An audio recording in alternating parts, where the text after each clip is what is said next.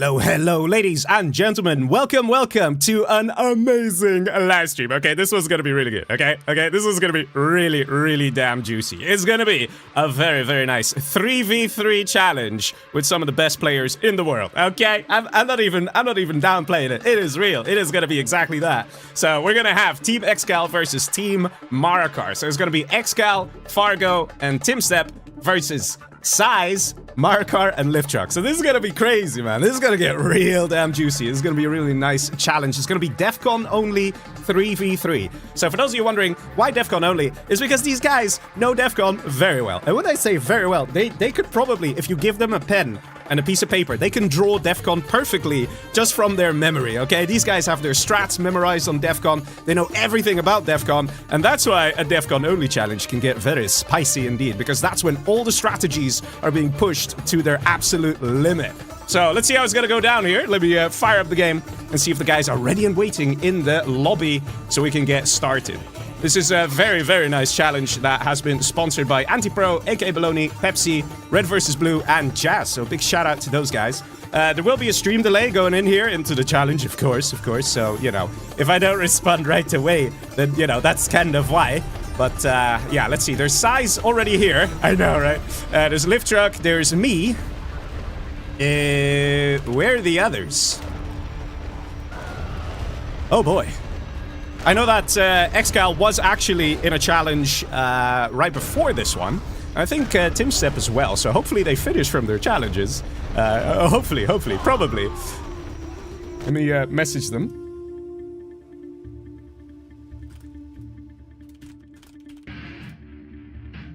Alright, so just let them know that we are ready to go. We had someone in the chat even saying, oh man, I hope we can just get ready and start right away. We've got Fargo here as well. Fargo has joined, so we're waiting on ExCaL and Marakar, both of the team leaders of the teams. But guys, it's gonna get very juicy indeed. We also have a whole load of streaming features active today, as per usual. So we will have the dividing line. So for those of you, you know, you have your minimap in the corner. There's gonna be a dividing line separating the two teams. Because, you know, Defcon, the position, sometimes it's a little whack, like it's a diagonal, like left versus diagonal right. And you're gonna have a dividing line, and that's kind of the idea behind it, okay? So don't freak out when you're suddenly seeing this line, like, what the hell is this? That's literally just to help with you guys, the viewers, to follow along a little easier. Hopefully it shows on stream. I'm pretty sure it will. Where's Cal and Mara? And we got 5 gifted memberships by B Legacy. Thank you very much, good sir. I really appreciate it. Big shout out there too, Mr. B Legacy. Always appreciate gifting the memberships. ExCaL has appeared, and he will host. Or actually, do you guys want me to join last, or it doesn't matter? Let me double check here with the players, because there is a very funky thing going on with the order at which players join missions. So I'm just checking in here with ExCaL. TumStep can probably answer the question as well. Also, I shouldn't say TumStep, I should say TumStep. So for those of you wondering why I sometimes say TumStep, because his name is actually TumStep. You say it as TumStep. So that's why I try my best to say TumStep, but sometimes I just fall into the old habit, man. So I call him TumStep. I hope he's okay with it. I hope he forgives me, man. I hope it's okay. Let's see. So he says, so ExCaL says, I'm fine with anything, but he did open slot number 8 there. So I do think he wants me to join in the very last position. Fine by me. Doesn't bother me in the slightest. But yeah, we've got an amazing lineup here today. Just waiting on Marakar, I think. And then we'll be good to go. Starting with a very nice Defcon game. 3v3. And it's going to be a best of 13. So that's going to be a race to 7 victories, guys. So we're going to have a good evening ahead of us. I can tell you that. Oh, man. But, okay, LiftTruck joined. Let me now leave. Mara has joined as well. Fargo joined. Fargo! Join him. Join him, Fargo. Let's see if he will. Maybe Fargo is quickly doing some push-ups to get that blood flowing before he joins the room. Because he is expected to play his very best, you know. I mean, let's be honest, all these players here tonight, they're all legends. They all have big stories attached to them. For those of you who are relatively new in the community, you would probably still have heard of ExCaL. He is arguably the best player in the community. Basically at anything, really, that he does. It's kind of scary. Maybe he's just an AI and we just convinced he's a player all along. Who knows? Who knows? Then, of course, there's Fargo, the myth, the man, the legend. He's a really funny guy, man. He's really funny. He can be a bit of a troll. And he's kind of like this, I don't know, unguided missile. Sometimes he just bang on hits his target and he's an absolute legend. And there are times that he just messes things up. Hence the name Fargo Pop has been named after him because he was very good at popping his tunnels or evacuating his tunnel networks at the wrong time, where he lost literally everything as a result. So that's kind of Fargo for you. Let's see, we also have TumStep, who's a very good up-and-coming player. And he's been quite solid. There have been times he has been a bit meh, but then other times he just blows everyone out of the water. And it's like, oh my god, like this man has hidden talent. You know, it's just, will we see him go full Super Saiyan or not? That's what it comes down to. And then of course, that's Team ExCaL. We're gonna see also Team Marakar, which is gonna consist of... someone needs to go ops so I can join.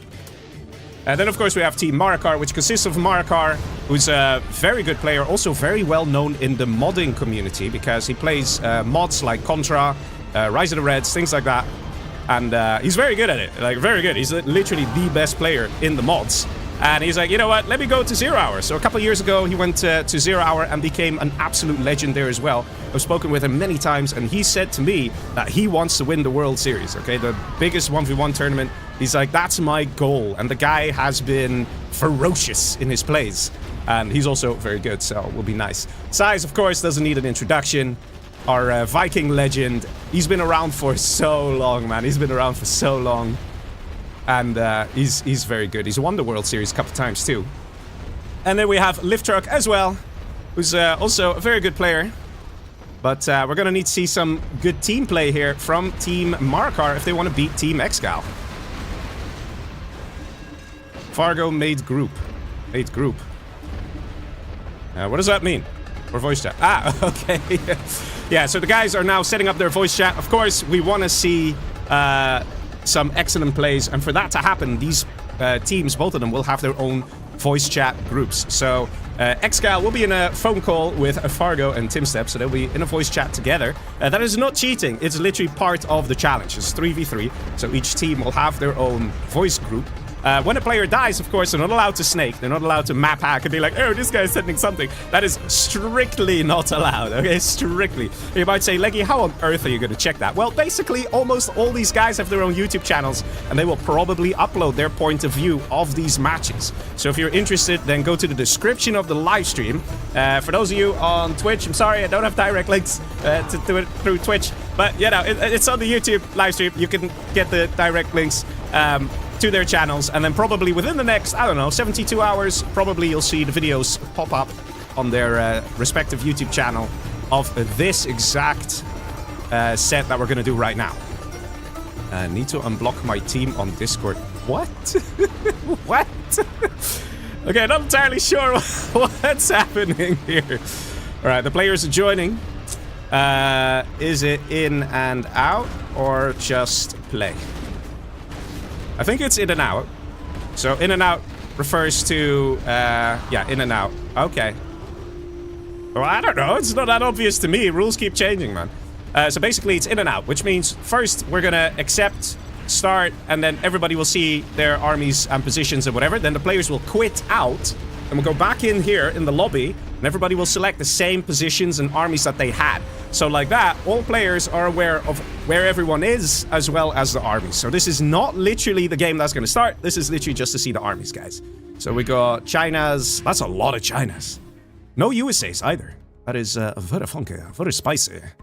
And yeah, you guys can see the dividing line. Look at that show up. So that is the dividing line I was talking about earlier. So you can see now a diagonal team left versus team right. So it's just there, a little tool to help you guys. So it's a bit easier to see what's going on. Now, it doesn't really matter if I'm in the last slot, because I'm observing. They already know their player position, so everything's fine. So we'll get started. Ladies and gentlemen, are you ready? The players will, of course, have a little quick chat between themselves regarding the strategies that they will want to apply. Because, let's be honest, man. If you just see what the enemy is, and you see what your armies are, you gotta collaborate and be like, okay, I'm gonna terror attack that guy, you send in a helix there, and okay, and you focus on getting outposts.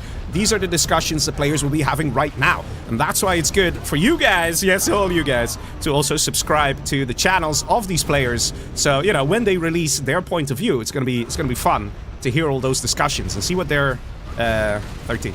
To see what they have been coming up with. And the fun part is to see whether their strats actually work out. Oh yeah, baby. It's gonna be good. So let's see, we have... I always love the normal Chinas because they are such wild cards, man. Normal China, like, they tend to go for MiGs or helixes.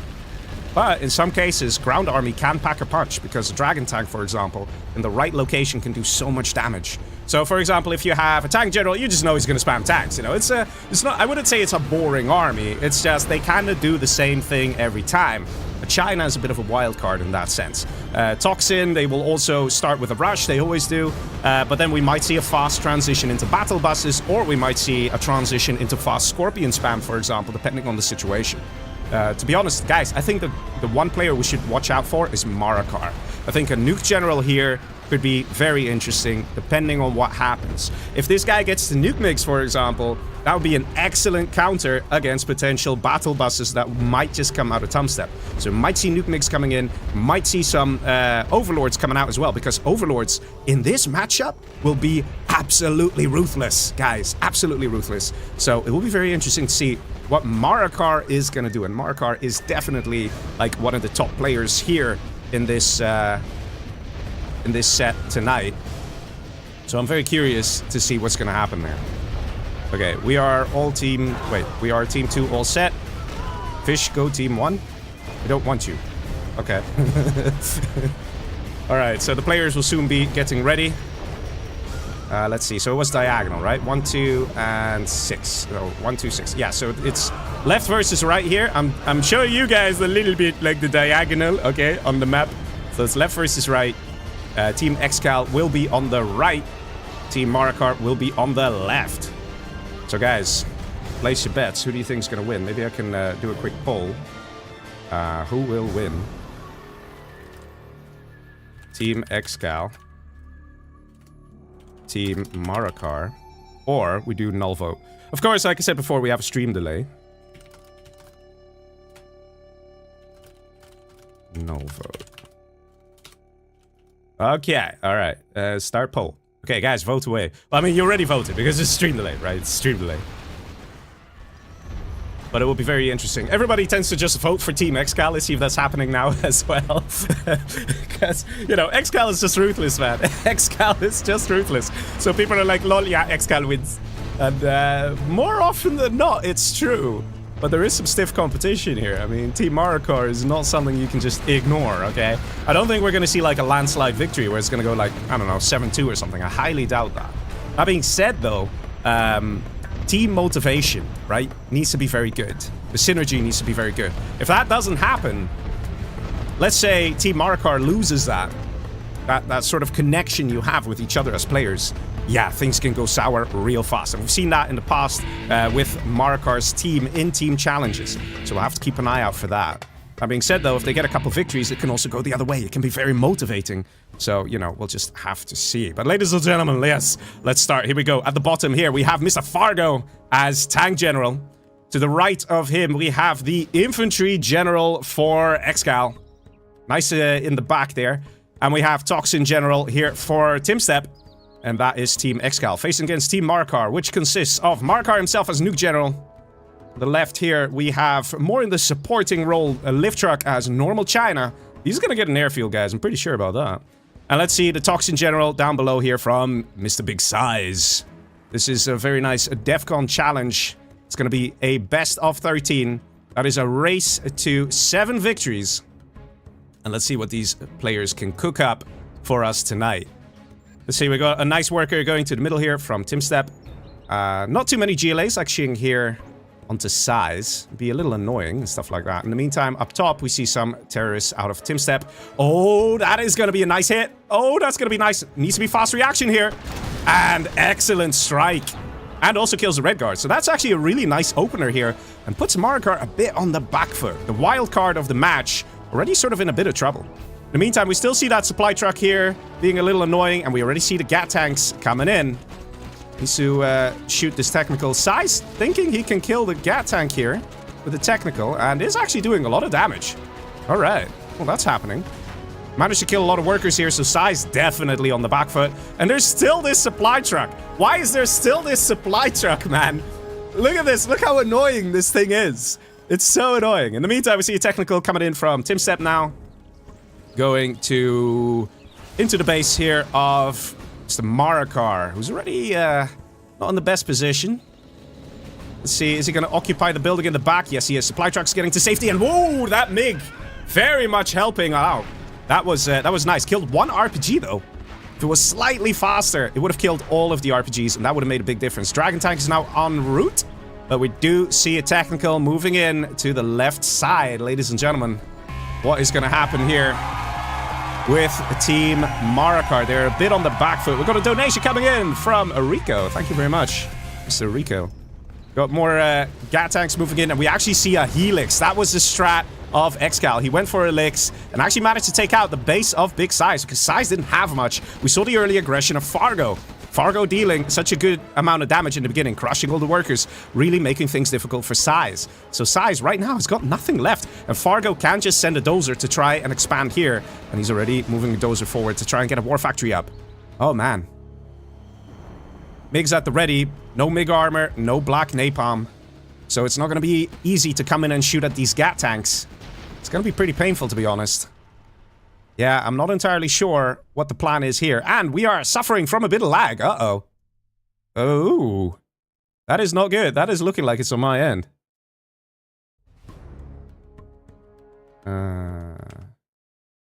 That's not good.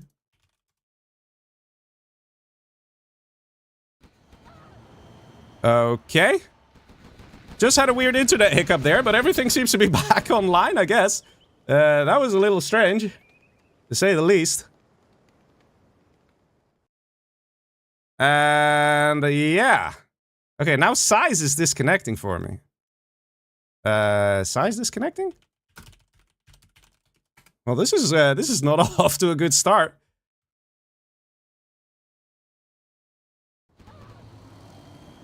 It looks like I might be having some connection issues with SiZe there. SiZe and LiftTruck now. That is not good. They left, it seems. Yeah, Fargo might be right. To be honest, this match is pretty over because Fargo has this bottom section. There is still some middle activity here from Team Marakar, but not even too much. We saw Marakar already a bit on the back foot there. Team ExCaL is quite, well, unchallenged, let's be honest, in this first match. And Marakar has now left as well. So it looks like the team left. I'm not seeing anything written in Discord. Well, it's SiZe, LiftTruck, and Mara who left. So that is SiZe, LiftTruck, and Mara. All three of them. Yeah, I think it's over. Let's see if the others are going to disconnect here as well. Twitch stream died, people are saying. Oh, I can check that. Yeah, I think let's do a bit of maintenance here. It's definitely a win for Team ExCaL. So let's put the score up like that. And let me see what's going on here. On my end, it says Twitch is still broadcasting. Is it still broadcasting on Twitch? People are saying it's not broadcasting on Twitch. My end says it is. Let me restart my game here to be on the safe side. I mean, that match was pretty over. Itchwitch says it's TumStep, not TimStep. No, it's TimStep, not TumStep. I'll wait a little bit because I did have a strange internet hiccup for a brief second there. Ryu in Twitch chat says YouTube's still live though. Oh dear.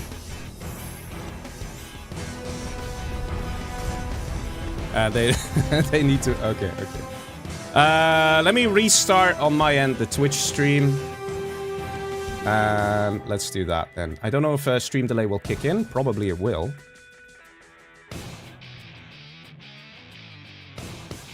Yeah, it says there's a stream delay. But yeah, that first match was pretty aggressive there from Team ExCaL. They were very powerful there. And even something as simple as this, right? One terrorist denying that first unit makes such a difference. Very nice plays there, slowing down Mr. Marakar. And here we go. And let's see what we can do to get everything back online, guys. Let me also check over here. There we go. All right, let's do it. Ladies and gentlemen, are you ready for the reverse? People still saying on Twitch it's not working. And I'm getting a weird message saying that Twitch cannot connect. Very bizarre. Something happened there. That's all I can say. I'll give Twitch a short break there. And then we'll try again in a bit. Alright, let's see. Let's try this next match here. Ladies and gentlemen, are you ready? Down below, now we have Mr. Big Size as Tank General. On the right, we have LiftTruck as Infantry General. Up top, we have Toxin General for Marakar. They are Team Marakar. And they will be facing off against Team ExCaL there. There we go. And we have, at the top here, in Cyan, TumStep as Nuke General. On the left, we have Normal China for ExCaL, and down below, we have Toxin General for the blue player that is Fargo. Fargo did a very good job in the previous match. Did a lot of harassment with when he was tank, and really slowed down SiZe when SiZe was here. Let's see if Big Size can now return the favor to Fargo. We also see a different strategy here from Fargo. Look how aggressive. He's sending the worker forward. He's probably going to build a tunnel here, so he can occupy the bunker and be nice and annoying to Mr. Big Size. So we're not seeing the GLA going to the middle, which is actually like a first. Usually in Defcon, all the GLAs love going middle. We got a terrorist over here, chilling next to the oils, as opposed to going to the war factory.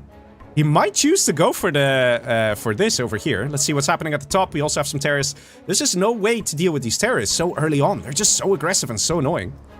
And the terrorist kills the truck. Okay, they killed the truck. This is not too bad. Over here, TumStep has to be careful. And oh man, what was that? What was that? Ooh, that was not the best micro there. Lost the Battle Master for no real reason. Those things, man, they can be quite costly. Let's see, the first technical moving in from Mr. Marakar. Let's see what he can pull off here. He is going to go for the bunker. Very nice strat to do that. And is he going to be nice and annoying? Yes, he is. See what's happening down below here. We're seeing an airfield and 2 barracks. So it looks like we have a helix up. Yes, we do. We helix from LiftTruck going to TumStep up top. Killing Dragon Tank. Excellent team play here. Very nicely done. And that is a pretty screwed TumStep here. He doesn't have much. He literally got this and this. And that's all he's got. Let's see. We have MiGs. MiGs are not coming into action. Not shooting at the helix, which would be a prime target right about now. Battle Master goes down as well. In the meantime, we do see a very nice Elix battle from ExCaL. Ooh. The Lix here of ExCaL takes a bit of damage. But it looks like we got a dozer destroyed here. Is that the dozer hunt complete on LiftTruck? I think it is. I think it is. That being said, though, LiftTruck is still here with a very nice infantry general helix. Did the evac, now is going to wreak havoc over here. See, this is still damaged, but ready to be destroyed here by some Marakar. So Marakar will clean that up, no problem. And we do see the dozer hunted LiftTruck. That's going to be a bit unfortunate for him. However, not sure if it's really going to impact the rest of the game, because, let's be honest, this guy's kind of dead, this guy's kind of dead. So it becomes a 2v2, right? And I do think that Team Marakar is ahead here. They do have some middle as well. Ooh, actually, he doesn't have supply here. You should probably focus on getting a supply. Probably do that. See, we have a bunch of MiGs, no MiG armor, no black napalm. We do see a war factory, so it won't be too long before we see the black napalm. We have a beacon here from TumStep saying, hey, hey guys, how about some middle supplies? It would probably do us good. Let's see, there's one dozer in the back here. There's still a supply, so technically TumStep is still in this game. He can still recover, but he did lose this. We should see a bit of pressure from Marakar over here to try and take this money for himself and try and take that oil. It is going to be important. We have the last helix here from LiftTruck. Nice big tank army here from the orange player that is big size. And that is a nice big strike coming in from ExCaL, helping out and taking out a lot of the GATs as well. So that means these RPGs will now become very lethal, very dangerous against a tank army. Only one Battlemaster survives. It's going to be very difficult here. You see Technical in the back, being nice and annoying. Nice from Fargo to continue with those harassments. In the meantime, we do see a destruction of the oils. Bit surprised at that. I thought that Marakar might want to take it for himself, seeing how it's not too difficult to do. His teammate over here took the bunker, so LiftTruck and Marakar securing this place quite nicely. And still this Technical in the back. It's just an empty Technical. But let's see what's going to happen here with this one Technical. If it kills 2 supply trucks, for example, it can get double scrap and still pack a punch. LiftTruck says GG and surrenders. Giving power to Marakar. Is that allowed? I mean, he still has 2 production bill. Is that allowed? Is that allowed? I'm not entirely sure if that was allowed. Is that allowed? We don't actually... I don't know what the rules are regarding power spam. But, because Marakar now has power...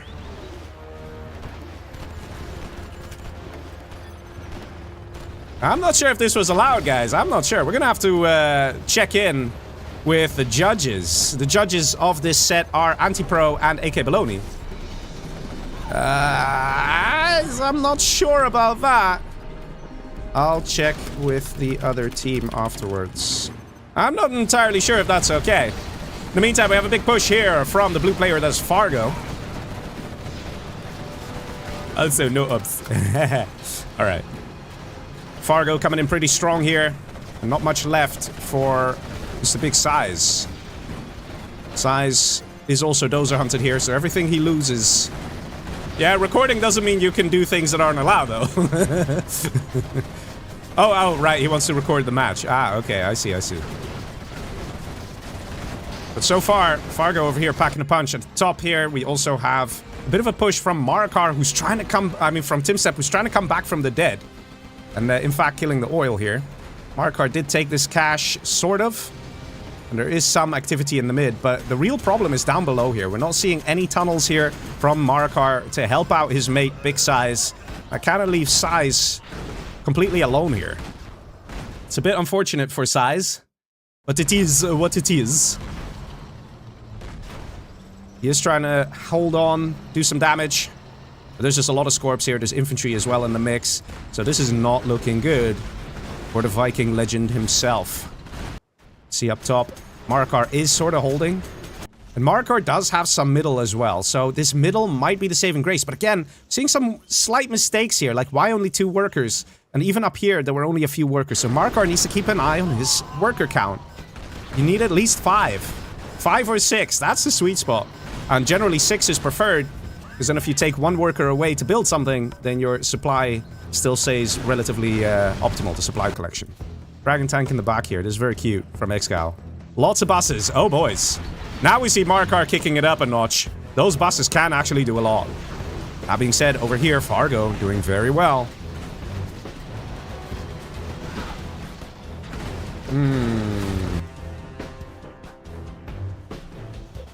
Lots of MiGs out. And these MiGs will have to focus down the battle buses of Mr. Marakar. Looks like they're going to do that right now. Here comes a nice MiG strike. 2 of the buses going down to their shell form. And 1 bus fully taken out, the other one very low health. This is a big blow here for Marakar. He needs these buses. He needs them so badly, man. Because right now, they are the strongest thing he can use. Just a supply left here for SiZe. SiZe should just quit out, and he does. And now it is Marakar fighting the 3v1. Can he do it? Can Marakar pull this off? Marakar has 3 islands and middle. But he only has 1 set of general powers. Unlike Team ExCaL. Can call in a carpet bomber. And over here, Fargo, almost level 5, so he's getting ready to call in a sneak attack. MiG's at the ready here, gonna help out a lot. Carpet bomber, gonna take out the collection over here.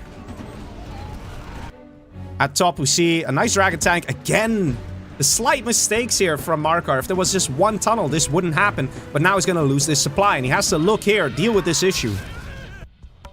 Marakar, even again here, only 2 workers. He needs to rebuild these quickly. He wants to have optimal supply collection happening there. Oh, it looks like Twitch is back online. Can people confirm whether Twitch is back online? It randomly started working. Oh, man. Oh, one of the judges, Anti-Pro, got back to me. He said in that particular situation, the surrender from LiftTruck was fine. He was dead enough in my eyes, even if he could technically produce. Okay, well, it's been clarified by the judges, so that's very good. We still have 1 Helix in the back here that cannot be repaired at all. So, you know, Marakar has a broken Helix in the back. Might be nice to deal with sneak attacks. Meg's about to come in. Oh, man. Ah, ExCaL. Why do you do this to poor Marakar, man? He's already at a 3v1. Do you have to annihilate an entire quad army just like that? And again, now there's a battle bus ready. So perhaps Marakar did it on purpose, waiting for that MiG strike, so he can then send in the battle bus so he doesn't have to worry about this guy dying. Fargo creeping ever closer to the bottom right base. Marakar just in a world of trouble. He has to find a way to take a player out. And that should be... that should be Marakar, to be honest. I mean, that should be TumStep. TumStep should be the main focus here. Because he doesn't have anything. TumStep is on no cash per minute. But then again, TumStep actually isn't level 3. So TumStep is actually just sitting there. He can't do anything. He's just waiting. He literally can't do anything. The best he could do is get mines and hope that Marakar messes up an entire army on the mines and then reaches level 3 and then he can call in carpet bombers. That's literally the best thing that he can do. Anthrax bomb coming in from Mr. Fargo. Fargo definitely been kicking ass in this match for Team ExCaL. Definitely MVP in this match, has to be said. Wiped out SiZe there and got an extra islands, got some middle presence as well. ExCal's been great with the support. I think Fargo has been playing very solid here. Marakar is slowly but surely losing ground. And this is so annoying for Marakar. He has to get rid of these little attacks. And at the same time, he has to fear the MiGs. What was that? Was that a mine drop? Yeah, mine drop over here. Still a load of money here that just simply cannot be collected because of that air force of ExCaL. It's just so dangerous. It's so scary. Alright, people on Twitch confirming the stream is back. Hey, welcome back, guys. Apologies for that. There was a slight hiccup in the internet, I think. And Twitch went offline, and then it took like 10 minutes to come back online. But it's back. It's back. We're good, boys. We're good. Big strike coming in. And look how painful this is. And a sneak attack. Oh, boys. Oh, boys. Carpet bomber coming in right away. That will come in from here. And immediately the buses get out of there, out of that tunnel, and into the base of ExCaL. These buses have to do it. They have to pack a punch. They have to get rid of these MiGs, the airfields. And these MiGs have just fired. Anthrax bomb coming in from Marakar. A little delayed there. It should have been placed before the sneak attack. Because right now, Fargo is going to come into the rescue. The Anthrax bomb is not going to do that much. And these MiGs cannot land. They cannot safely land. Very good strategy here from Marakar. Choosing to go for the airfields.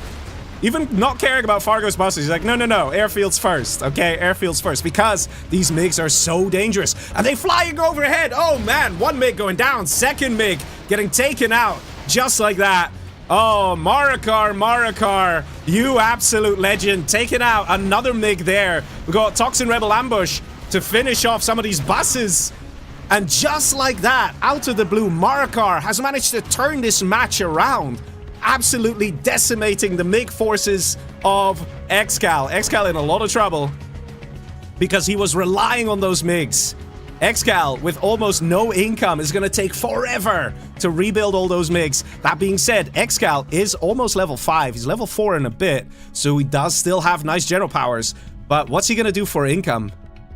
Where's his money? Where's his money? It's in the back here. If this gets killed, if Marakar kills this, ExCaL is basically dead. He cannot get himself back into this match. And it would basically become a 1v1 between Marakar and Fargo. It's absolutely insane. Just like that. And Fargo lost so much just now. So much.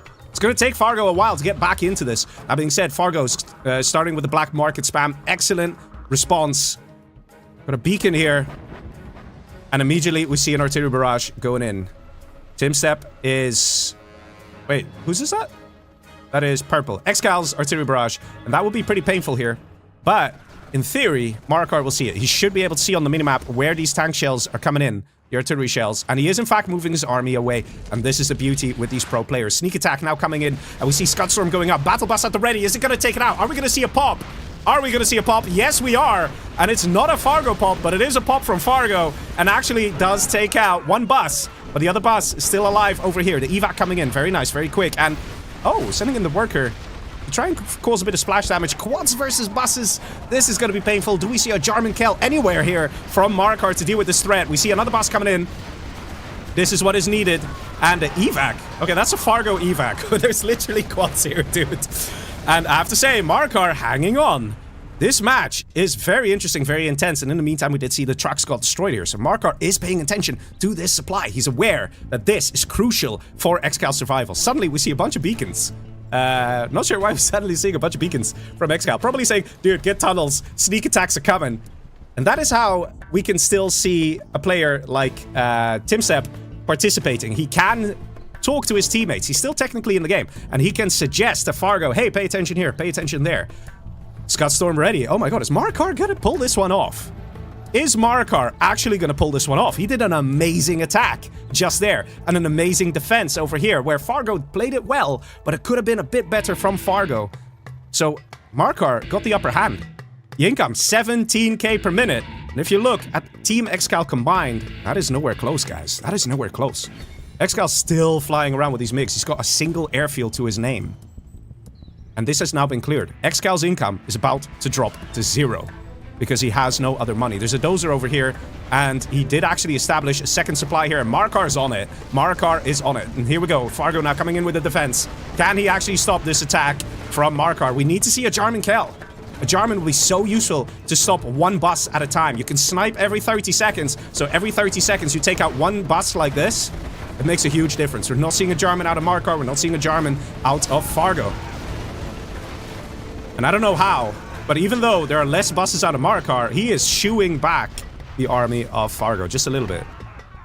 Oh man, if this supply goes down, another airfield going up, it's all about the income for ExCaL here. If ExCaL gets wiped, it makes such a huge difference. That being said, if ExCaL quits, the power will go to Fargo, and that will make things spicy again, because with Fargo having power, he also will benefit from double production.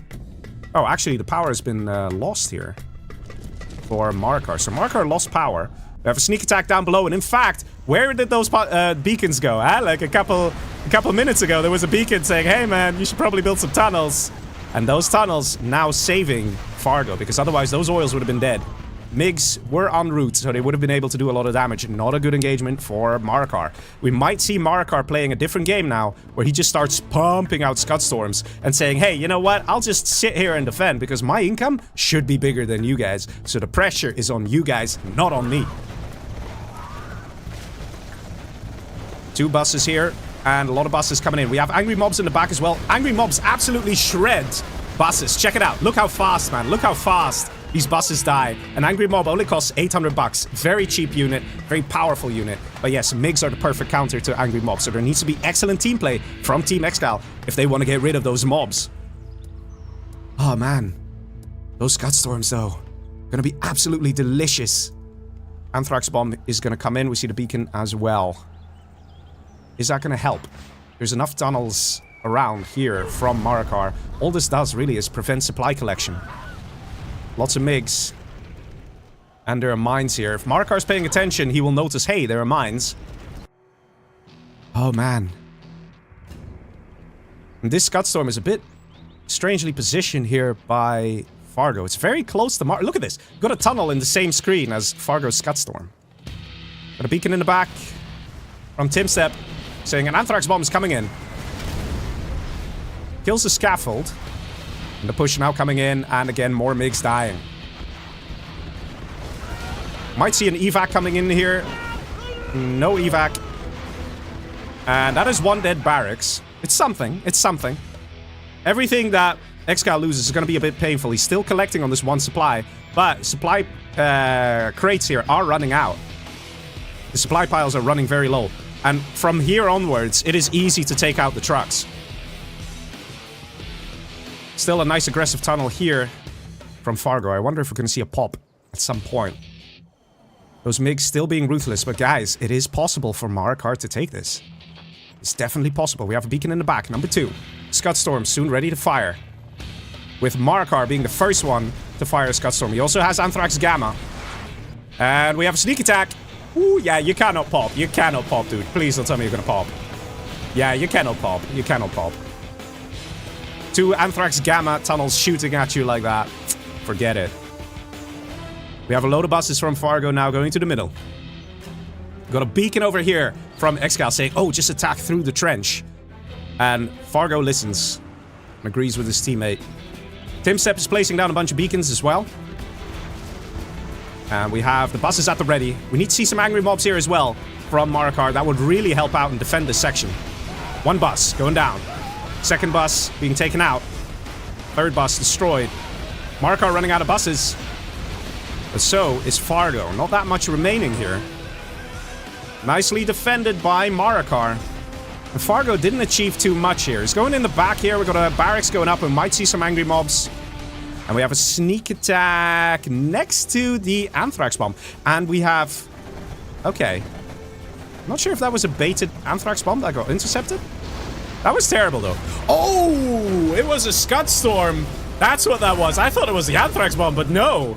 It was a Scud Storm from Marakar, killing the Scud Storm of Mr. Fargo. For those of you wondering, how did this happen? How did that Scud Storm wipe out this one of Fargo? It's because Marakar knows. He knows something that very few people know, and that is when you get Anthrax Gamma and you have a Toxin Scud Storm, it deals more damage than a regular Scud Storm. It comes very close to wiping out a super weapon in a single volley. That's why he had to suicide the quads. He just needed to do a bit of damage, and that was enough to destroy that Scud Storm. Very nicely done there. We've got angry mobs at the ready this time. Very good stuff from Marakar. We also have a Jarman. Nice move there from Mr. Fargo. I hear an Anthrax bomb? Or what was that? I heard something. Something somewhere happened, but at the moment, it's all about these buses. Nice mine drop. It's going to be very annoying, and quickly, all the RPGs are getting in. We've got a rebel ambush here. One thing's for sure, Marakar has a big problem with this army. He needs to react. He has a Helix? But what does he have? What can he do to stop this? This is what it's all coming down to. If Marakar can stop this attack with minimal losses at this point in time, he can win the match. If he loses a lot from this attack, Marakar will lose the match. And if he loses, his team loses. So there's a lot of pressure riding on him. John and Kel, excellent choice of a unit. And we have a Scud Storm firing away over here. No, not the best target. He should have foreseen these buses would get out of here. And what is this Scud volley? No! Oh man, Marakar missing the target. Missing the target and wasting a Scud volley. Such a precious thing for him right now. That Scud volley missing the target. In the meantime, we still see MiGs out from ExCaL. ExCaL, are you worming your way into this match? No, he's just committing to the MiGs, but he does still have that one supply. Supply piles are running dry. Oh man, Marakar came so close.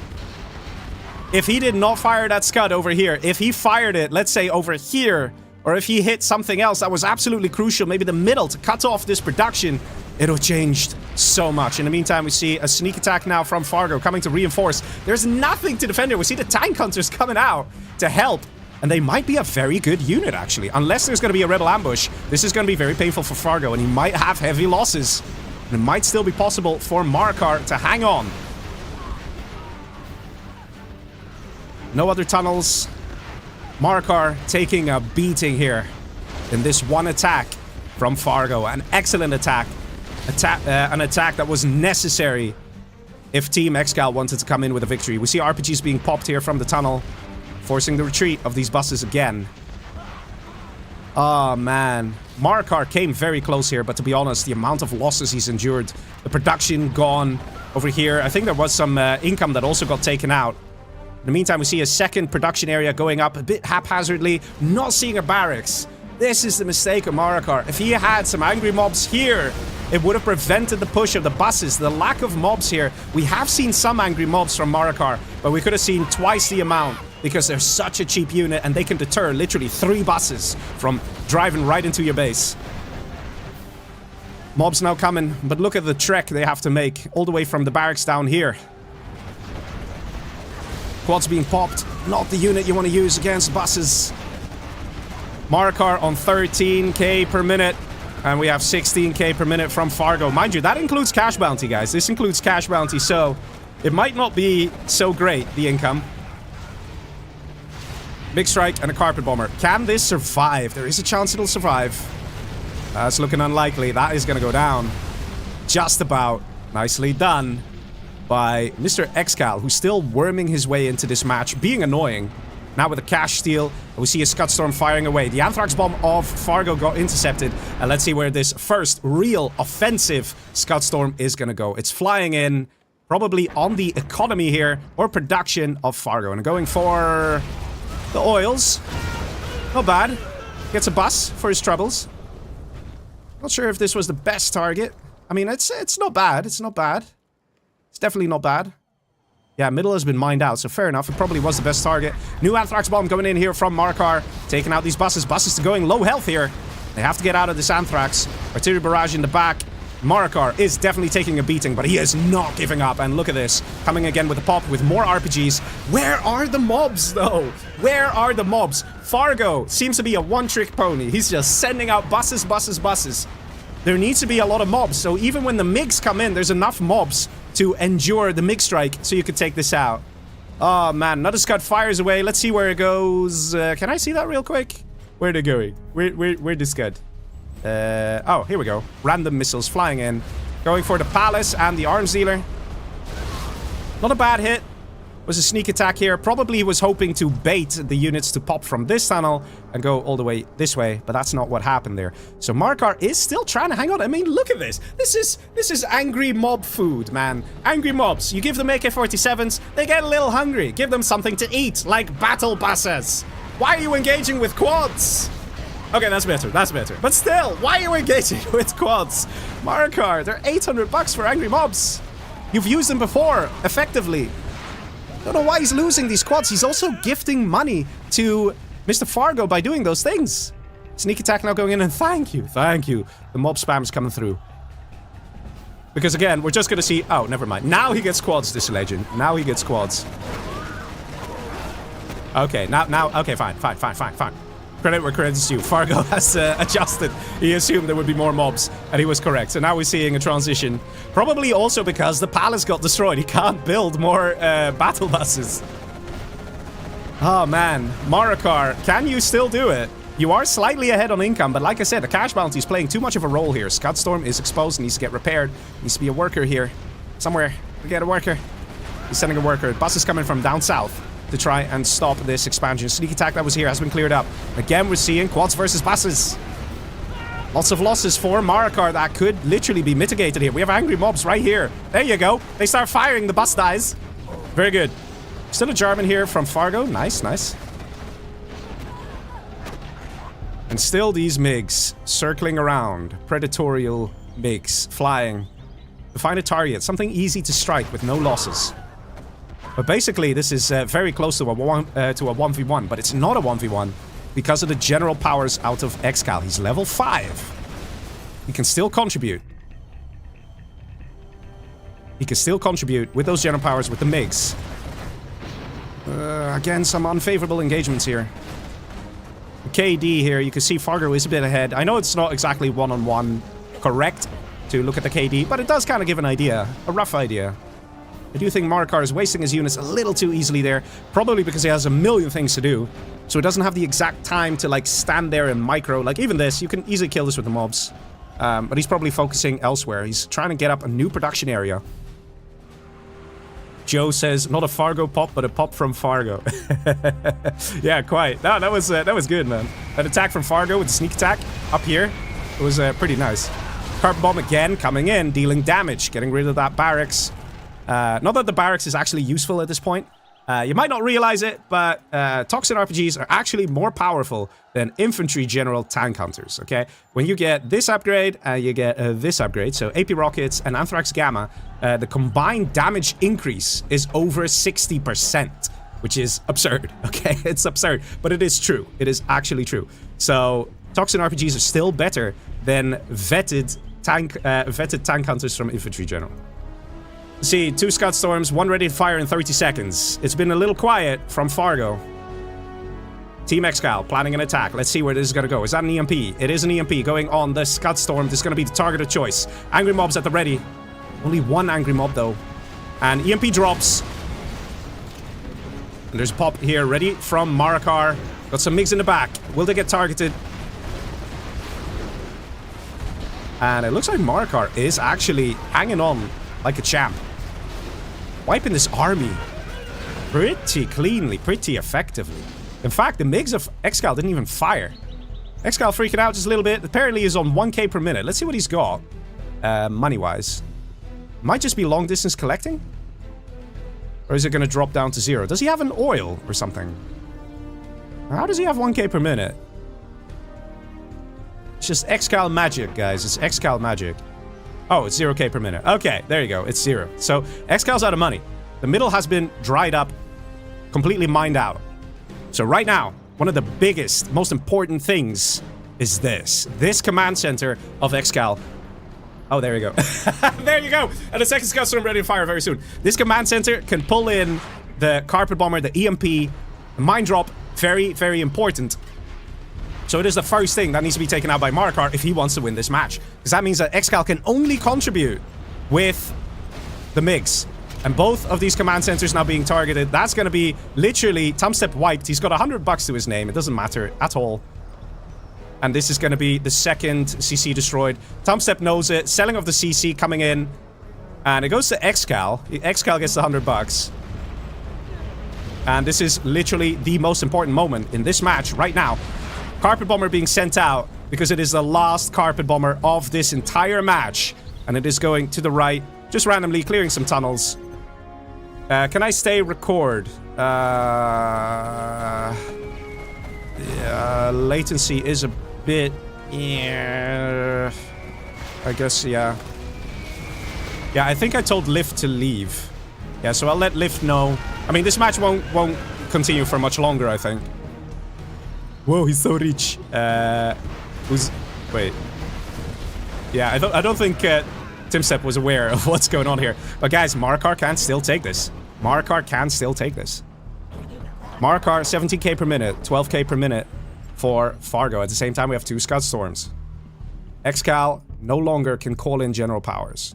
ExCaL right now only has MiGs. Oh, what? How the hell did he just had about enough money? Selling that CC. Oh my god, this is so crucial. This is so crucial. This command center is going to change everything. Marakar will know that a new command center is up the moment the general powers come in from ExCaL. Marakar will find that command center. He'll be like, wait a minute, we gotta get rid of that puppy. Because the general powers are so powerful for China. Being able to send in an EMP, a perfectly timed EMP, can completely prevent an army from doing anything. Mine drop going in. If Marakar sees this mine drop here, he will know. Anthrax bomb going in over here. I'm not entirely sure about that Anthrax bomb. Might just be for scouting almost. But if Marakar sees this, he'll be like, wait a minute. Marakar also getting another Scud Storm ready. We have the first crash warning. First proper one. Which means a lot of units in the game. But it's definitely an interesting battle here.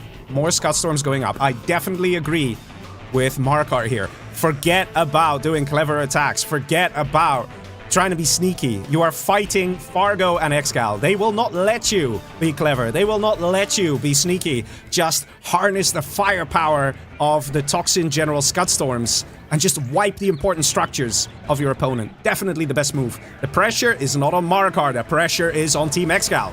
It's on Fargo, mostly, and also on ExCaL to try and help his mate. These important MiG strikes, taking out the mobs. This is literally all that ExCaL can do, really, at this point in time. We have a sneak attack in the back here. It's going to be an exposed airfield. And that's a lot of buses coming out. A lot of buses from Fargo as well. 2 markets going down. That's still a very nice kill there. That actually is pretty important there for Fargo. 2 markets is 1.2k per minute. That's now going to be lost here, which is going to further increase the difference between Team Marakar and Team ExCaL's income. Guys, I can't believe it, but Marakar is on his way to doing this. Carpet Bomber coming in. ExCaL now revealing loudly and proudly that he's sending in Carpet Bombers.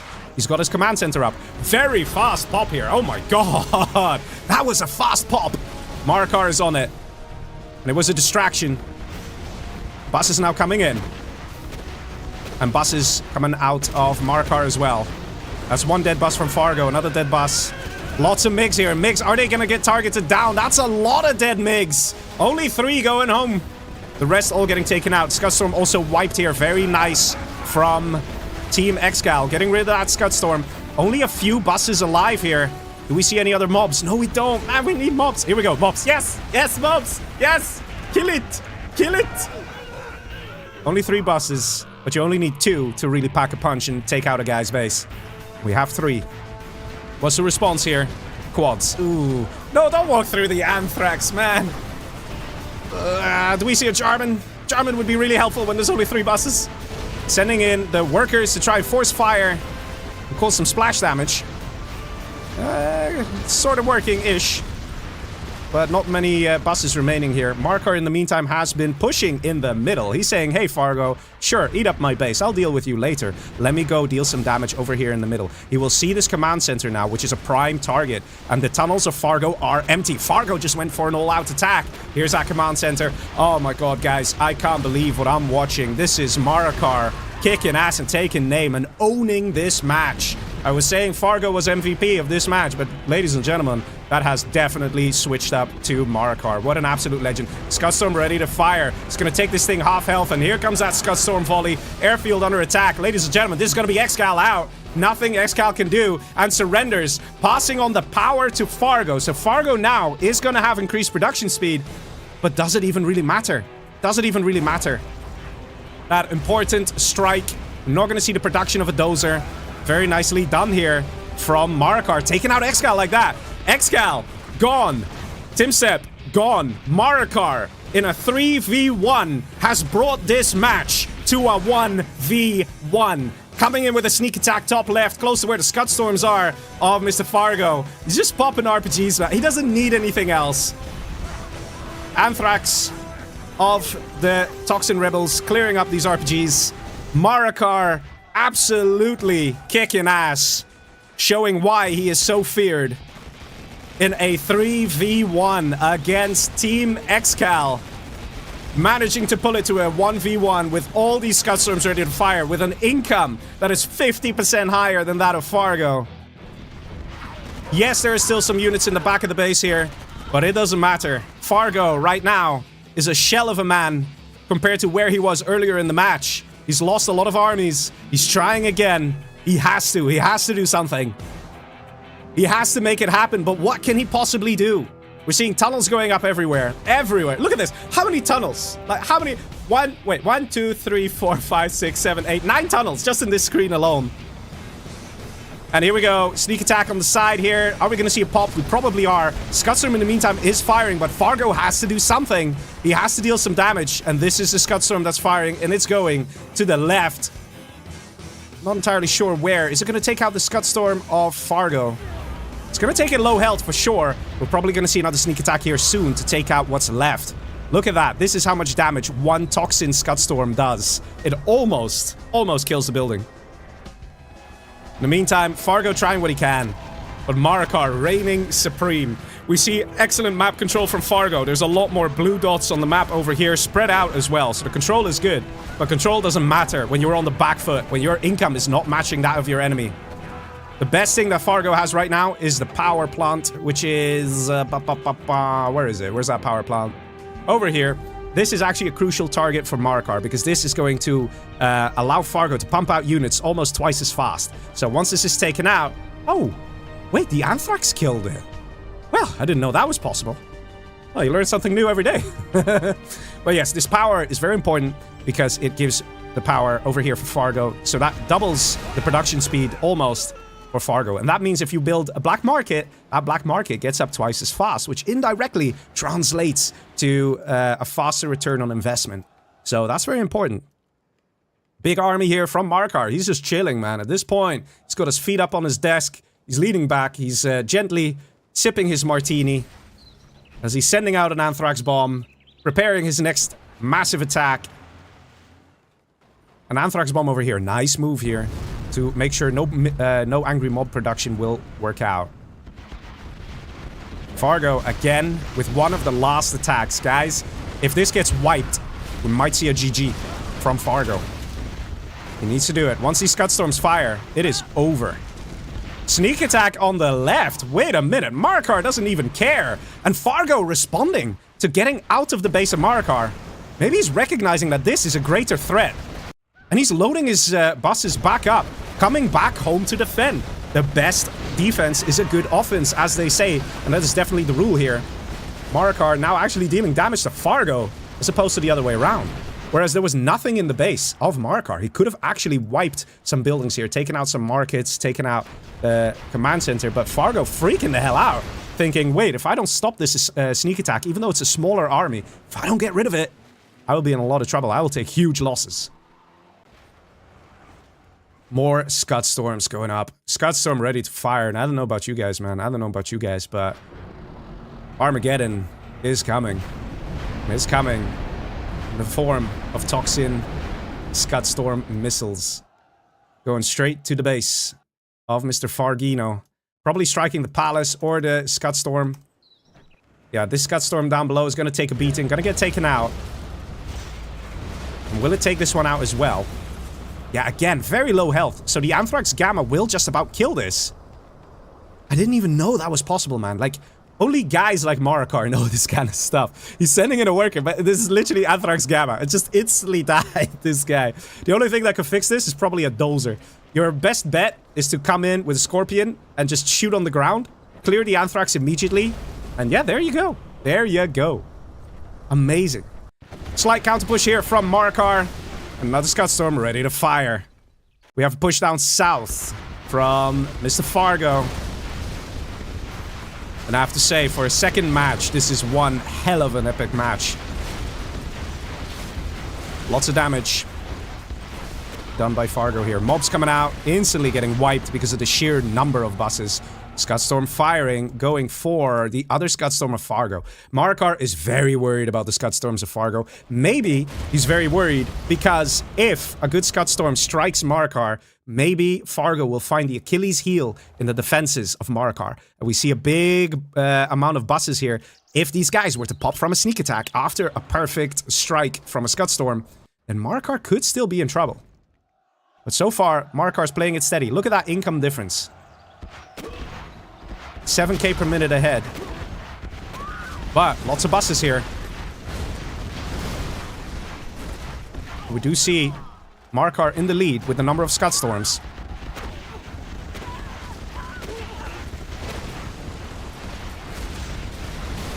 And this is very nice from Fargo, focusing that income. In the meantime, again, we are seeing Marakar not caring at all that there's an army in his base. He's like, I don't care, I'm gonna do some damage. Bus came around the corner here, took out the whole of the Scud Storm, taking out the power. Crucial moment here, guys. Crucial moment. Losing that power is gonna hurt Fargo a lot. It's gonna slow down production. In the meantime, we have a defensive Scud Storm. And Fargo is feeling it, man. He's feeling it in his bones. He knows this was gonna be a defensive Scud Storm. He gets the hell out of there with all these buses still alive. Gonna get that Scud Storm count down of Marakar. Fargo paying attention and showing everyone that he also is an excellent pro expert player. Getting rid of a lot of the Scud Storms here and dodging that beautiful strike there from Marakar that would have been on target if Fargo was looking elsewhere. Maybe that's why we saw the sneak attack up here just to distract Fargo. But Fargo, he didn't get distracted and actually wrecking this whole bottom island. This is so important for Fargo. With the cash bounty, we're seeing the income being matched. Fargo now slightly pulling ahead here as a result. Look at that, he's starting to float just because of all the cash he's getting from the destruction with the cash bounty. Still have mines here. Oh man, whoa, wait, you're immune to mines? You could just drive through that? Okay. I guess, when when your battle buses are made by the one that is Marakar, mines are not that powerful. Taking out markets, very good choice. There's still these buses down below, and these 2 Scud Storms are under threat. And again, could see maybe some more markets, barracks, creating angry mobs would be nice, or a Jarman, just to get rid of these buses bit by bit. We have a lot of buses here. These are probably empty, though. Yeah, this one's empty. Yeah, these are all empty. They're being loaded up now. Marakar trying to defend. Fargo somehow almost equalizing on the number of Scud Storms. What a match this is. What a match this is. Insane, man. Insane.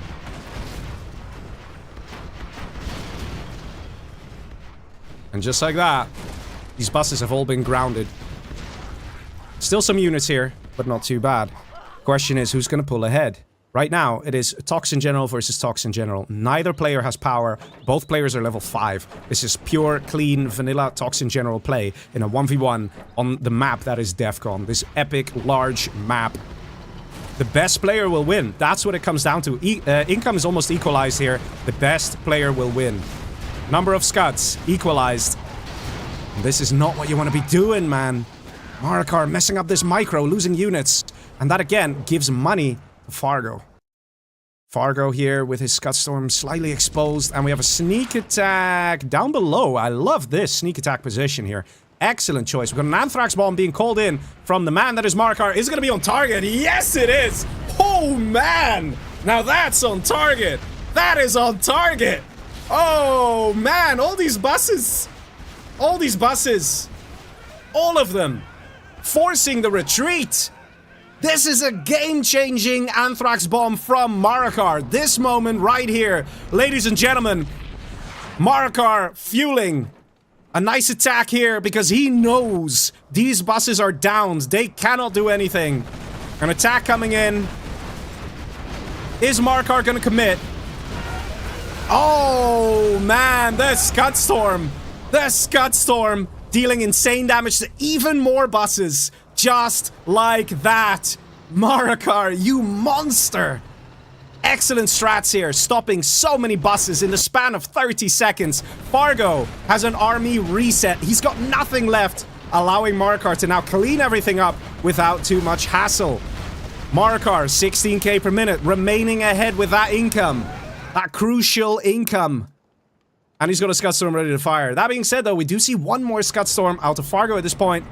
But losing all those buses was so damn painful for Fargo that I suspect Marakar is now in the lead. We see an Anthrax. No, that's a Scud Storm as well, going in over there. Scud Storm over here. Will it go down? It stops the worker from constructing this one. No, Scud Storm just about survives. So we might see a sneak attack somewhere, although there's a lot of downed buses here. In the meantime, we see a push here. Fargo has a dozer? What? What? He has a dozer? No way, man. Does he? Wait. Screw this. I gotta fight. Where? Where? Does he really have a dozer? Saving it for a rainy day. Yes, he, he has a dozer. LOL. Well, at least now we know they are totally not teaming and map hacking with the voice chat, right? Because decided not to be on power for 10 minutes. Fargo, man. Only Fargo would be like, yeah, I forget the dozer, right? Oh my god. Yeah, I see it now. That being said, though, Fargo is ahead in Scud Storm, so now, again, everything is switching. Everything is reversing. The pressure is now again on Marakar. The guy who has the least super weapons, he's always going to be on the back foot. He needs to make it happen. He needs to come with the good attacks to try and balance it out with the super weapons. Fargo very quickly got a load of buses again. And Scud Storm firing away from Marakar. Have we seen a single Scud Storm? We have seen maybe one or two Scud Storm volleys. Yeah, over here we saw one from Fargo. Again, go for the super weapons. I understand Mara's idea here of engaging on the super weapons, but sometimes it's such a shame for Marakar that this is actually firing. Sometimes it's not the best thing to go for the super weapons. Sometimes you want to go for income as well. And let's see where this is going. This is going on. One oil and one market. Does lower the health here of this, but this was not a great hit. Probably would have been better to hit over here, because you could get 4 markets, and 4 markets is way more valuable than 1 oil and 1 market. Oh, he found it. Did he find it? Yes! He did it! He finally did it. So funny. So funny, man. But it is still a close call. Both players are wearing each other down. Both players, their income per minute is dropping. Both players are becoming more and more equal. And we had that amazing hit here on taking out those battle buses. But Fargo bounced back. Like, props to him, man. He managed to do it. That being said, there's still 1 extra Scud Storm out of Fargo. So Marakar, what's the plan? You gotta think of something, you gotta do something, and power has been re-established by Fargo. So he will, again, have that increased production rate. And even something like building a Scud Storm. You might not think about it, guys, but building a Scud Storm takes so long. It takes forever to build a Scud Storm, but when you have power, it goes twice as fast. So when you place down a Scud Storm, before it fires, right, if you have power, you'll be able to fire it faster because the construction time is just better. It's stressful. Yeah, ExCaL is a bit concerned there. So chaotic. Battle buses at the ready. Do we see a pop here? No, we don't. Opposite of Vivid. We see a push here from Marakar as well. Lots of buses, man. Lots of buses. You know what would be really fun? If Marakar finds that last dozer and steals it with a Jarman. that would be perfect. If Marakar does that, everybody has to give a like on the stream. I don't care. Everybody. Stealing power, right? That would be amazing. And not even such a bad thing to do, really. If you just find if you have your Jarman, just walk in and you find this thing, you can easily take it for yourself. Fargo has built a total of 10 super weapons here. We have 2 Scud Storms ready from Fargo. He needs to fire, and he's firing at the Scud Storm that's firing, and firing both of them here. Fargo, why you do this, man? This Scud just fired. Going for the oil. Yes, man. Good move here by Mr. Marakar. It's going to be 9k per minute. This is going to drop to 7k per minute because he's going to lose 2k from losing those oils. Lots of battle buses coming out here from Marakar. Attacking production for some reason. I don't really think production should be a prime target at this point for Marakar. It should just be income and Scud Storms. But maybe the buildings were just a bit in the way. We might see some workers coming out. I'd love that. And then some tunnels going up to see if he can establish his base here, or a foothold, to continue attacking and pushing from this side. We have a Scud Storm ready from Marakar. And it's firing over here. This could be an absolutely devastating blow. Especially if these buses stay put. But it's going to take a while for the Scud missiles to reach this location, so it might not be as potent or as powerful. But it does cut off reinforcements from this side. Does take out a bus here and over here, so it did do something. And the Scud Storm went down here for Fargo. This other Scud Storm exposed. Does Fargo have anything to deal with these guys? These 3 buses.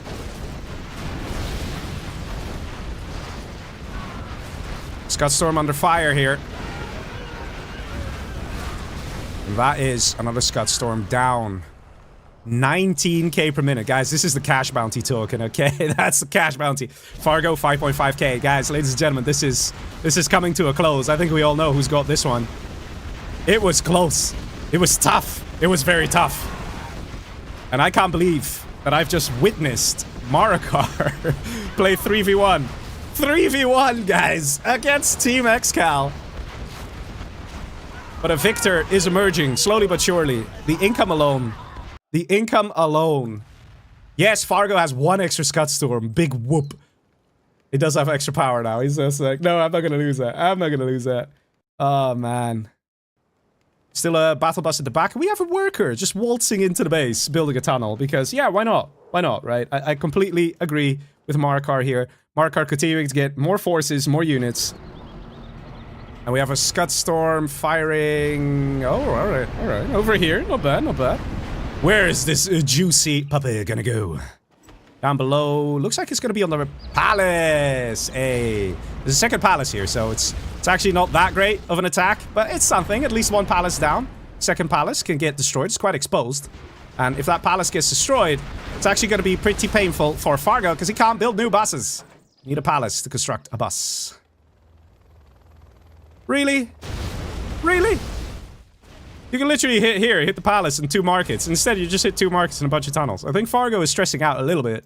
Not really paying attention. He could have easily killed this. Maybe even gotten an extra 3rd market. And a palace. I think Fargo is maybe having some trouble with the endurance test that is this match of going for 53 minutes. Guys, this is a best of 13, okay? Like, this challenge is nowhere close to being over. We just started. It's the 2nd match out of potentially 13 matches. Nickname in chat says Fargo Scud. Oh, man. Oh, man. Daniel in chat says, we appreciate your streams. We're going to give a like whether he finds the dozer or not. Ah, that's really great, man. That's really great. Well, I'll be honest. This is an excellent match. And also showcases the players and their capabilities. We've seen some excellent attacks out of Fargo. Some real juicy, nice ones. But at the same time, we've also seen Marakar just striking gold. Like where he obliterated all these buses. Let me see if I have the replay for that. I do want to play the right one if I have it. I think it's this one. Is it this one? And yeah, this one. This anthrax bomb that happened right here.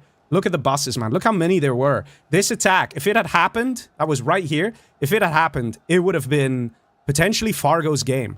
That anthrax bomb did so much damage, guys. You don't want to know. You don't want to know.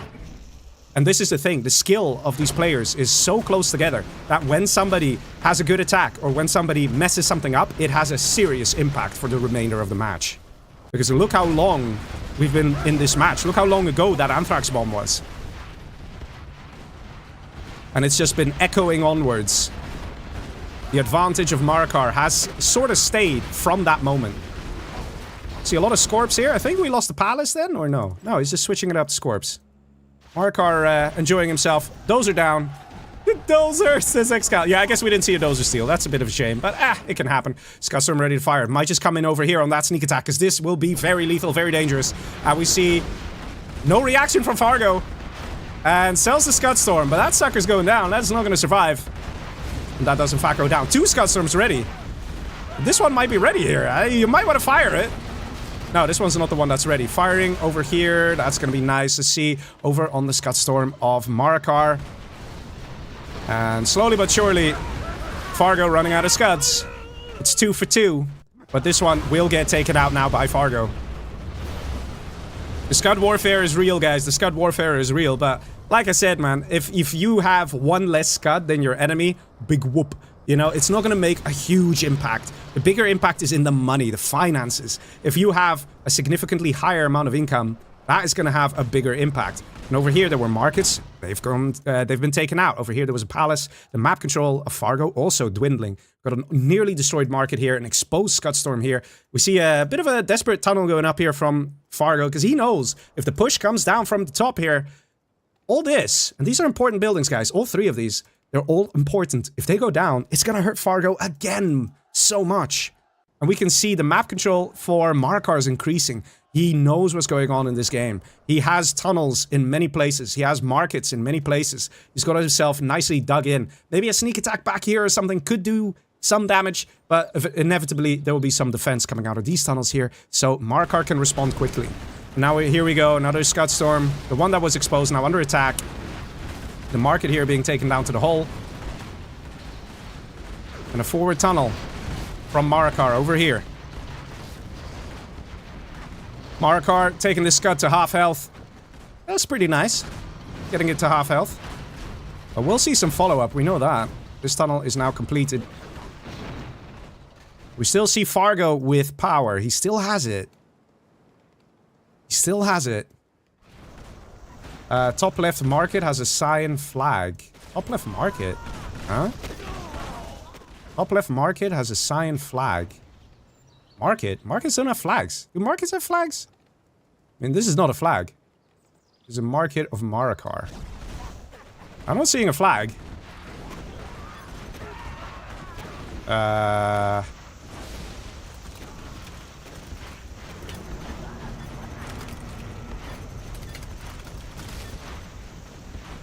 Let's see, Scudstorm coming in, and this Scudstorm coming in from Marakar will seal the deal here. We'll take out this one. We'll take out the market.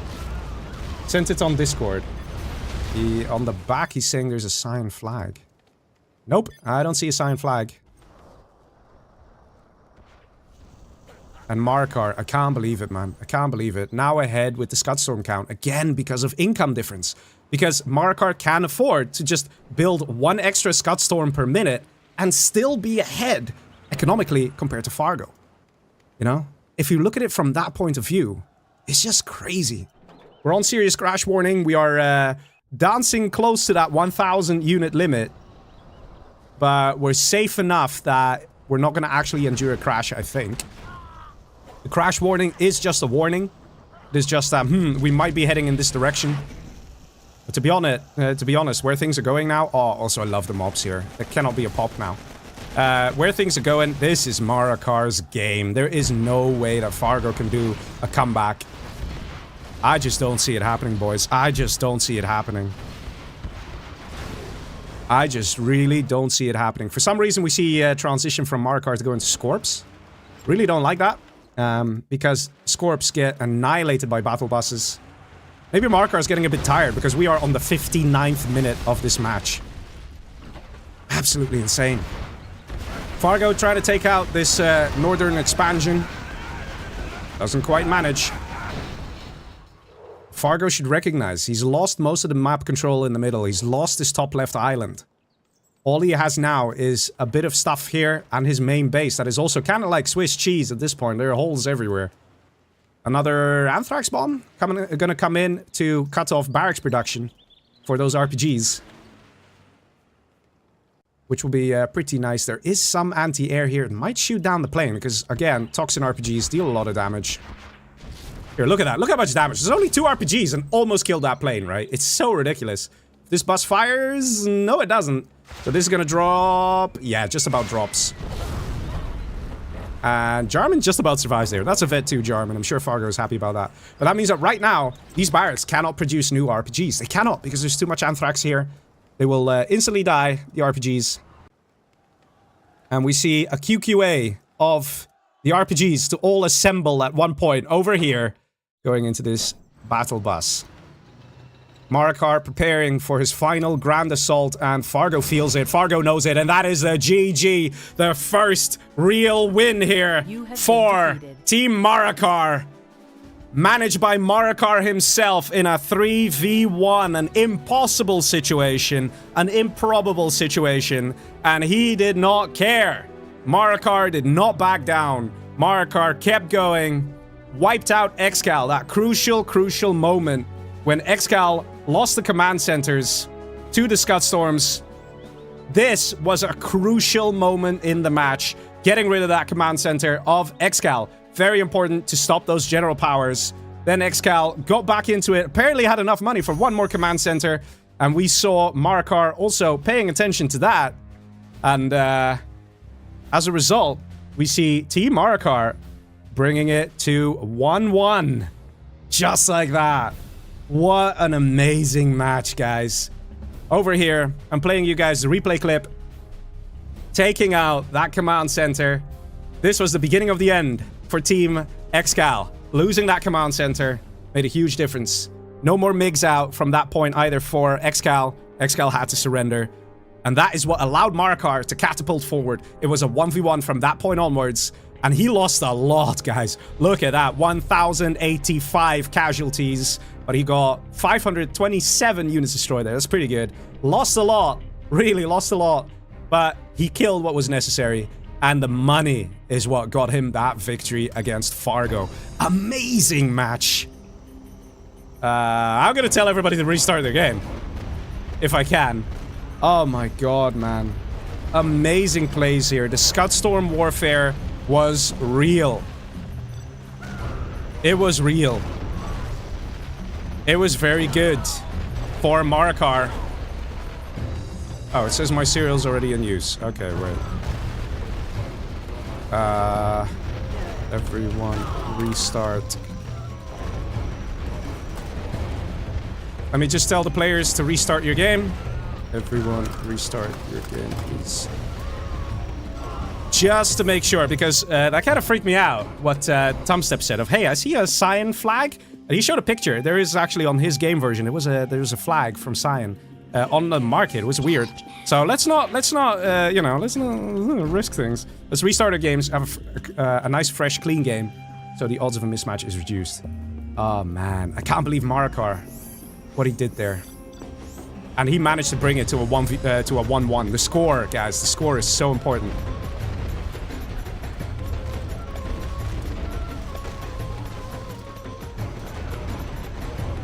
Well played, Fargo. You managed to lose with 2 base and 4 oils of power. Marakar says, let me read as well. Guys, I want to see some Marakar +++ in the chat. I really want to see it. This man, this legend, against all odds. Against all odds. Starting so long ago with the bus attacks. This big important one on ExCaL. Taking out the MiGs in the airfield. We saw some excellent pushes from Mr. Fargo here, putting the pressure on to Marakar. And Marakar had to defend every single time. The Scud Storms came in, kicking ass, man. And this was so nice. This first Scud Storm, this was the first Scud Storm of Marakar, taking out the Scud Storm of Fargo. And this was the strategy of Marakar. He wanted to make sure that there were not going to be many Scud Storms to fire from Fargo. And this was a bit of a scary moment here. At this point, Fargo was in the base of Marakar, dealing damage. Carpet Bomber here. This is how ExCaL still continued to contribute. He actually took out a Scud Storm on his own with the little things he had. And this is why it was so important that ExCaL was going to be eliminated. Because it allowed Marakar to breathe easy, just a little bit more. Man. That was a...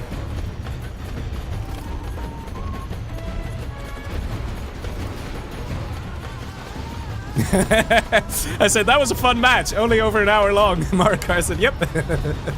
Oh man, ladies and gentlemen, I hope you're enjoying the games. Because if you are enjoying it, then if you're on YouTube, please do give a like. If you are on Twitch, hey man, consider a follow, why not? We like to do crazy cool things like this from time to time. Anyway, let's see what the armies will be for the next match. We are not going to continue with the next match now. We're just going to check the armies here. We see 2 Chinas and an Air Force. Oh man, things always get really crazy when there's a lot of Chinas and Air Forces, man. Air Force is just, so good, man, so good. Fun in chat says, guys, go like, please. Oh my god. Now that was a game. Casper says, show us what TumStep was talking about with the flag. It's not actually much for me to tell you about. It's just there was a cyan flag that was attached to the black market. It was just a graphics anomaly. Which means there might be an issue with TumStep's game in that moment. So we don't like to take any chances, right? We don't like to take any chances. So that's why I told everyone to restart their game. But that's all it was. There was nothing special, nothing crazy, just a flag that was showing. I can't really show the picture of the flag because that's on Discord. But I can assure you, Casper, it's nothing crazy. It's just a flag that's showing. A whole load of people are suddenly saying, wait, it's a best of how much? It's a best of 13, man. A race to 7 victories. We've only had 2 matches, and we've already been streaming for over an hour and a half there. Ooh, that's... we're in for it today, boys. We're in for it today. We're gonna have some... we're gonna have a good evening, aren't we? Guys, tell me in the chat, are you watching with snacks or without snacks? Or what is your snack of choice? And don't say popcorn. We all know you don't have popcorn. Nobody has popcorn, man. Nobody snacks on popcorn anymore. Everybody snacks on fries, on chips or crisps. Let's see what else people snack on. I don't know. That's probably the good shit, right? Or peanuts. Peanuts are nice. Peanuts are such an underrated snack, man. They're so nice. All right, so the players are getting ready with their discussions. So 1-4-6. 1-4-6. Okay, so it's going to be a clean top versus bottom here with Team ExCaL in the bottom section. We have Air Force here for 6. So this is going to be TumStep as Air Force. Tank General over here for ExCaL.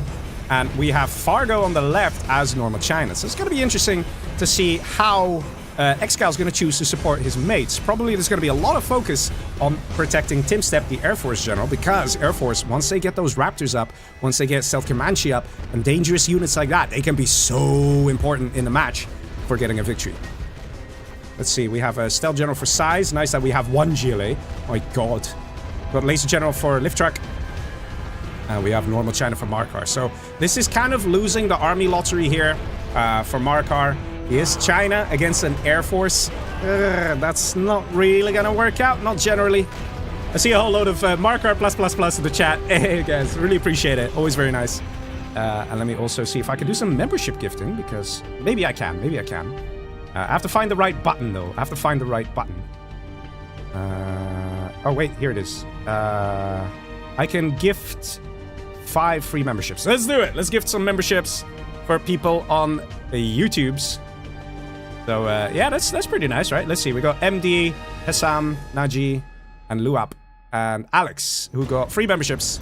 So that's very nice, right? That's very nice. It just, YouTube allows me to do that every month. It's just like, hey, Leggy, you want to give some memberships? I'm like, sure. So that's a thing. It can work. It can work. No Forehead says, where did TumStep send it in the Discord? It's in a private chat, but it's really just a flag. I don't know. Look, I've seen some interesting bugs. That is not an interesting bug. Okay, just being honest. Just being honest, guys. Just being honest. But yes, ladies and gentlemen, are you ready for the 3rd match of the evening? Only the 3rd match. Look how spoiled we are, man. We're so spoiled, man. This was such a nice match. The first one, hyper aggressive and ruthless. The second one, a struggle to the death. Oh, so good. All right, ladies and gentlemen, let's go. Match number 3. Down below, we have Tank General here for ExCaL, who's gonna have to be supporting his mate on the right. It's TumStep as Air Force. And yes, it's TumStep, not TumStep. You say TumStep. People, stop telling me in the chat all the time. That's how he wants to be called, so we call him that. It's okay, man. It's okay. In the blue, we have Fargo here as normal China. Ugh. Against a Laser General up top here, LiftTruck. And over here in the middle, we have Mr. Big Size as Stealth General. It feels a long time ago that I said SiZe or LiftTruck, right? It's been a while now. It's just, man. Marakar over here, MVP of the previous match, hands down. As normal China. Definitely not the army you want to be. But yes, ladies and gentlemen, are you ready? Let's see how this game will escalate. Let's see who's going to snuff it. And let's see who's going to come out on top victorious. Looking forward to seeing this match as it unfolds. We see Worker going forward. Yeah, we definitely need to see some support here from Marakar. So SiZe is doing exactly that. We're seeing a Worker going here as opposed to just getting money in the middle. He needs to keep his mate Marakar alive. So Marakar will have a massive army disadvantage against both the Air Force as well as the Tank General. Because the Tank General here sends out the vetted units. They're vetted right away. Unlike poor Marakar, who doesn't have vetted units. And, you know, Tank General's units are $100 cheaper. So there's that. In the meantime, we have a bit of a... I don't know what this is from Fargo. But it's something. Trying to harass Mr. LiftTruck, who's... Don't tell me you're gonna lose Dozer. Don't tell me... No, you can't crush it. It'll plant into TNT on you. Bruh. Okay, that was a little scary. I don't think it needed to be that scary. But of course, LiftTruck is a little worried for this. That's why the Dozer's here, to crush the RPGs. I mean, to crush the Red Guard. And we need to see some support from Big Size. We need to see some quads right freaking now. There's no time to waste. No time to waste. Here come the quads. And here come the GAT tanks. Fargo, as a normal China. This is what I say, man. Normal China is like that wild card. They might go Helix. They might go ground army. And here we're seeing a very nice ground army assault from Fargo. In the meantime, on the right side, we have a Flamer. Oh, no. Marakar, no. No, Marakar. No, this Flamer can deal so much damage. 2 GAT tanks. Ready to do some damage. Oh, that's a War Factory. That's taking a beating here. And this is an absolutely crucial moment here. If Marakar loses this, oh, man. Can he clean this up? Can he clean this up? There's 1 Dragon Tank. Oh, no! No! No way! Such an important moment. Marakar might just get completely eliminated by a single Dragon Tank. Losing the War Factory, losing the supply. Forget the attack on the left. It's the 1 Dragon Tank. The 1 Dragon Tank from ExCaL that is destroying Marakar completely. ExCaL got lucky that that Dragon Tank survived with 5% HP. Almost nothing. And here we go, Marakar in a world of trouble. No backup here from Mr. Big Size. He was busy helping with the left side. Now trying to do a push over here on Fargo together with LiftTruck. It's understandable, but as a result, Marakar is now dead. It came so close to killing that Dragon Tank, but Marakar couldn't quite pull it off. We see a quad cannon now coming. That's the oils under attack as well. That's a Vet 2 Dragon Tank. That guy's gonna heal up on his own. Oh my god, ExCaL. You're so ruthless, man. You're so ruthless. Why are you so ruthless? Taking out an oil. And that is finally going to be the end of that Dragon Tank. This Dragon Tank has defined the match. And we have another Gat Tank coming in. Literally, one Dragon Tank has done everything to cripple Marakar. He still has power here. He has a dozer. He's going to try and survive in the middle. In the meantime, let's see what happened here to that push on the left. We see LiftTruck try to capture the oils, but the dozer can't clear that. We see Humvees out of TumStep, and we see a drop coming in. Oh man, ExCaL, and he's tried it again. You know, when something works, you're like, you know what, let me try the exact same thing again, because damn, that was super effective. But this time, hopefully, Team Marakar's paying attention and going like, no man, forget it, that one Dragon Tank. Oh my god. We have scored. It's coming in with a donation. Thank you very much, good sir. Really appreciate it. Really appreciate it.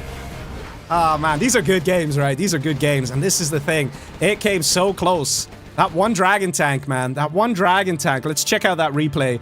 It somehow just about killed both those Gat Tanks with the Flame Ball, and it just about survived. And that dealt so much damage. Insane. And again, we have another Dragon Tank. ExCal's just like, hey, man, I'm just gonna keep doing this. A Dragon Tank of 700 bucks, crippling a player like that. And this one's not gonna do much. Oh my god. In the meantime, we see quite a few Humvees here from Mr. TumStep as the Air Force. Going Humvees is not a bad idea, because, you know, Humvees are pretty powerful. And of course, when the strategy center goes up, there's still an advantage for Air Force General. That is that you can get a carpet bomber. You can call that guy in and, hello, Combat Chinook. How do you do? Hello. I think TumStep's planning something, guys. I just get a vague feeling. So we'll see if he transitions into Combat Chinooks. Lots of MiGs. Gonna deal a lot of damage. Ooh, wow. Now that was a nice quad pop from Mr. Big Size. And this is why we fear the Viking. Let's see, we have a bit of a push coming in. Marakar is pissed off, man. He's like, ExCaL, how dare you? How dare you humiliate me in front of hundreds of viewers with that one Dragon Tank? I am now coming for you, buddy. Takes out a dozer. Was that a last dozer? And there's a command center, so it's not the biggest of deals. Also moving in with the outpost here. Gonna do some good scouting. In the meantime, we see TumStep, the top right corner, dealing more damage to Marakar. I think everybody saw what happened in the previous match, and they're like, hey man, Marakar, we love you, man, but please, you gotta die. I think that's what the focus is here. Get rid of Marakar. Yes, he's a weak army. He's normal China. That also makes him easier to take out. There's dozer here exposed. That's a last dozer as well. And these Humvees are going straight for that dozer. And that is a dead Marakar. He did stop that dozer. And that means he did a scaffold. Scaffold of power, which is almost... Ooh, is that in range? Is that in range? It actually goes to Big Size, the power. It actually goes to Big Size. Does it kill the scaffold? This is actually very important. It does! Oh, man. Oh man, guys, F in chat for Team Marakar. This the pain is real, man. The pain is real. Reinforcements coming in from LiftTruck to try and help out Mr. Big Size over here. And look at that. Humvees being taken out so nicely. So nicely. Frost and Fury in Twitch chat says, holy shit, this game's alive and kicking. Oh yeah. Also, you just tuned into the right stream because we're watching some of the best players in the world fight it out in a 3v3. So, you know, just throwing that a little tidbit there. So this is quite nice. Also, did we see a carpet bomber yet from Mr. TumStep? We haven't yet, have we? He has a strat center. He spent his general point. Unless he used it maybe over here. Yeah, I think he used it here. On the mid. No, there it is. There it is. Man, Air Forces, you know, they're so predictable. You know what they're gonna do. And just like that... Oh, there was a scaffold of power, which just about survived. Not the best carpet bomb placement, I think, of Mr. TumStep. The carpet bomber of Air Force moves extra fast, so it's just a little quirky when you place down the decal, the targeting location. You gotta do it a little more, like, instead of saying this is the main target, you gotta do it that here is the main target, just a bit further along. And then it probably would just about kill that reactor. A bit of miss micro here from LiftTruck, losing everything, actually. And TumStep being nice and powerful, nice and happy. MiG's gonna be under fire here. Wow. One goes down, the other one just about survives. Lots of quads. And now we're seeing some miss micros out of TumStep. He should not be losing Humvees to quads. Definitely not the case when you have Search and Destroy. That should not be happening. Also, we're not seeing ambulances in the mix, so these guys will not be able to repair unless he gets a repair drone. The repair drone costs 300 bucks per Humvee, so if you just grab these Humvees, that's 1,800 bucks on freaking repair drones, which is not ideal. Seeing how an ambulance is only 700 bucks for Air Force General. Looks like the oil was under attack by the Spectre, but didn't actually quite kill it.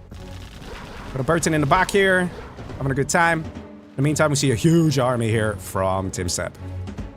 Got a beacon from ExCaL saying something's happening on this side. So far, both teams are sort of stabilizing, but the southern team is definitely enjoying the middle here. Of course, they are doing a very nice 3v2, seeing how Marakar got wiped there pretty aggressively. Lots of quads coming out. Nice quad pop from the big SiZe. Targeting the MiGs manually. Love to see that. Instantly shattering them. And again, nice micro with the quads. Quads are not that easy to control against units like S&D Humvees and Gat tanks. So SiZe doing a very good job getting those kills in. He's also getting a lot of veterancy, so these guys start dealing a lot more damage. A vetted quad, literally, one of these guys vetted up, deals like double damage because of a bug in the game. So once the veterancy starts kicking in for the quads, they become ruthless. TumStep clearing up this right side. There's still one oil here, but it is a bit exposed, so it's probably not going to survive for much longer. And we have another dragon tank. Man, what's with these dragon tanks, man? What's with these dragon tanks? SiZe is now pretty screwed. GG says LiftTruck. GG says SiZe. And that, ladies and gentlemen, is a very nice victory here for Team ExCaL. Nicely done there. Quite quick, quite aggressive. And I'll be honest, guys, if that dragon tank of ExCaL, that painfully good dragon tank, if this dragon tank did not happen, we would have been watching a different match. Guaranteed. Hands down. Hands down. But I have to say, very good from Mr. ExCaL, squeezing in that dragon tank. Got a little lucky too. I'm not gonna ignore that part. He got a little lucky because 2 Gat tanks were firing at it. But I have to say, good plays from both teams. SiZe with that quad micro, very good, helping out his team a lot. And just like that, we have Team ExCaL in the lead once more. Now let's see that reverse. And they need to go. They need to go obs. Go obs. Someone go observer, please. Okay, we gotta wait for someone to go observer so I can join. Okay, thank you. Okay, I need to select. Come on. There you go. Thank you. All right, so ladies and gentlemen, we're gonna see the reverse now. Let's see if it will be as brutal as this artillery barrage clearing the power scaffold. But yeah, so we'll give the players a little bit of time to prep. And then we'll start with the next match. 4 people are Team 2. Should be a nice, quick game. Oh, man. That was quite aggressive there, but that one dragon tank, man. That one dragon tank. I'll be honest, I really do feel bad here for Marakar. He was against... If that dragon tank was not a tank general dragon tank, guys, it would have died. Because a dragon tank that is Vet 1, or any Vet 1 unit, you know, it has veterancy, it has a little chevron next to it. It means it has 10% more health.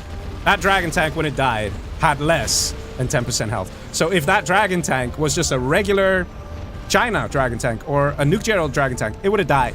But because it was a tank general one, it survived. And it dealt so much damage. We also saw a very nice attack on the left side from Fargo. But oh my god, man.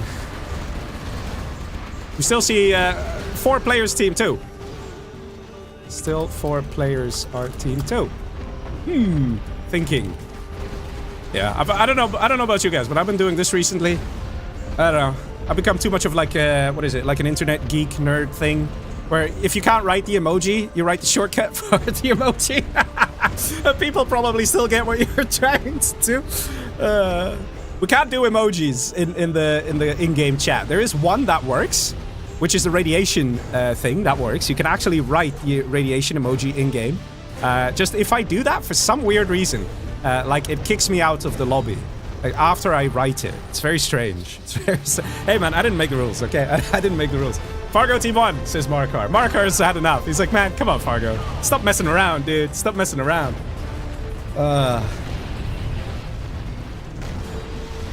Lou up in chat says, Year of the Dragon. Yes, boys. Xcokes in Twitch chat says, the Dragon Tank for the win. Yeah, for sure. Oh, lol, I have to accept. Okay, let's go. Ladies and gentlemen, are you ready to see the reverse? We're gonna dive into the 4th match of the evening. It's a best of 13. That is a race to 7 victories. So let's see how this match is gonna play out. Ladies and gentlemen, on the left bottom over here, we have Mr. Big Size as... Wait, what is it? No, wait, that's LiftTruck. Whoopsie, whoopsie. The colors look the same, man. I need a better monitor. Okay, anyway, let's try that again. Excuse me. We have Norman Chana here for LiftTruck. Yeah, there we go. Over here, we have Big Size as Tank General. And on the right, we have Air Force. Very dangerous Air Force for very dangerous Marakar. He will have his vengeance upon Team ExCaL, which consists of Mr. TumStep here as Normal China. The top here, we have Purple ExCaL, the man, the legend, as Stealth General. Top left, we have Fargo as Laser. The map here is Defcon. Defcon 6, I should say. We always say Defcon. We get lazy, but there's a 6 in there. It's Defcon 6. Which is pretty ironic, because from my knowledge of military lingo, which I could tell you is not that much, Defcon 6 means that there's no problem. Defcon 1 means that there's a problem. So, clearly, no problems in this map. We're all having a great time. There's no fighting. We're all good. We're all clean. We're all in the clear. Defcon 6, don't worry about it. But, you know, let's just forget about that. They could probably call it Defcon 1, but, I don't know. I don't think you can play single player alone. You need to fight something, right? So they were like, well, 6. There you go. Anyway, let's see this drop of Fargo going into the Air Force General Base of Mr. Marakar. Again, they are very concerned about Marakar, and they should be. Worker here very forward from ExCaL, and that's you. Ooh, hello. Look at you. You died. Damn. Marakar already on fire. He wants his vengeance, guys. He wants his vengeance. We got Gat Tank over here and already prepping 2 fire bases. And we got a Gat Tank here from Big Size. Yes, this is what we love to see. That team play. And we see a Comanche. Interesting choice. And a Terratech that came in and failed. Guys, so far so good for Team Marakar. One Chinook does get taken out. This firebase is going to go up. And this building has been taken by Fargo. That's over here. So there is quite a bit of pressure here on Marakar. Let's see what's happening top left. We have a successful push from LiftTruck, doing the same strategy as what Fargo did in the previous match. Just Fargo is struggling a little bit more here. Might be in some trouble. So far, Team Marakar is doing great. Look at the support coming out of Big Size. He's completely recognizing that Marakar needs to stay in this and needs to stay alive in order to have a good chance of winning this. In the meantime... Oh, Fargo surrenders. Oh, boys. Fargo surrenders. There is a Chinook. Is there a dozer? There might be... No, there's no dozer. So this power goes down. So we do see ExCaL briefly enjoying power for a brief second. But I have to say, LiftTruck being ever so ruthless, wiping Fargo here. Fargo did come in with a push, lost his Chinook here, and did commit to doing some damage to Marakar, even though it didn't quite work out for him.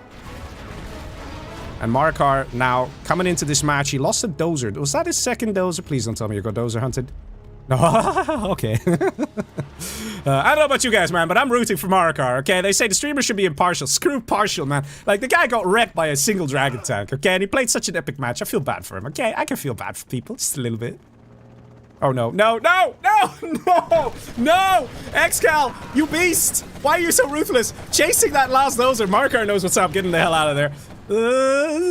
Not the best one, though. This could have been a bit better from ExCaL. If he put RPGs instead, this guy might have died, and immediately, yes, throws down a command center. Marakar is recognizing that he is playing against ExCaL. ExCaL is notorious for dozer hunting. It's like, yeah, we can't ignore that. We need to establish command center before it's too late. And over here, Si's like, yeah, good plan, buddy. Like, well, let's do that. Oh my god. In the meantime, LiftTruck kicking ass, taking name, and reigning supreme with the XP. Look at that. He's actually... Is he gonna reach level 2? He is. He's got a total of 800 XP. Compared to the runner-up here, Marakar. He's literally got more than double the XP compared to the runner-up. So we definitely see very good plays from LiftTruck. And he did wipe out Fargo there, so that is very important. Zatsy says, I don't know about this game until now. Oh, it's a great game, man. If you can accept and forego the bugs and the crashes because they exist, it's a really fun game. It's really good. The esports quality of this game is there, okay? It's there. You're watching it. You're seeing it. It's there. I really love the team play here from Big SiZe. He is being an absolute giga chad, helping out Marakar. Like, he is creating a wall of defense with these GAT tags, saying, no, no, no, no, no, you do not come into the base here. We will not allow this. And that is allowing Marakar to get those Comanche. He doesn't even have that many. He's still sort of trying to worm his way into this match. Doesn't have much, but what he has, he's making use of. Already took out 2 oils. Very important, very crucial. In the meantime, we see top left here, ExCaL managing to retake the top left island. Are we going to see a 3v2 where Team ExCaL might just pull ahead? Command center is a bit exposed here, and we see a Chinook coming in. Does it have maybe a worker or something? Because that could be really dangerous. What does it have? Terrorists. Hey, we see a nice terrorist drop with the Chinooks. Not a strat you see very often, but yeah, it's very effective. It's pretty good. Okay, he needed to bring a couple more with him, I think. He could actually just take out a dozer. You can't kill an oil like this. He takes a low health, but still, you know, that's I would say a B+ for effort. That's pretty good. In the meantime, SiZe reacts to his mate being in trouble here. SiZe coming to the aid of LiftTruck. SiZe just being the defender in this match and doing an amazing job of it.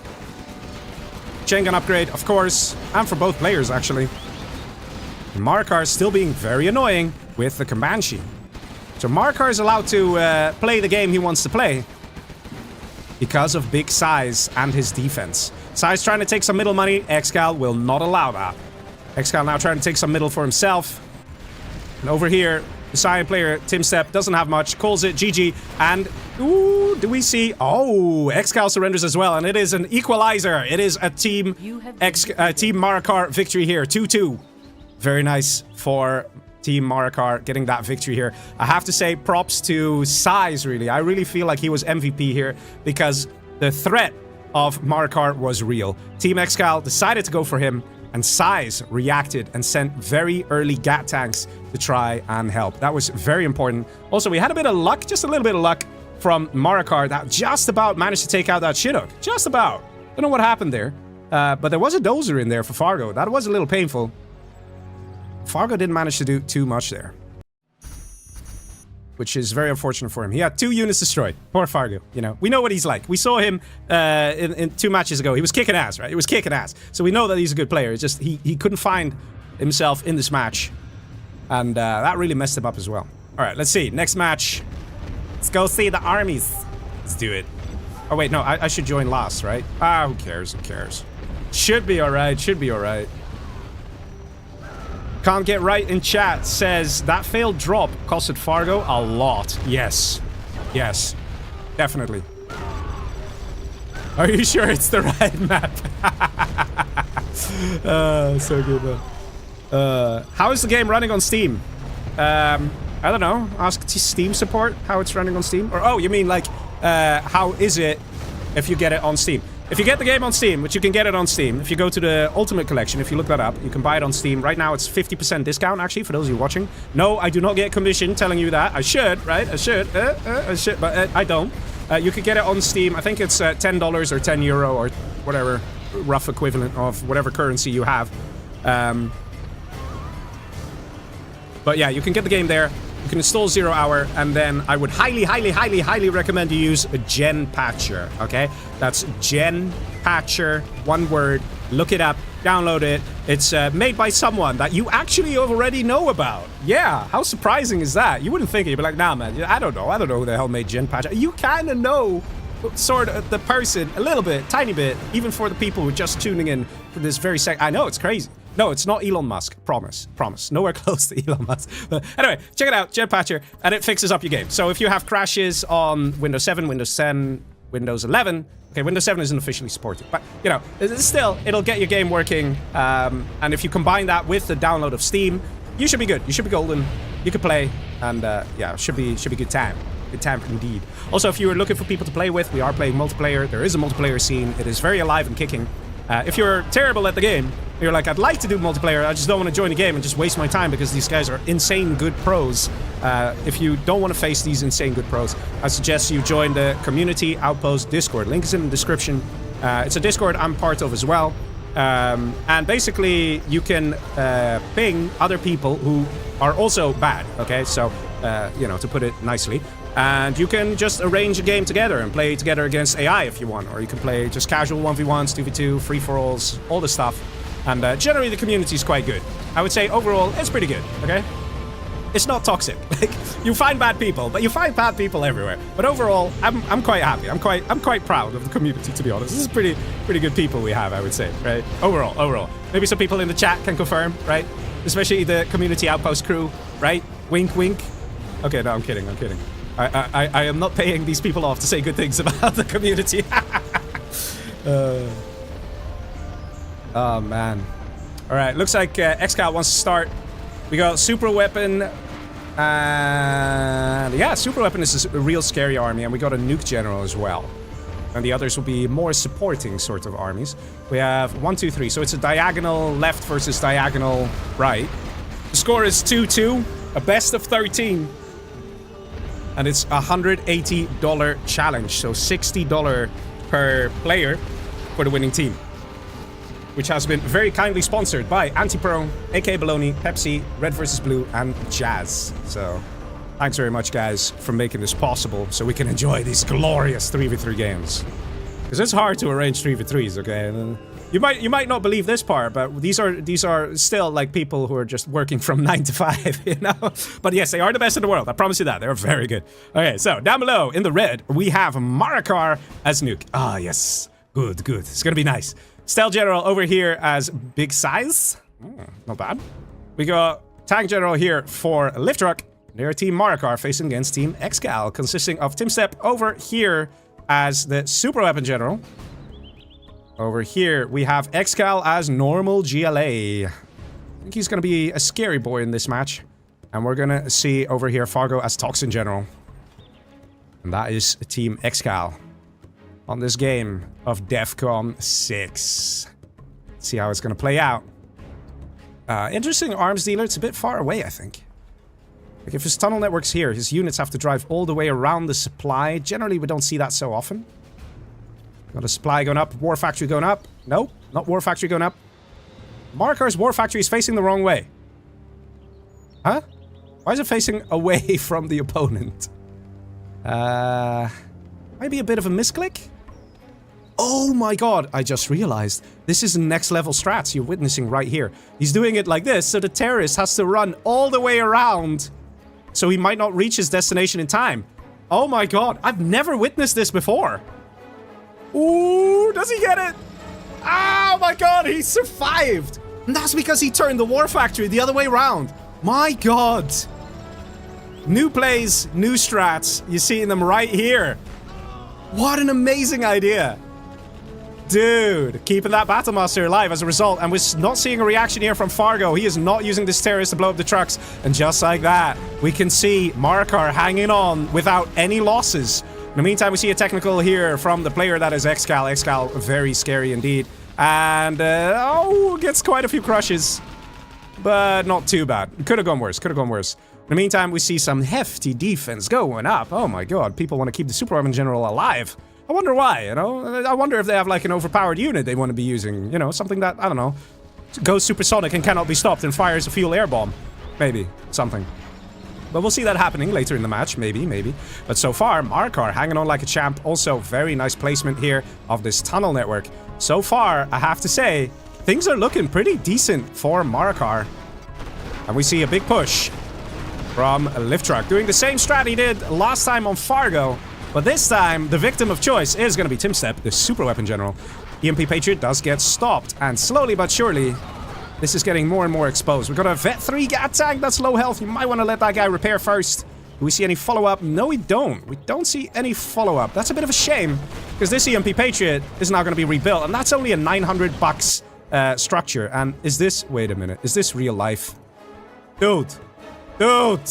It's an ExCaL worker casually here. Well, hey, it's a good scout, right? He can't do anything because he's trapped by the tunnel network.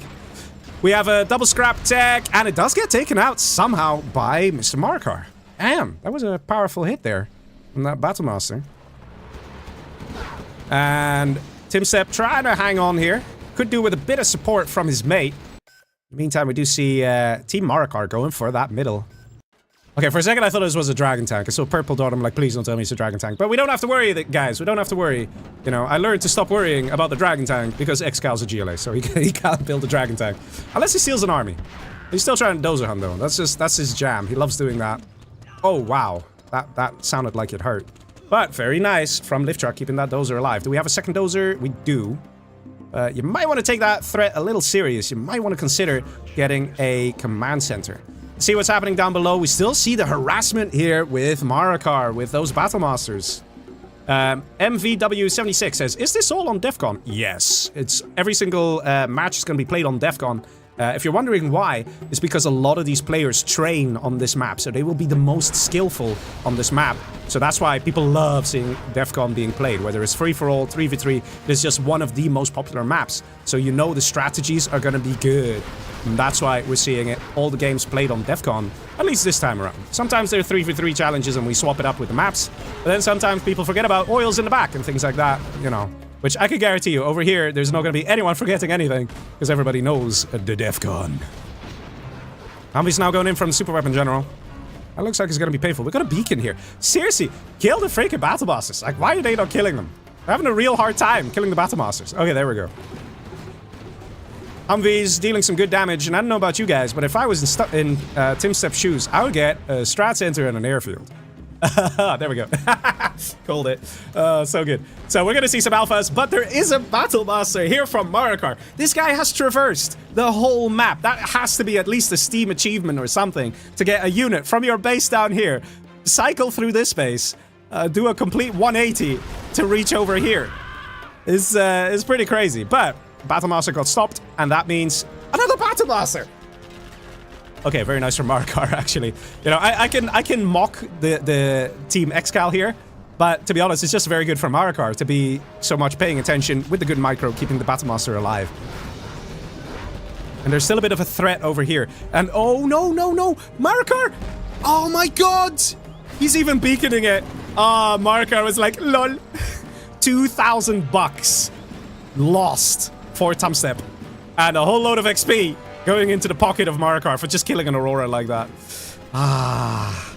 Yeah, ExCaL now reacting. He is pissed off, man. I think this has, I think, oh, and a Terror Tech coming in from Mr. Big Size. We might have seen TumStep quickly queuing up an Aurora before that Terror Tech hit. But he cannot build new Auroras until he builds a new strat center. See what's happening down below. A bit of a battle going on. We have now Marakar with the Overlords. Slowly but surely, he's getting them. We have an airfield going up and a nuke silo. Yes, boys. Let's bring the heat. Let's see some nuke mix. Here comes that first alpha. The first alpha to actually be used in battle and hits the units here. Takes out 3 units. An ECM and 2 GAT tanks, which means this guy already paid for himself. That's how powerful these alphas are. It's insane, man. It's insane. Also puts a lot of pressure on the yellow player that is LiftTruck, because he will just lose a lot of units to that one freaking Aurora. So there needs to be some good micro here from LiftTruck if he wants to A, keep his units alive, and B, if he wants to try and take this guy out. What's this? Oh, a Lotus. Very nice. See, Overlord dealing some damage. Fargo managing to take one out. And apparently one of the oils got left behind here from Mr. Marakar. See a technical from ExCaL moving in. And what is this? Man, you can't dozer hunt this guy. He's got a CC. I think he's just trying to delay the nuke to make sure there's not going to be any early nuke migs. Meantime, this is... come on. Dude, why are you building a strat center here, man? Like, this is like the weirdest spot for a strat center. Unless he wants to put bombardment. If you put bombardment, that has an amazing reach. Can reach like literally over here or something. That could help, but he needs to defend it very well then. Normally we see the strat center in the back here, or even in the back here, just far away from the other team. Make sure it doesn't die. Marakar, slowly but surely getting to that level 3. Very important for a nuke general, because then he can call in a nuke carpet bomber, which is very, very powerful indeed. Lotus looks like she didn't make it. Oh, no, she's hiding just about over here. Can you guys see that? There you go. Lotus hiding in the corner. Radar Van is en route. In the meantime, we still see TumStep killing some things here and there. Trying to get some XP. He's putting it... Why S&D, man? This is like the perfect opportunity to do bombardment, to defend. I don't know. Maybe he just wants to put it here to keep it sort of safe from terror attacks? I'm not entirely sure. Nuke Silo, in the meantime, is up for Mr. Marakar. Does he have an airfield? No, it got taken out. Where's that airfield, buddy? Get an airfield. Want to see some nuke migs. A10 is going to come in from TumStep onto the oil here of Marakar. Terrorist bugged out a little bit. And here comes a Spectre. Going for what? Looks like the oil. Nuke MiG upgrade is ready for Marakar. He has an airfield in the back. Guys, we're going to see some nuke MiGs. And that means these Humvees have to get life insurance because they will not live for long when the nuke MiG hits the field. One nuke MiG can literally take out all 4 of these units in a single shot. It's similar in overpoweredness compared to the Alpha Aurora. In its own ways, of course, of course. Let's see. There we go. First nuke MiG. Oh no, here's the first nuke MiG. Going for... There you go. Dealing big damage. Almost taking out all 3 Scorps here. Helix in the mix. Very nice plays. In the meantime, we see another terror attack from ExCaL down below. Takes out the oils. Very important. You often see this, that they go for the oils of the nuke general. Because the nuke general, you know, he can make a choice. Either spend a lot of money on hackers, which will probably get destroyed very quickly anyway, or you can get nuke MiGs. So generally, they go for the nuke MiGs. But that also means that the Marakar here is kind of like in trouble. He might just run out of cash later on in this match. When his main supplies dry out, when this dries up, he might be strapped for income, and he might not be able to build new nuke MiGs. So far, it's going to be interesting to see who's going to pull ahead, because there's a big battle going on between both sides here. No one's really pulling ahead. Not yet. But I do suspect we're going to see Team Marakar suffering a little bit unless they come up with a very good strat. We see an attack here, a strat center with the artillery barrage. Those alphas need to be taken out. And TumStep level 4. So he gets a lot of general powers and can throw them at Team Marakar. Nice hit here with the RT, takes out the strat center. Carpet Bomber now moving in from Marakar. And this is where Marakar starts to shine as well, with those general powers. So look at this new Carpet Bomber. It can deal a lot of damage.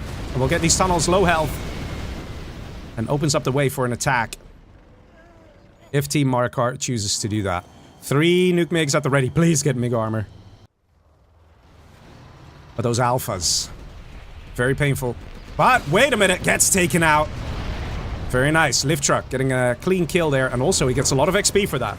And that's the difference between nuke MiGs and Auroras. When Auroras die, the enemy gets a lot of XP for it. And MiGs, not so much. And then again, the super weapon general gets really good general powers when they get closer to level 5. So, the trade-off is quite balanced. But basically what it comes down to is you do not want to lose your alphas. We might see another one. No, gets away to safety.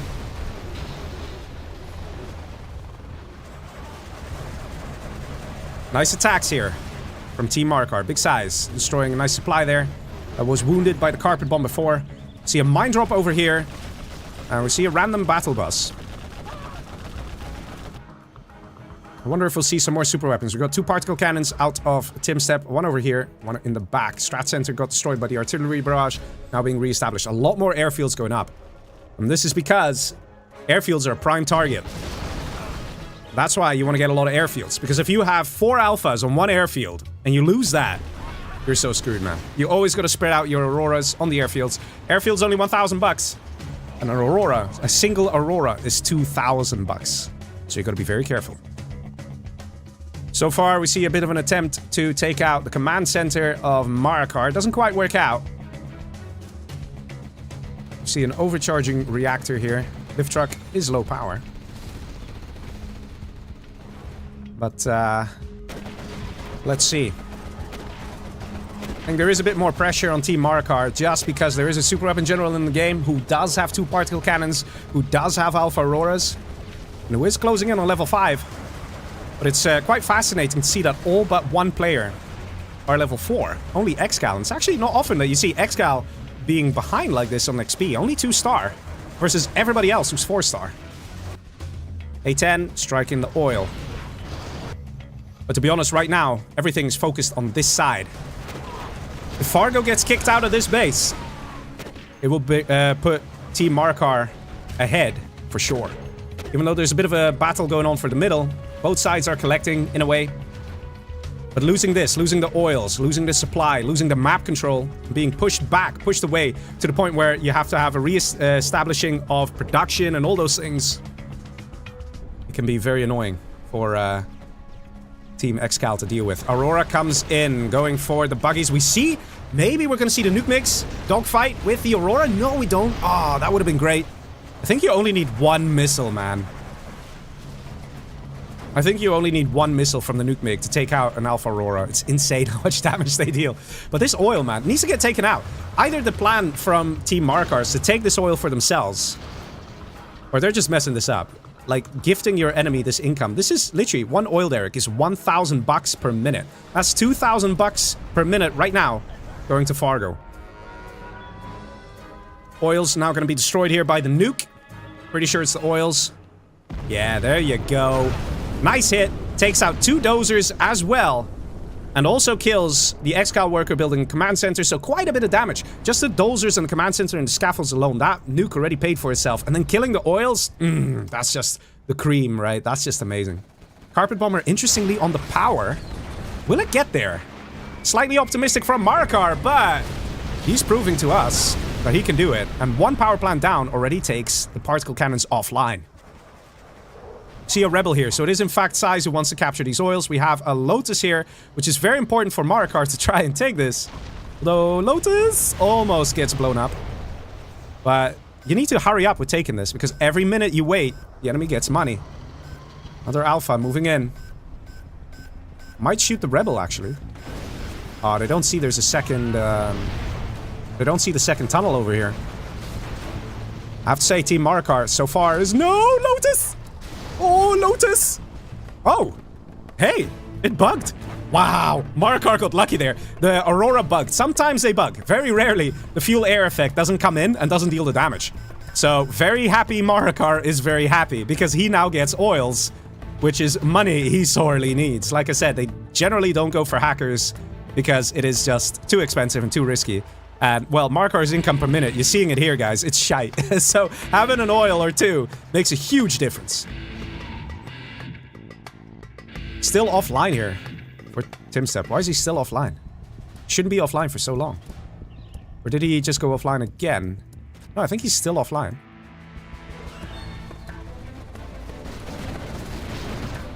Bit of a push from Mr. LiftTruck. Aurora circling. Doing its predatorial dance. Looking for a victim. Hold the line here. Excellent choice by Mr. TumStep. Getting hold the line doubles the health here for the strategy center. Very good thing to do, because the strategy center is always a target. Just like that, it might survive an artillery barrage if that were to come in from a player like Marakar. Oils have been captured by the red player that is Marakar. Hey man, he's having a good time. He is having a good time. I hope you guys are as well. These very nice intense matches. Go for the oil here is the Spectre of TumStep. I think the pressure is mounting here on Team ExCaL, but they do have 2 particle cannons ready to fire. TumStep almost level 5. Look at this. This man needs 12 XP. He needs 12 XP. Just 12. That's it. In the meantime, 1 oil destroyed. The other one is being recaptured now by Fargo. Lotus gets blown up there by an Alpha. Artillery barrage being called in by the yellow player over here by LiftTruck.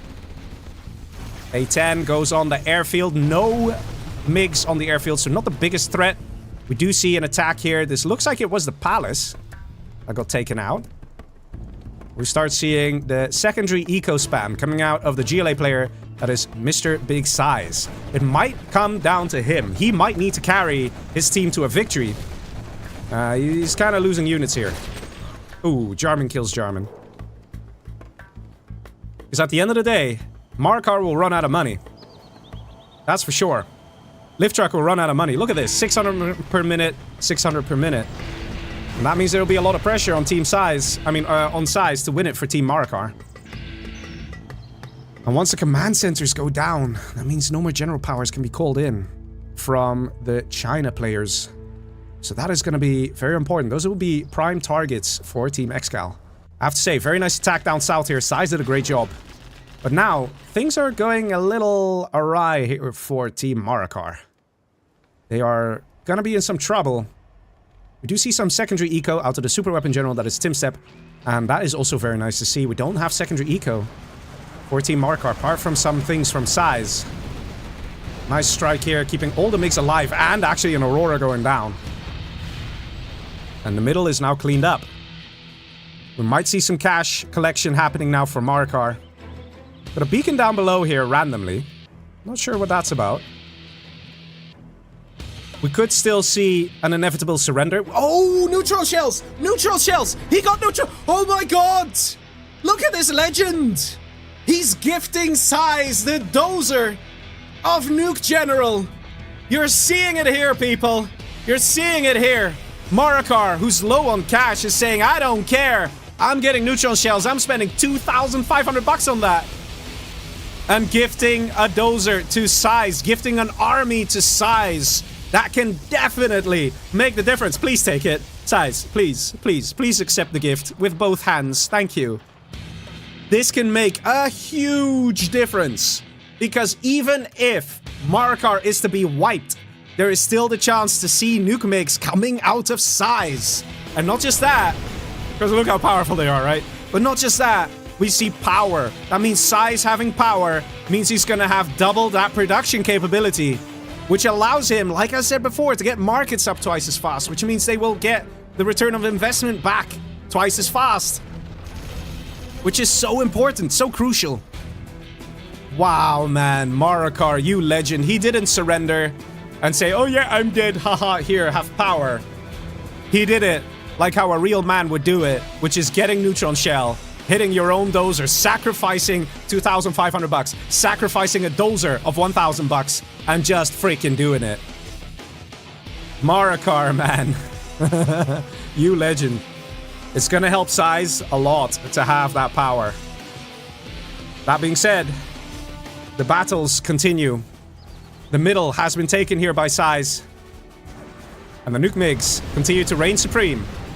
Look at that, man. And how many nuke MiGs died? Oh, right, 0. Got a beacon here, requesting an EMP Patriot in case SiZe hits that crucial level 5, which he is. He has reached level 5. He has 1 general point he can still spend. And now SiZe doesn't care about the oils anymore. He wants to take it out. Aurora's en route. But SiZe positioning these quads nicely. And will he be able to take out an Aurora? Come on. Takes one. Takes one. Not bad. Not bad.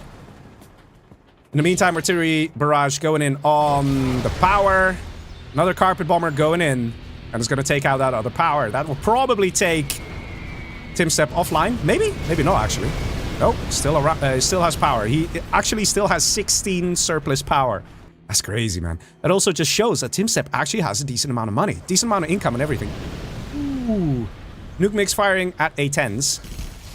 Particle cannon on the palace again. This time the war factory and propaganda center taken out by the A10. And oh no, don't fly through the beam! Ah, don't fly through the... Damn, that came close. That came close. This almost reminded me of the thumbnail of this stream, right? Oh my god. MiGs almost flying through the particle cannon beam. You don't want to do that. It's kind of hot, flying through a particle cannon beam. You might not survive the incineration. Don't try it at home, kids. Don't try it at home. Particle cannon ready to fire from TumStep. And he has selected all his general powers. Let's see. Next particle cannon, of course, on the airfield. The MiG just about takes off. Like a proper Mission Impossible film. And I hear an anthrax bomb over here on the airfield. Very nice.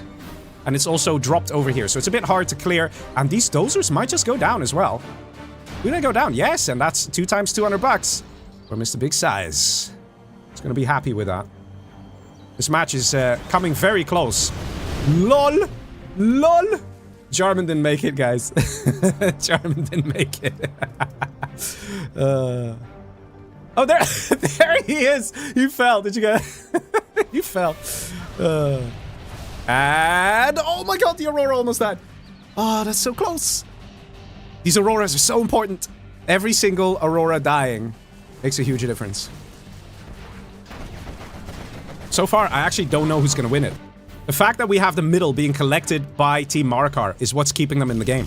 If that is to be removed, I would say, hands down, Team ExCaL wins.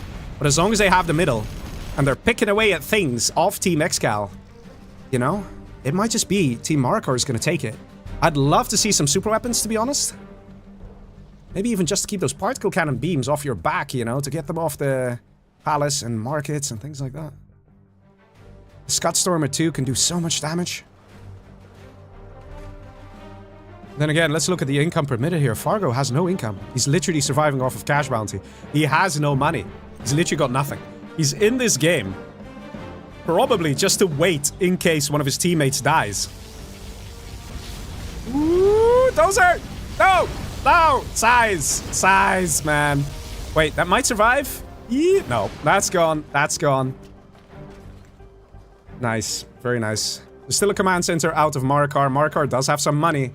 Does he still have a nuke cannon, though? I don't think he has a nuke cannon. So the investment to get another nuke cannon is too much. So we're probably not going to see... Oh, never mind. Oh my god, guys. Look at this legend. Last second, he placed down a scaffold. Very important. It's a big size. Oh, okay. Oh, wow, I caught that. Here we go. Carpet Bomber comes in and doesn't quite take out any drop zone here. Not really. A MiG goes down. That's a bit painful. We might see something like a sneak attack over here, if you know what I mean. Just as long as those Auroras fire, it opens up the way for an attack. And, oh, the drop zone actually got its money. And, ooh, did I hear a Saboteur? Yes, we did. Look at that. Saboteur activated. You can see the countdown down below here, guys. That's how long we see TumStep going offline. Sneak attack, in fact, coming here. Auroras. Are they coming in? Are we going to see a Fargo pop? No! Big size! Big size! What are you doing? No. Oh, man. Oh, my God. That hurt. That hurt. That had to do some damage. That had to do some damage. He did not wait for the Auroras to land. I think he saw the Auroras fly away and he was like, oh, man, they're going to land. But no, they didn't. Oh, man. You know, I just always am rooting for the guy, whoever the guy is, to have the attack be successful. And I'm just like that. It's just always most fun. That was a really nice plan to take the guy offline with Saboteur. And it takes all the particle cannons offline for 30 seconds. That's 3 particle cannons going offline for 30 seconds. That is not bad. That is not bad. That's a total of like 1.5 minutes, right? Of a single particle cannon. In a way, sort of. It's not the same, but you know what I mean, right? And Saboteur is only, what, how much is it? Is it 800 bucks? I think it's only 800 bucks. So for 800 bucks, you can really delay those particle cannons. Particle cannon beam now getting ready to fire. Going over here. SiZe should know what's coming. SiZe should know it. There's gonna be a potential dozer hunt coming in. Or not. Just not. Just going for the markets here. It's actually a good move from Mr. TumStep. SiZe has 9.8k per minute. But TumStep is kicking ass. And ExCaL still in this game as well. Artillery barrage going on the drop zones in the back. Will it actually do it? It needs to be a level 3. Yes, it does. Nice hit. Aurora's flying overhead. There's a sort of muscle flex saying like, yeah, man, you kill my drop zones, but I'm still lethal. I'm still dangerous. That's the truth. Mick trying to find a Jarman to kill. Marakar's income being taken out. He's gonna go from 900 bucks per minute to 0. And another market getting destroyed. These particle cannons definitely paying for themselves. They're only costing TumStep 2,500. They are so cheap. So cheap. And look at him.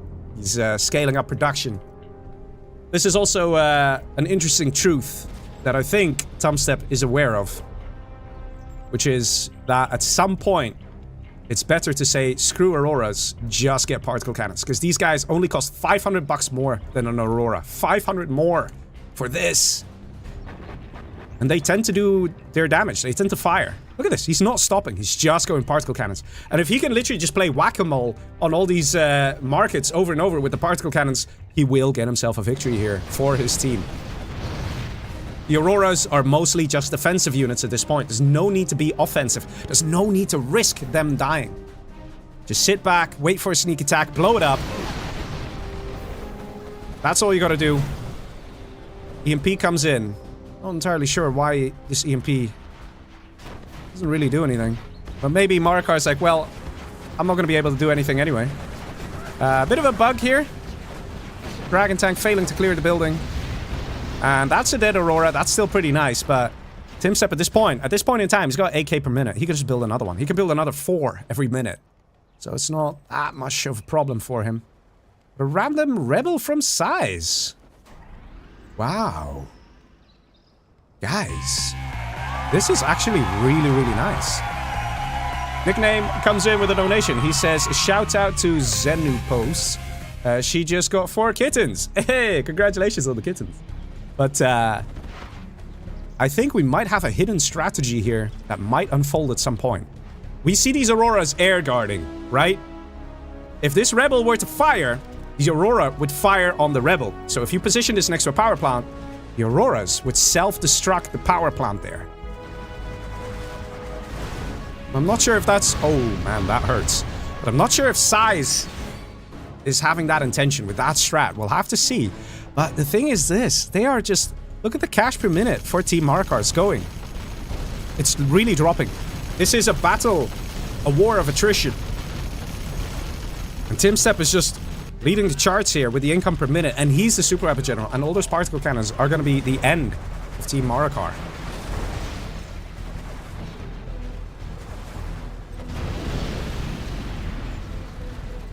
Fargo is somehow managing to get some money. I think that's just the cash bounty with the few units he still has left. A10 comes in, takes out another market. SiZe does not have much at this point. And he was the man who had to do it. That much was clear. He was the man who had to take Team Marakar across the finish line. But to be honest, I think the MVP in this match is TumStep. He definitely knows how to play Super Weapon General, because look at this. 1 particle cannon of 2,500 bucks takes out 2 black markets worth 5k. Literally the double. And the particle cannon that was used is still alive. It can be used again in 4 minutes. TumStep is playing this like an absolute legend. He's doing everything right. He knows what to do, how to do it. The defense with the Auroras. The sneak attack that was here. Guys, that crucial sneak attack. This one that I'm going to play to you right now. This was the main attack of SiZe. This had to do it. The moment this sneak attack got stopped. The moment it got stopped, right here. That is when there was a serious shift. Anthrax bomb over here on the Auroras. That's start number 1 over here. Rebel ambush, taking out another Aurora. Carpet bomber moving in. We're gonna see a push. Is this the final big attack of Team Marakar? Are they gonna do something? Or is this it? Is it just harassment? Or is it calculated strikes? They need to do something. These particles will just destroy them. To be honest, I don't think there's any real meat left behind Team Marakar. I think this is it. They gotta get those particles offline. They gotta put a saboteur in the command center. So, to reset the general powers. And then they need to come in with an attack. Because look at this, man. It's freaking Judgment Day. TumStep doesn't care. TumStep doesn't care. He's just defending with the Auroras. Making sure his size doesn't grow too much. Building those particle cannons and being ever so ruthless. Look at this. Look at this. 1, 2, 3, 4 quads dying. That is, what? 2,800 bucks again. In a single blow, this guy goes back home, rearms, and gets used again. And they're already on the back foot when it comes to eco. Look at this. ExCaL, 8k per minute. TumStep, 6k per minute. SiZe, 3.6. Marakar somehow on 1. I think he got money because he sold the building. Like, that's literally where we're at, guys. That's where we're at. He's getting an airfield for one last hurrah to get one last nuke mig. But a particle cannon is coming, man. It doesn't matter. They're too ready to fire right now. The situation is growing ever grim. The money in the middle has been mined out. The match has been played very well by Team Marakar. But TumStep was always one step ahead here. Getting those particle cannons, getting those auroras, and definitely credit where credit's due, getting the economy to stay in the game. Yes, it is painful to take an artillery barrage to the face, losing another few power plants, losing another supply drop zone, but he is rebuilding faster than he is losing everything. Fargo doing what he can with his rebel ambush. SiZe played it well, but SiZe was hoping TumStep would not be as ruthless as he is. Look at this. It's literally like Microsoft Paint, man. You grab the eraser and just kind of, you know, go across the map. Whatever you touch just gets destroyed. Oh, man. A-10 on the airfield, and that's it. New airfield going up in the back. Do we even have a nuke MiG? Marakar literally can build one nuke MiG. He's got one over here, and this guy is, like, really important now. It won't be long before we see the particle cannons going on the command centers of the Chinas. Again, Aurora's defending. They are the defenders of Team ExCaL, reigning supreme. Not seeing any attacks, any follow-up. GG says LiftTruck, GG says TumStep, GG says Marakar and SiZe, and that is a victory here for Team ExCaL. Definitely MVP here is TumStep for proving that Super Weapon General can do it. Super Weapon General can make money. Super Weapon General can remain lethal until the very end. The cash collected says it all. Only a slight difference between TumStep and SiZe. SiZe built a lot of markets, you guys saw it. But TumStep, one step ahead with all those drop zones. The unit's destroyed here, very close between SiZe and TumStep. And at the end of it, TumStep was just sitting there, sending out those particle cannons because he knew, man. He knew what would happen. Oh, man. And just like that, ladies and gentlemen, the score is 3-2. Are you ready to see the reverse?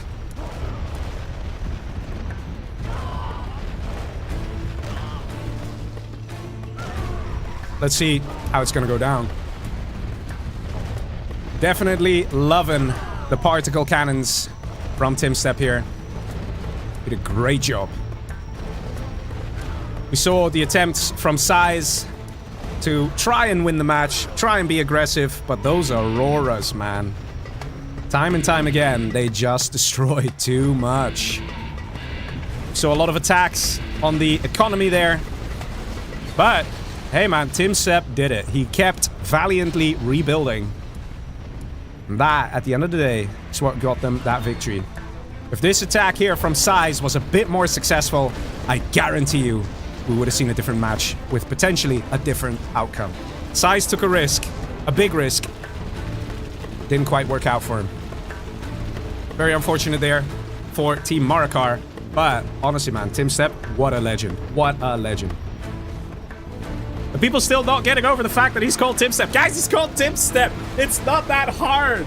I know there's a U. I'm not blind. It's just that he has said to me, by the way, you pronounce it TumStep. So I pronounce it TumStep. I'm sorry, man. It's just... it's okay. It's okay. If I repeat it maybe 17 more times, most of you will get it. No, I'm kidding, man. I'm kidding. I know some of you were tuning in just now, so it's fine. It's fine. Yeah, he's TumStep. So yes. So you guys know. Oh my god, man. All right. Let's go. Next match. Let's see the reverse. Lots of pressure on Team Marakar. They are now on the back foot. Score is 3-2. It's a best of 13. A race to 7 victories. So far, Team ExCaL in the lead. Only by 1, though. Only by 1. So it is possible for the comeback. But I'll be honest. TumStep played such a good game as Super Weapon General there. I'm not entirely sure if LiftTruck can replicate that level of skill playing as Super Weapon General. Because it's just too tempting. Too damn tempting, guys, to get more Auroras when you're Super Weapon General and just completely forget about your secondary economy. Sam in the chat, a very good pro player. I would say Sam is close to expert by now, actually. He's in the YouTube chat. He's saying TumStep is carrying, man. Yeah, I think that's pretty accurate. I think he's, I think without his performance, it would not have been a victory. But anyway, ladies and gentlemen, who are you rooting for? Which team? Let's see some people saying Team ExCaL +++ in the chat and Team Marakar +++ in the chat. I want to see. I'm not going to do another voting thing because it kind of like pops up. It can be a bit annoying. And we're about to start the next match. So tell me. I want to see TumStep Team ExCaL +++ and Team Marakar +++. Who are you rooting for? You can't do both. You gotta pick one. Okay, you can do both if you want. But, you know, it'd be more fun to see who you guys think is actually going to win the challenge. Let's see. Always very fun, right? All right, ladies and gentlemen, are you ready to see the reverse? Oh, man. I see a lot of likes so far. Yeah, thanks very much, guys. I know these matches have been insanely good, right? Insanely good. Anyway, ladies and gentlemen, down below, we have Fargo as Nuke General. To the right, we have Mr. ExCaL as Stealth General. And top right here, we have Mr. TumStep, the legend of the previous match. Together, they are Team ExCaL facing against Team Marakar, consisting of the super weapon general, that is LiftTruck. You know, there'll be some pressure on LiftTruck, I think, right now in this match. At the same time, we got SiZe here as normal GLA. Down below, in the bottom, we have Marakar as Toxin General. We've basically been seeing every single player kicking ass at one point in this challenge so far. We've seen a match where Marakar was MVP, seen a match where Fargo was MVP when he was doing those attacks. We saw LiftTruck as well with the rushes when he was playing as China. We've seen all these players doing so well, right? And that is what makes this such an insanely good challenge. These players are all of the highest level. Look at the score, man. It's 3-2. It is not like 6-1 or something like that. The players are vibing, the matches are long, and the games are good. Also, very nice to see that War Factory, right? Oh, I love this strat. I love it. So good, man. Multi-Hog says, it has a U in it! It's Tum! I don't know how I can be more clear. It's Tim. Get over it, guys. Anyway, Battlemaster moving in here and staying alive. Very nice. Marakar does not manage to get a kill. Oh, that's a little close there. And does he actually get the second unit? Wait a minute. Does he get the second unit? No, he's waving his arms in the air like he just don't care, but he didn't actually kill anything. He didn't kill anything. So very nice defense there from Fargo. We see a bit of an attack here. Ooh, hoo, hoo, hoo. Oh man, this is nice here from Marakar. Look at that, taking out the Battlemaster and putting himself in a very nice aggressive position. See Dragon Tank moving forward here from TumStep.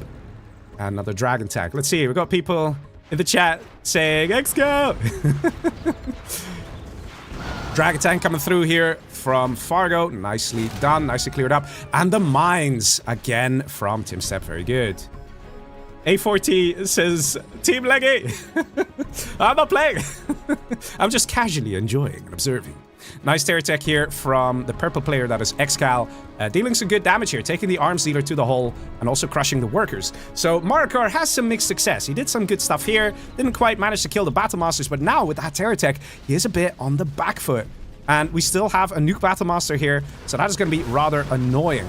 We have a yellow Humvee here from LiftTruck, trying to help, trying to defend. But to be honest, I think it's going to be Marakar who's going to be in trouble. We see a beacon here from Fargo, maybe saying like, let's get ready to push.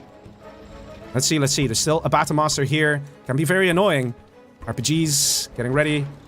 We're seeing a lot of Marakar +++ in the chat, actually. A lot of Marakar. I think most of you are rooting for Team Marakar. Maybe because it's, like somebody once said, like, ugh, why do they have ExCaL in challenges? Ugh, he wins every time. I've seen Team ExCaL or ExCaL lose plenty of times, okay? Like, it can happen. It can happen. It's not that it's an impossibility. But, of course, you know, Team Marakar. Like, Marakar is also a great guy. Like, for those of you who know Marakar, you know what I'm talking about. He's a really good guy. So I can understand a lot of you are like, nah, man, tonight is his night. He needs to win. He played a great game so far. I have to say, Team ExCaL, with their aggression, is pretty on par because we have another terror tech in the exact same spot. With the exact same level of success. Marakar, definitely on the back foot here, having a hard time. Oil capture's coming through here for Mr. Fargido. He's now going to get that prop center up and getting ready to transition into Overlords and or Nuke MiGs. So it's going to be scary. In the meantime, we do see the strat center up here from LiftTruck and an airfield. Very nice tunnel as well. Very nice from Mr. Big Size. Again, the defender coming in with that tunnel, trying to keep everything safe. See a technical from ExCaL, ready to move in. And here is that quad pop. Oh, man. Big Size. Big legend. Takes it out. That's what you need. Troop crawlers ready to come in for a push. We do see these quads here. They can help out. Some technicals here as well. There needs to be some communication here. But I don't know if Mr. LiftTruck is seeing this because he's busy over here killing the oils. So he's being ever so ruthless as well. We have action literally everywhere going on. Dragon tank coming in as well. And, ooh, gets EMP'd with a last missile. Excellent job there from LiftTruck. We see the first Alpha flies over the Gat tanks, but does take out some stuff. Very nice. And right now the pressure is mounting for Team ExCaL because that Alpha, man, that Alpha. Oh, the casualties will be coming. They need to kill that Alpha. 3 Gat tanks here. We have another technical. But a new tunnel has been reestablished by SiZe just in time. Do we see a pop? Do we see a pop? Please, SiZe! Please! Does it? Wow, okay. Well, it sort of worked. Only 3 terrorists. If this guy dies, yeah, we good, man. We good. This will not die. Very nicely done by Mr. Big SiZe. And in the meantime, hey, man, credit where credit's due. LiftTruck doesn't need Auroras. He just needs a couple Humvees. Kill the oils in the base, clearing everything of TumStep here. TumStep in a world of trouble. Sam says, well, if it was TumStep, maybe he should have written TumStep. You guys, man, you guys. In the meantime, we see the Alphas going all the way across the map, taking out an Overlord of Fargo there. So here you go, those Alphas already showing how important they are in this match. We do see a lot of tunnels here, so we might see a nice quad pop from ExCaL. Maybe he can snatch a few Alphas as they're going back home to base. And, ooh, is that a Terror Tech? It is a Terror Tech. Fargo getting out of there, but ECM forcing a traffic jam on these little terrorist dudes. Doesn't quite work out here. Maраkar's like, screw it, I'll just send these guys back home. Maybe call in some air support. Hey, LiftTruck, you got any Alphas? You know? Won't be long before we see these guys flying all the way down, take out those Overlords. In the meantime, LiftTruck is a little busy. Cleared the whole base here. Whole base. We do, in fact, see the Alpha flying straight down. Going for that Overlord army. 1 Alpha is probably not going to do it, but will do some damage. Oh, actually, never mind. That was pretty spicy. Only 1 Overlord remains. Does Fargo want to commit with a single Overlord? I don't know. Should see maybe a Jarman? Oh, there's no Palace out. Terror Tech again. And Humvee's trying to get back to safety. Man, LiftTruck, man, you've been kicking too much ass. KD of 2.8. Holy shit, man. This guy's been kicking ass. In the meantime, we see a super weapon general for ExCaL. Okay, this is the strategy Team ExCaL was going for. Stealing an army. Stealing super weapon general. ExCaL might get his own Alphas, but by the time he gets them up, he might be dead. This money needs to be taken by ExCaL immediately. At the same time, we could just see a push from SiZe to try and claim this money. Alpha again. Hits the target, takes the Overlord out, does lose it, but at the same time, it keeps Marakar alive over here, and that Palace is going up more and more. We might see some battle buses or Jarmans once this thing is ready, and that will help again. Not seeing any commitment to nuke MiGs, to my surprise, from Fargo, which would have been very helpful against all the Humvees of LiftTruck. Still has a couple remaining. And ExCaL not taking this money here. I think ExCaL is just a little preoccupied. In the meantime, we see a sneaky technical dropping off some sneaky terrorists over here. Blowing up an oil. Nice hit. Of course, they will know now that the super weapon general belongs to ExCaL. And that is going to be a little scary. But only a little scary because there's still an army here from Team Marakar kicking ass. ExCaL knows it and calls it and says GG and surrenders. Will the other guys surrender as well? TumStep says GG and Fargo says GG. And it is 3-3. Ladies and gentlemen, Team Marakar. How are they doing this? This match was definitely a breeze compared to the previous one. And they're bringing it back, boys. 3-3. With SiZe coming in with the excellent defense, making sure LiftTruck could do his thing. That being said, though, we did see some very, very, very good aggression from ExCaL onto Marakar. Marakar, in fact, couldn't really find himself in this match. We even saw his units destroyed, not too much. Money collected, not too much, because the aggression from ExCaL was just so good. My god. This is one of the most intense 3v3 battles and challenge sets I've seen in a long time, guys. In a long time. And I think the number of likes reflects that. Holy shit, we're on 250. Also, shout out to all the people following on Twitch. I hope you guys are enjoying the show. Oh my god, man. Fargo decided to go for Overlords, but LiftTruck was rather fast with his Humvees, dealing a lot of damage there. And again, I would say in this match, LiftTruck MVP, man. He cleared the whole top right section. He cleared TumStep, the tank general, with Humvees. Then transitioned into Auroras at the right time and was able to defend, as well as defend his mate Marakar all the way at the bottom of the map against the Overlord attacks. But let's see the armies for the next few matches, ladies and gentlemen. What do you think of this set so far? Who do you think is going to take it? I have to be honest, I did not think Team Marakar would have such an easy time in the previous match. They really just were smooth sailing with LiftTruck kicking ass, man. It's gonna be interesting to see who's actually gonna win this challenge. Let's see, we have some nice armies, nothing too overpowered, I guess. Got a nuke general for SiZe. I saw that, that's nice. Oh, man. Sexy in the YouTube chat says, TumStep is still at school, I think. Yeah, he's quite young. I don't know if he's still in school. But I think he might be like 17 or 18. Not entirely sure, so don't quote me on it.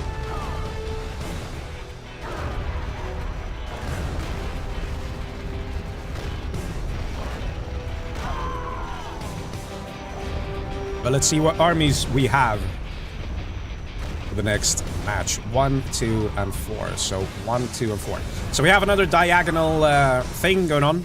Guys, tell me in the chat, what do you think about the diagonal line, like the red dividing line that shows on the minimap when I cast? Would you say it's helpful? Would you say it's in the way? Would you say, nah, Leggy, remove it? Or would you say, yeah, keep it, it's good? I'd like to see some feedback from you guys on that as well, because, you know, we're always trying to improve our streams, not just me, but also all the other zero-hour casters and streamers. We have a lot of people watching, so for those of you who are tuning in for the first time, or maybe a little new, or things like that, this game has a very active community, okay? I'm streaming, there are many other streamers as well, so just type in General Zero Hour in YouTube or Twitch. Okay, Twitch doesn't sort by 0 hour, which is a bit annoying. But, like, there are a lot of cool guys, a lot of cool casters. Some are actually in the live chat as well right now. So, yeah. And also, if you like these guys, if you like what they do, check the video description, or the, what's it called, live stream description on YouTube of this stream. And you will see that a lot of these players have YouTube channels. So you can go and check them out, give some likes, give some comments. Because, of course, you know, YouTube basically works like this. You vote on what you like by clicking like, right? And then YouTube takes that and starts recommending the content to more other people. So if you like Generals, if you like 0 hour, then, you know, a like is always appreciated on this stream, but even the other casters, go there, do that, because it will help expose them a bit more as well. And we can get more and more people to this great community, and we can enjoy these games a lot more often, right? These kind of awesome sets, where over here, down below, we have TumStep as a normal GLA. On the right side, we have normal China for ExCaL, which again, we're gonna see maybe a supportive role. And over here, top right, we have Fargo as infantry. That is Team ExCaL facing off against Team Marakar, with LiftTruck at the very top here as normal USA. On the top left here, we have Marakar as normal GLA. And down below here, last but not least, we have SiZe as the nuke general. And again, I think it's always interesting when you see the 3v3 armies. It's always like one army has that key role. In the last match, you saw it was the super weapon that was over here, right? They had to get the alphas. They had to get powerful and established. And if that happens, it's a lot easier to win a match. And it's always nice to look at which armies are going to be like that. An Air Force is like that, for example. A Demolition General can be like that because of the Scud Storms, because of the Demo Rebel Ambush, things like that. You can do some really good attacks. But in this set, like in this match, I think that's going to be a Nuke General. SiZe is going to have a lot of pressure on him. If he can get some Nuke MiGs up, for example, he can really change the tide of the battle, because Nuke MiGs are good against anything that ExCaL can build, or Fargo can build, and even TumStep. So Nuke MiGs are going to be absolutely crucial. At the same time, Overlords from Nuke General are also very good against everything that Team ExCaL can build. So it's always very interesting to see how Team ExCaL reacts. They might just be like, let's get rid of SiZe and take him out. We see an airfield up. We might see MiGs or a Helix. Yeah, it's a Helix. And we have the oils that are going to go to ExCaL. So Fargo is foregoing his oils. He's saying, no, man, you can have him, ExCaL. You can have him. Let's see. People in the chat are saying, yes, help it. Some people saying change the color. Okay, well, I'm glad you guys like it. It does. I do think it helps a little bit with separating left versus right, because there are lots of colors now. It does help that we have cold colors for one team and warm colors for the other. I appreciate that from the guys. I don't know if they did that on purpose or if it's by accident. I didn't ask them to do that, so that's very nice. Ankvis in Twitch chat says, doesn't bother me. So, okay, that's good, that's good. Let's see, oil capture comes through, and the licks of ExCaL is descending upon the base. Of whom? There are some missile defenders over here, so we cannot see the licks engage over there. Outpost now going to the left. Fargo. Gonna reveal some things here. The mines. We do see that Team ExCaL is wanting and willing. Look at that. We got the aggression here. Oh, what's in here? Flashbang Rangers. Nice. Gonna shoot down that Chinook. Oh, yeah, it goes down, man. It goes down. And the mines here really preventing Fargo from moving in. Wow, look at this micro, man. Look at this micro. Amazing. Fargo, you legend. How did you kill all that with one unit? Oh, man. In the meantime, we see a push from TumStep going into the base of LiftTruck. And that's some RPGs. He wanted to go in the bunker, and he's quickly loading it up in the other technical. What is this? Oh, kill the Ranger! It's a flashback Ranger! No, no, no! This would have been so nice. That would have been so nice, man. That would have been so nice. Excellent job here from LiftTruck having that Ranger. There's still one dozer here. Oh my god. Got a beacon here saying, uh-oh, Fargo is back for another round. There's still one sort of almost killed Ranger there. Got Migs. Going for the dozer, and there it is. The dozer hunt is complete. And that is a very, very sad LiftTruck, because all he has is barracks and one supply. So he's not going to be much of a threat. We're not going to see A-10s coming out of this guy. We're not going to see Spectre gunships or anything like that. Or even a war factory with Humvees or search and destroy. None of that, because he is dozer hunted. So very nice from ExCaL to go across the map with those MiGs, paying attention, doing those things. Let's see. Fargo, circling with these outposts, trying to find a way in. Doing a very good job.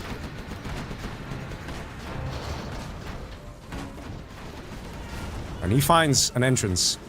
So far, Team ExCaL is playing very well. Okay, that flame wall hurt a little bit. Does it pop open the... they just about survive. Also, we see Fargo having a good time in the middle here, making some nice money. See the supply stash going up for TumStep as well. Meanwhile, we do see the red player Marakar with a nice quad army. Ahmed says, why don't they play top versus bottom? It's because it's random positions. So random positions, random armies. And that's why you can have the position going a little weird sometimes. Sometimes it's top versus bottom, sometimes left versus right. So it can go that way. Mostly just to add an element of randomness, you know, not to have everything the same. I mean, in theory, we could give everyone the same armies, the same positions, and just play the same matches over and over. But like this, there's a bit of variety. And I don't think it's too bad. It's not too confusing. MiGs getting taken down. Very nice here from the orange player. That is big size. He's now getting those overlords up. And he is getting command center. Yes, because you already lost a mate who got dozer hunted. So you gotta be careful. And in fact, we see the infantry spam. The infantry spam is real with the missile defenders. Because what else can he do? He just has 2 barracks. We might see some drops because he does have Chinooks. So he can still participate and contribute. Overlords, very nice here. Don't know why he's backing off. He doesn't need to. He can take this out with these overlords. Oh, no, no, no, no. No, kill it. Kill the technical. Don't get those rounds. Oh my god, the opportunity was real. The opportunity was real. He could have probably gone with the technical around here, and dozer hunted Mr. Big Size. Or does Size still have another dozer? Oh, he has another dozer, but still. Like I said, I think the nuke general in this matchup is very important. Lotus getting revealed here because this Overlord has... yeah, there you go. Because this Overlord got sniped. So a Gatling Cannon turret on an Overlord actually reveals. And if nobody owns the Overlord, then it will just reveal anything that's here for any player. We need to see some air support here from ExCaL. He's getting his MiGs together. He's grouping them up and going straight to the left-hand side. Wants to deal some damage here. These Overlords are in trouble. There's no anti-air here, so these MiGs will absolutely shatter everything. And there you go. That's also very nice XP there for Mr. ExCaL, who's now level 3. At the same time, we do see Marakar kicking it up a notch with the continued spam of quads. And here we go. Mr. LiftTruck trying to punish ExCaL, probably.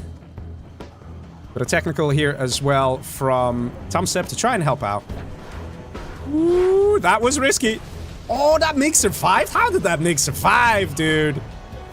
That being said, you can laser lock it. Kill it! Kill it! Kill something! Kill something! No! Please kill one MiG. Oh my god, is this real life right now? That is so unfortunate, man. Marakar beacons. Probably saying, can I have your money? Because I can do a lot more with that money. He's right, he's right.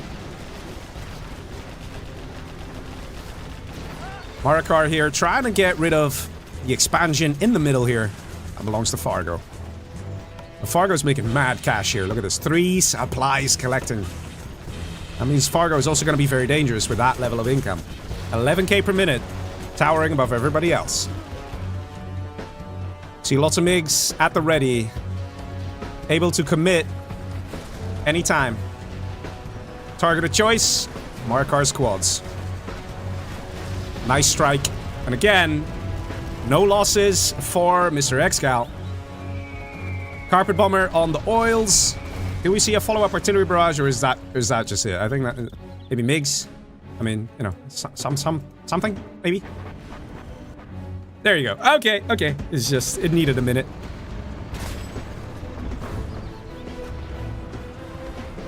Nickname in chat says, in my opinion, should be random, not like top player gets mid by default. Yeah, I think random's better, guys. I think it's better. It might be a little annoying for you guys to have the diagonal thing going on. I can understand that it's a bit annoying. Did they literally just do this twice? Is this somebody else? Now we have Fargo doing an artillery and a carpet bomb. Okay, we get it. They're dead. Okay, they're dead. The overkill is real, man. The overkill is real. Lots of MiGs here from ExCaL, ready to do another attack. Just quads is not gonna do it, though. It's not gonna happen. I'm surprised we didn't see nuke MiGs out of size. I'm very surprised. These nuke MiGs could be so nice, man. One nuke MiG here can just destroy half this army. One nuke MiG. Just one. That's it. Instead, we see Marakar struggling with a quad army. I really feel like it's a missed opportunity. But, I guess it is what it is. That dozer hunt here on LiftTruck was very important. LiftTruck calls it GG and surrenders. I think he's out of money, and that's why he surrendered. Which means that power now goes to SiZe, not to Marakar, so it doesn't really make much of a difference. Nice strike here. Look at this air force of ExCaL, man. It's insane. Oh, look. Random 1000 for ExCaL. That's a cash steal. GG says Marakar, GG says SiZe, and once again, it is Team ExCaL that pulls ahead, bringing the score to 4-3. Fargo, look at that cash collected, man. He was so happy. He had so much middle, man. He had so much middle. That was good, man. That was good. Let's see. LiftTruck really having a hard time there. Look at the casualties, man. 96 units lost. 26 destroyed because he just got dozer hunted so early on. It was very well spotted by ExCaL, sending those MiGs across the map, taking out that last dozer. Very well played.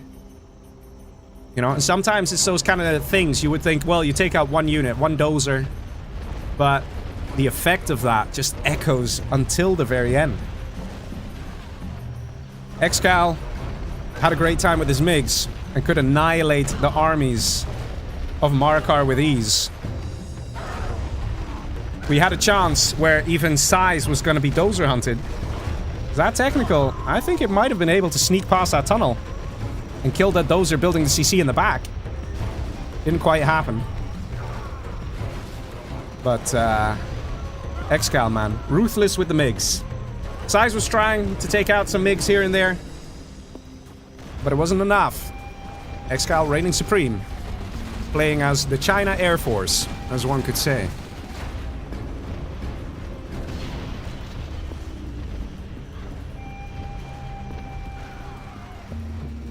Let's see what the reverse will bring us. 0 Hour Hero in the YouTube chat says, where are the nuke MiGs? It's a good question. I really suspected we'd see nuke MiGs because they're just very powerful against all the armies over here. These armies of these players.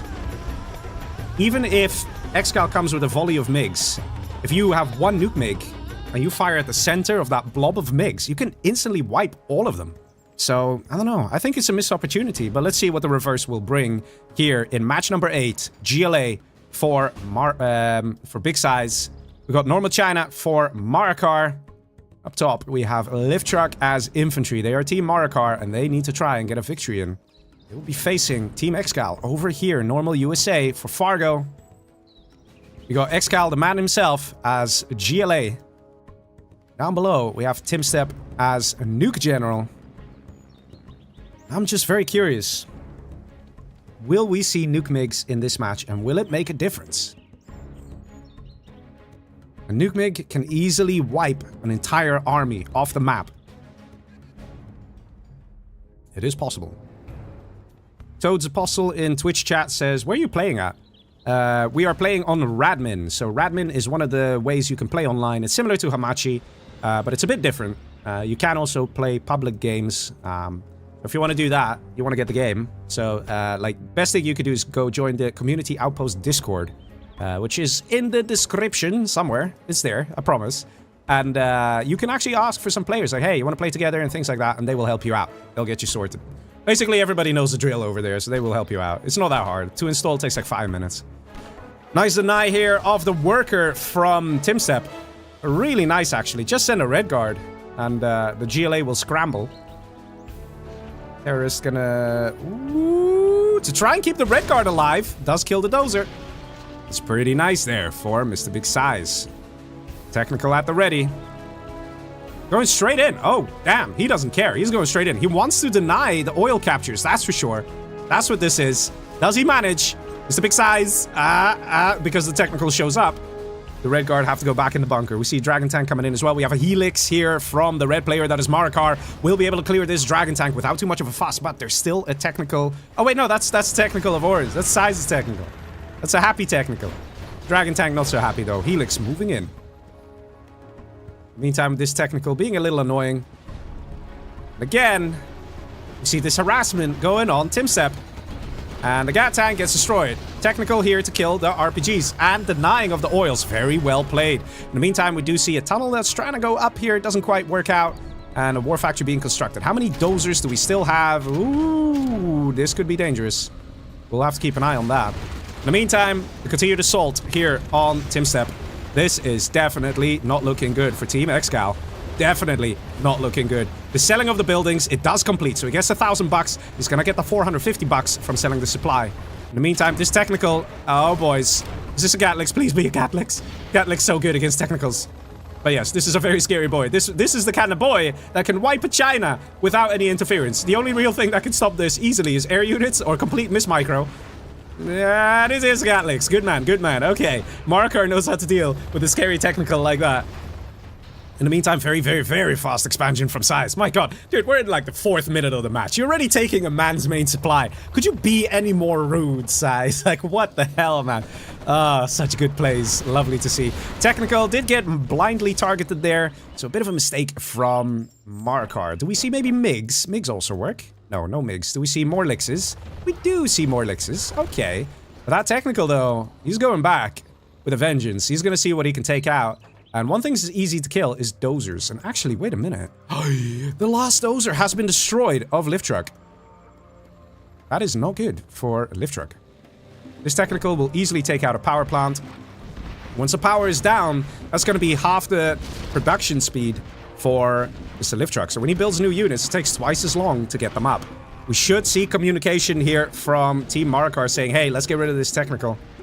Doesn't seem to be the case. Also, a load of Humvees. Maybe Team Marakar is like, well, LiftTruck, you're dead, man. Let's focus on other things. Oil capture's coming through, and these oils haven't been captured before, so there's going to be the 1,000 cash bonus per capture over here for Mr. Big SiZe. Lots of quads over here as well, and we have a licks push at the top. So one thing's for sure, Team ExCaL's under threat, and oh boys, that is an exposed dozer right there from the blue player, that is Fargo. And does it get taken out? There it is. Yes, it does. War Factory destroyed. Maybe a bit risky, but was that the last dozer? It looks like it was. It looks like that was the last dozer of Fargo. So over here, Marakar being absolutely ruthless. But he will lose these lixes. He will lose them. But it does definitely increase the chances of victory for Team ExCaL, because once this War Factory goes down, no more Humvee production out of Fargo. If these barracks go down, no more unit production or infantry production from here, from Fargo. This matters a lot. Especially seeing how it's soon level 3 time for Marakar, and he can just carpet bomb this, artillery barrage this, and it'll be Fargo out. In the meantime, we did see a push down below here from ExCaL. Saw it on the minimap, guys. I saw it on the minimap. But SiZe is hanging on like a champ. He is not backing down. He is an absolute legend when it comes to defending. His attacks, yeah, in this challenge have been a bit... could be better, but when it comes to defense, he knows what to do, and he's been handling it like a champ. And I suspect he's going to hang on to this island without any real issue. At the same time, we see some middle presence here from Team Marakar as well, but nothing from Team ExCaL. So Team ExCaL is definitely under threat.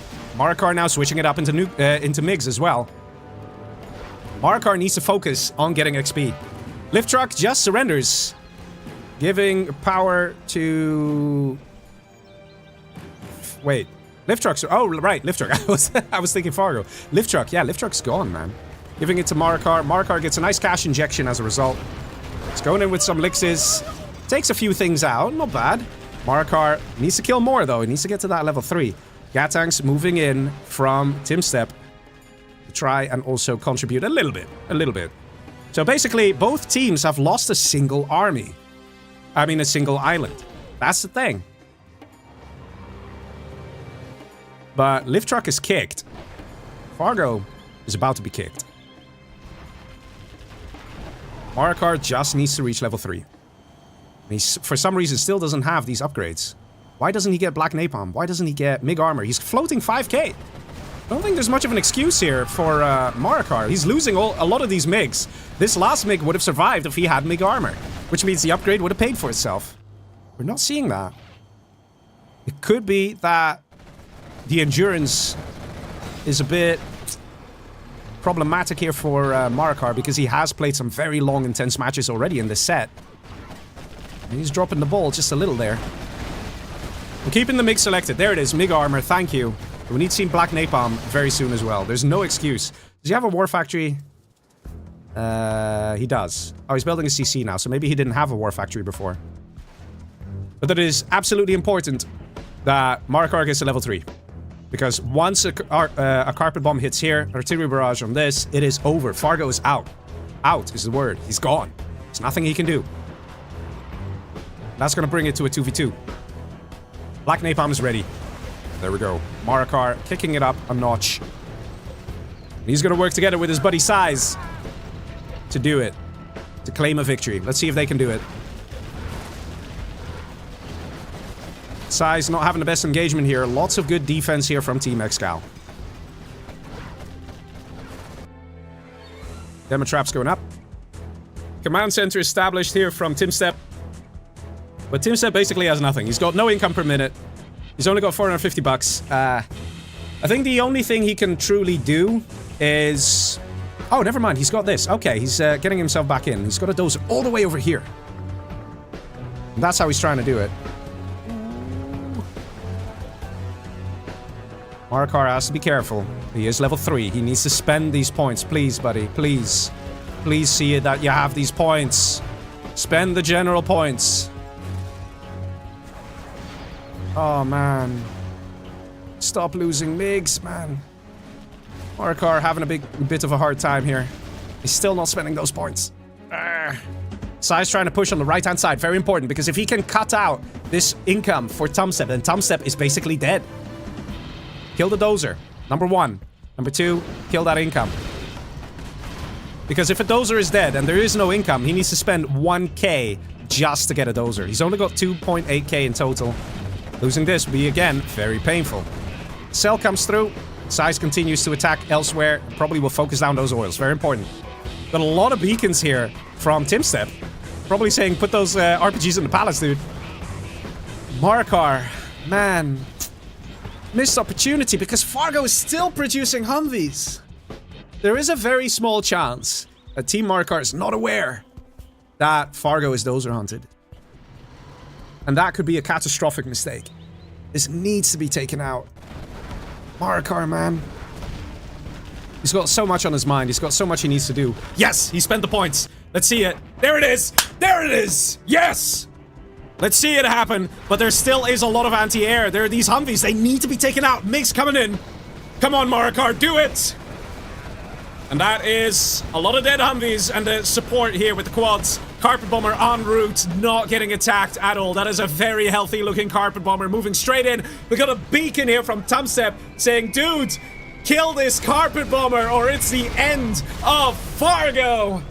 Ah, oh, beautiful. Fargo surrenders. And that is what we wanted to see. Oh my god, you legend, Marakar. He did it. He freaking did it.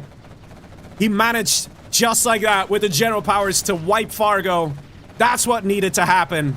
And he pulled it off. And now it is a 2 versus 2. And Team Marakar has maintained the middle.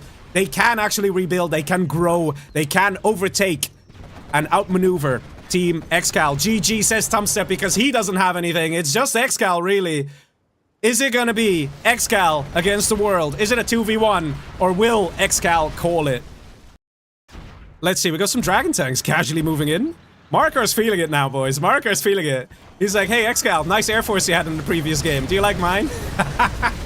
Takes out the power. Maybe he's not seeing there's a command center there.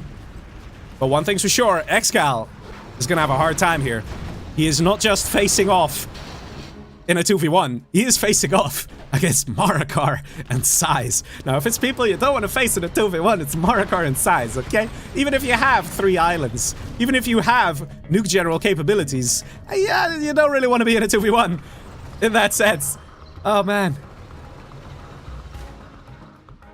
Got a push here from SiZe, who's closing in on that level 5. I can just feel this man's trigger finger itching. He wants to get to that level 5. He wants to get sneak attack. You can feel it. Migs at the ready. Look at this. Look at the glorious airstrike. This has to be very difficult for Mr. ExCaL, dealing with both these legends, both these giants. The MiG Air Force here of Marakar. The armies of SiZe. The combination of the two. Palace destroyed. And that is very painful. Dragon tanks moving in. Oh, right between the demo traps. That was a manual detonation there. Flame Wall gonna take out 2 quads. Carpet Bomber coming in on the production here. ExCaL is running out of everything. Slowly but surely. He's getting a new palace up because he doesn't have it anymore. It got destroyed. And the Flame Wall comes in. The Flame Wall, this time of Marakar. The Flame Wall to take out the Nuke General Command Center. That is the GG. Ladies and gentlemen, it is 4-4. Team Marakar did it. Very well played there. Amazing match.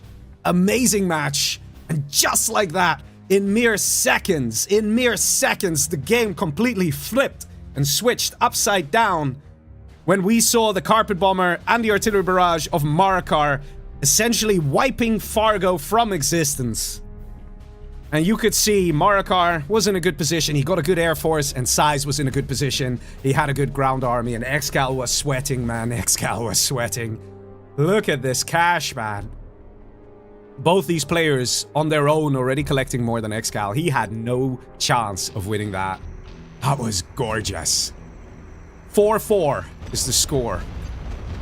This is one intense 3v3 set, guys. This is one intense 3v3 set. This is insane.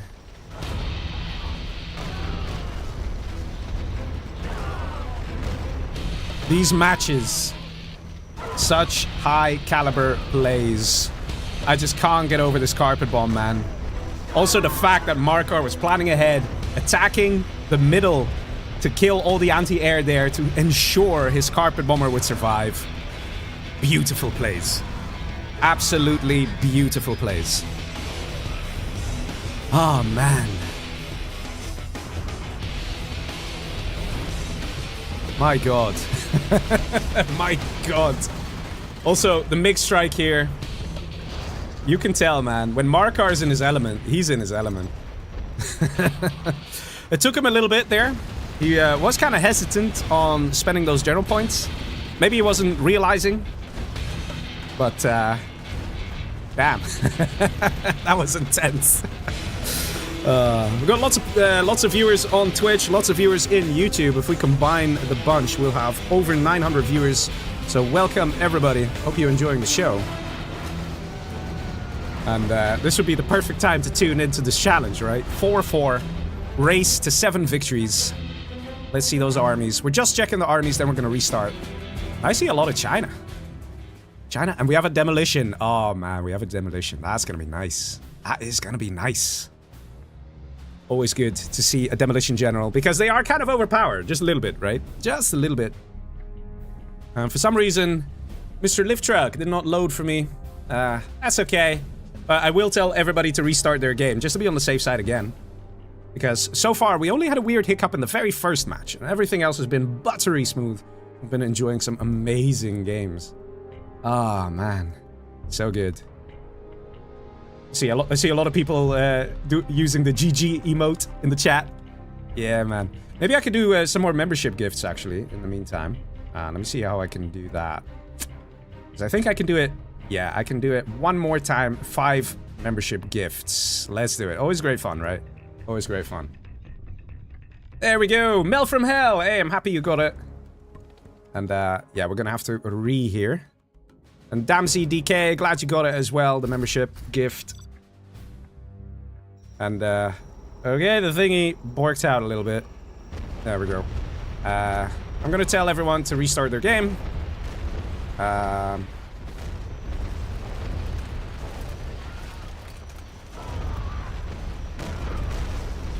Let me just double check here, because the last thing we want is a mismatch on these super nice matches. Okay.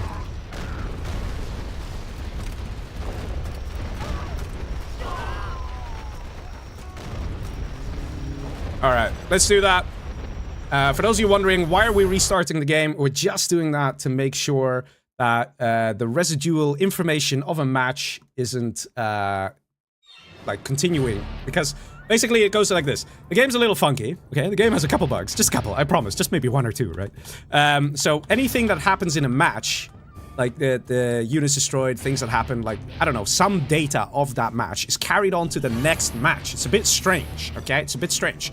The best way I can show you guys directly, or at least tell you if you want to try it out for yourself, if you want to test it with a friend, if you saboteur a guy's power, right, and then that guy surrenders and the game finishes, the next time that player starts a match, he'll be low power. Like, saboteur will be active. So for some reason, some data is carried on to the next match. And when it comes to mismatches, a mismatch means that some players' PC, like on their PC, the game is having different game data compared to other players. So if one person restarts their game, so TumStep restarted their game, not saying that's bad, no, it's, to be honest, it might be a good thing.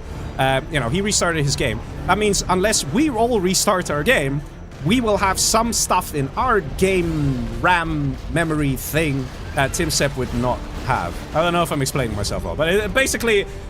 wait, team, Mara... basically, in short, what it comes down to is, if we all restart our game now, we have a significantly lower chance of a mismatch, which is a good thing, right? That's a good thing. Mel from Hell says, thank you very much, Legionnaire. Yeah, man. I'm really happy that it went to you, man. I'm really happy.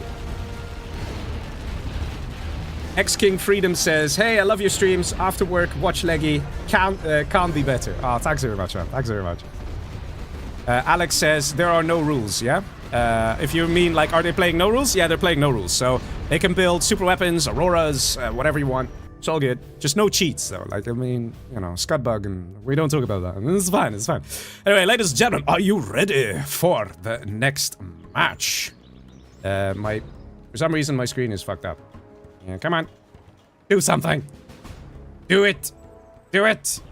There it is. It's doing it. Okay, ladies and gentlemen, we are in match 9 of this best of 13. So far, the score is 4-4. It's amazing. Let's see. The armies down below here. We have ExCaL as normal China. On the right, we have Fargo as infantry. And on the left, we have TumStep as infantry. So it is the 3 Chinas against the world. And the world consists of 3 GLAs. I'm not making this up. This is random, I promise you. We have over here, we have Mr. Big SiZe as demo. At the top, we have Mr. LiftTruck as normal GLA. Top right, we have Stealth General as for Marakar here. Like, this is a great thing. This is a great thing with random, right? It can happen. It can happen where you just get 3 Chinas versus 3 GLAs. That being said, though, I think I'd rather be the 3 Chinas. You know, a lot of people might be like, Leggy, that's bullshit, man. GLA is so cool. You can do technicals. It's so difficult to deal with. But Chinas can pack a punch, man. Chinas can pack a punch. And I feel like that punch might be a little lacking on the GLA end. And I think we might see some Lixes. If we see, like, a lot of Lixes, that stuff can hurt. We see an airfield. Do we see tank hunters? Or is this just going to be MiGs? Outpost out here from Mr. TumStep. Yeah, there's a worker here, but he's probably not going to make it. And we have a very nice land helix coming in here from TumStep. We got a super chat from Jan saying, people appreciate the level of play, but guys appreciate the level of commentary. Heart. Well, thank you very much. I'm glad you're enjoying it. Let's see. Ooh, wow. What? How did you crush that? With the rear wheel, he crushed the worker. At the same time, we have a tunnel here, beaconed by Fargino. He's paying attention. He's like, hey man, there's a tunnel there. We're gonna be careful of that. And look at this. This is what I'm talking about. How are you gonna stop this as a GLA? It's very hard. You need, in fact, a good combination of RPGs and quads. You know, or maybe a terror tech. And even then, it's just so hard. It's so hard.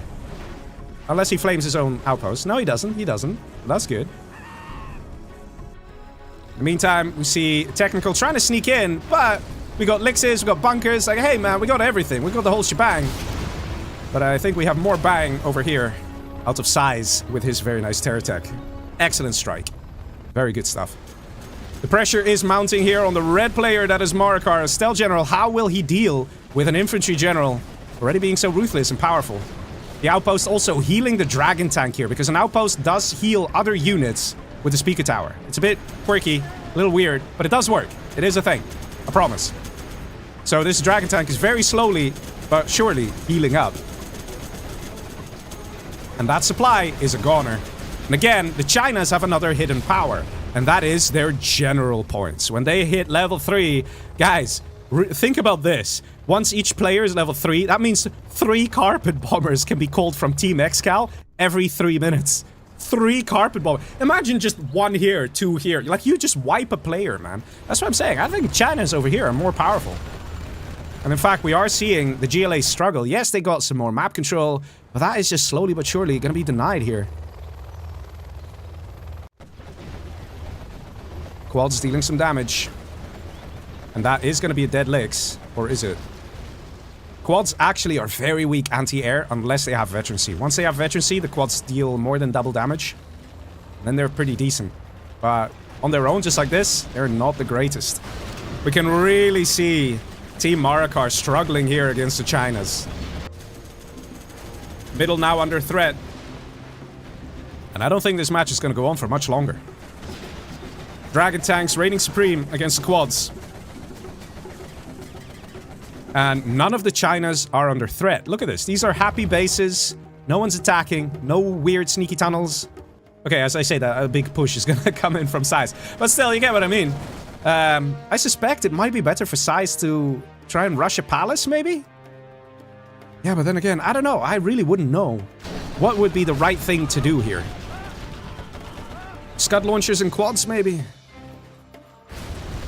A lot of quads, because that's a lot of helixes. It is just very hard for the GLAs to fight this kind of power. These armored flying tanks that are helixes are just so hard to deal with. And SiZe is Demolition General. He has to spend 750 bucks to get a single quad cannon. That's a lot of money, man. That's a lot of money. Look at this. The damage is insane. GG says LiftTruck. GG says Mara. I think they need some aloe vera for their burns, because, man, that's just ruthless, man. That's ruthless. Team ExCaL. That was the shortest match, I think, we've had so far. So far, man. That was just... Damn. That was something.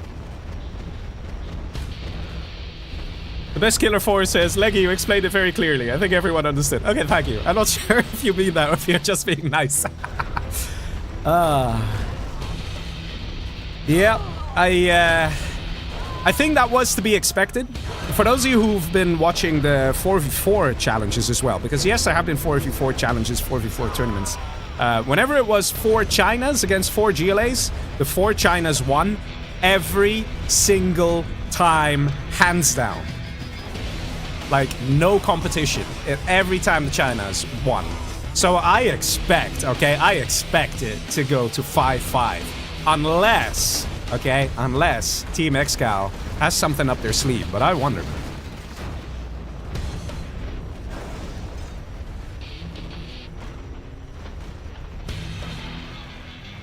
I wonder.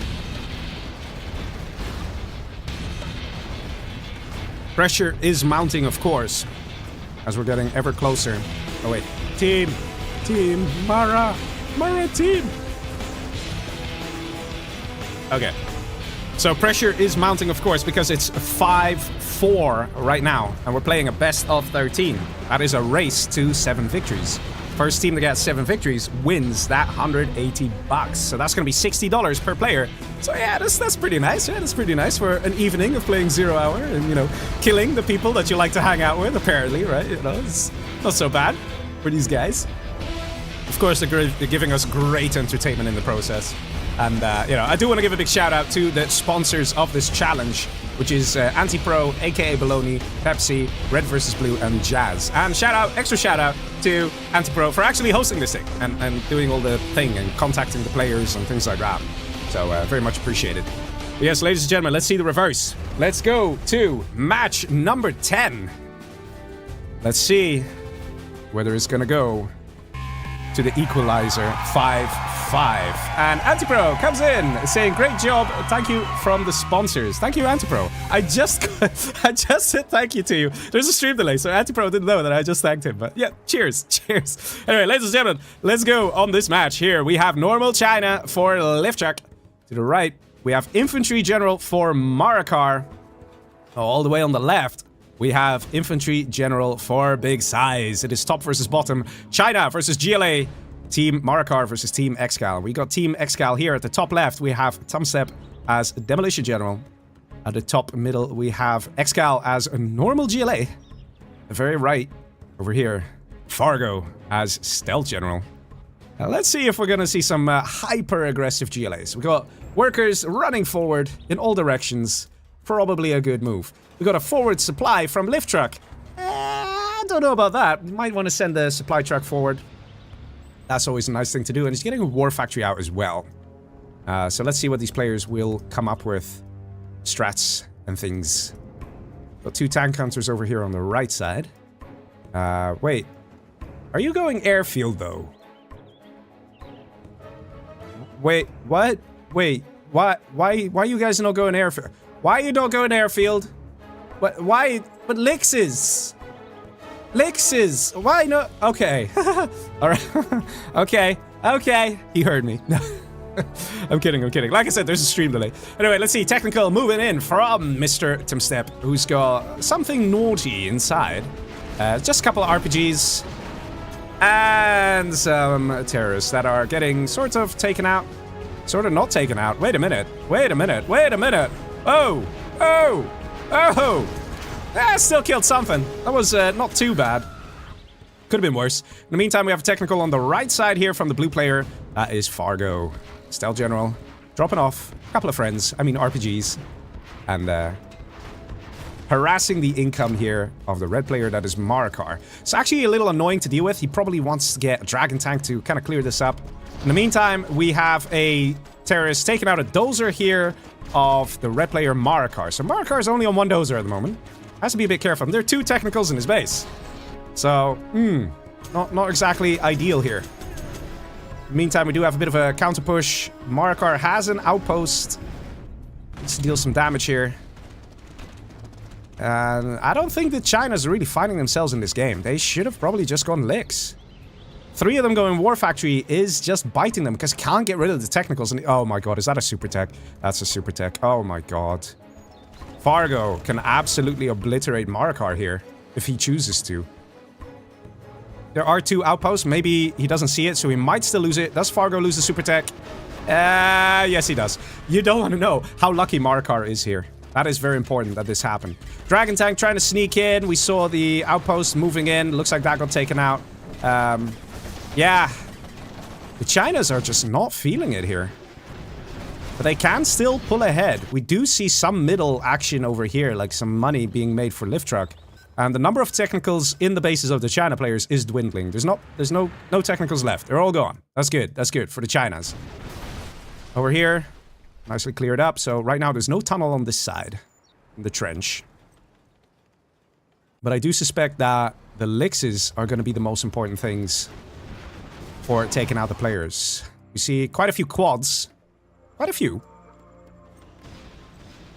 And we're missing an oil capture here for TumStep. There needs to be more aggression from the China players, though. Because if you sit back, the GLAs can find themselves in the mid-game, and then they will get pretty tough. They can use Scud launchers. They can use demo upgrade. Well, at least TumStep can use it. And there's that palace going up. Not very good micro here. Still a technical in the back being chased down by a Lix. And I don't know why. It's just they're not finding themselves in this match. Team Marakar just seems a little flustered, to be honest. Super tech here, dealing some good damage, taking out the Dragon Tank. I'm a bit confused here. Also an attack on the left side from Mr. Big Size. Lots of quads. And this is that beautiful team play that GLAs can do. If they have tunnels in each other's bases, they can do this. The palace is going up. When that's up, there's going to be a Jarman out. There's going to be the demo upgrade. There's going to be Scud launchers. There's going to be angry mobs. It's going to become so difficult for the Chinas to win it. Like, the aggression has been too little, really, out of Team Marakar here. Probably all 3 of them going War Factory in the beginning was a mistake. And still, how can it be that at this point in the match, we're 5 minutes in, how can ExCaL still harass with these technicals? There should be MIGs out. There should be a solution for that problem. But it almost looks like we're seeing a few, like, 1v1 matches where it's like Marakar's just trying to hang on to his base. Like, Yellow is trying to do whatever he's doing in the middle, and SiZe is trying to push on his own on the left side. The synergy, the working together is lacking. It's not like somebody's coming in with a helix to try and support, or while these squads are busy, you go and fly into his base and take out his arms dealers. We're not seeing that here. This has to be the first match where we're not seeing great team play or communication. And I think the lack of air units is what is causing this problem, because the GLAs, if they have to only deal with one threat at a time, then with enough tunnel networks and enough support of their mates, they can do it. They can do it. Palace is up. Is there a Jarman being queued somewhere? Probably not, because the barracks is down. Oh, that terrorist, though. Oh my god, nice. I think we're actually gonna see Team ExCaL taking the lead in this match. I think they're gonna pull ahead. I think it might go to a 6-4. The lack of air units. It's the lack of air units. All the way. Demo bikes now coming out. Demo upgrade is ready. And just like that, the GLAs will be in a better position. Just like that, a dozer gets taken out, Dragon Tank gets taken out. Do we have a command center? It is being constructed. All the Chinas are level 2. Once they all get to level 3, we could see a shift again, because they get access to those very important general powers. But right now, I don't know. Even this, SiZe was trying to capture the building, but it got flamed down by LiftTruck here. Communication, for some reason. Something's happening here. Something's happening. Lotus is trying to disable everything. Not entirely sure if the Chinas can still do this. See a black market up as well, probably just to get some upgrades. We see a palace going up here for ExCaL. We see a palace ready for Fargo, and all these guys are going to get Jarmans. And if you have 3 Jarmans on the field, they can take out any army from an infantry general. Slowly but surely, they're getting that XP though. Are we seeing some transition into Lixes? I mean, better late than never, right? But Lixes are very good at taking out buildings and also getting that XP. SiZe level 3.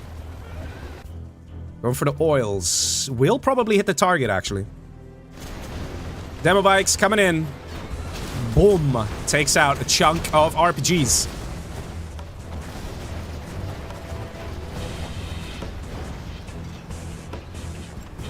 Let's see. Carpet bomb strikes.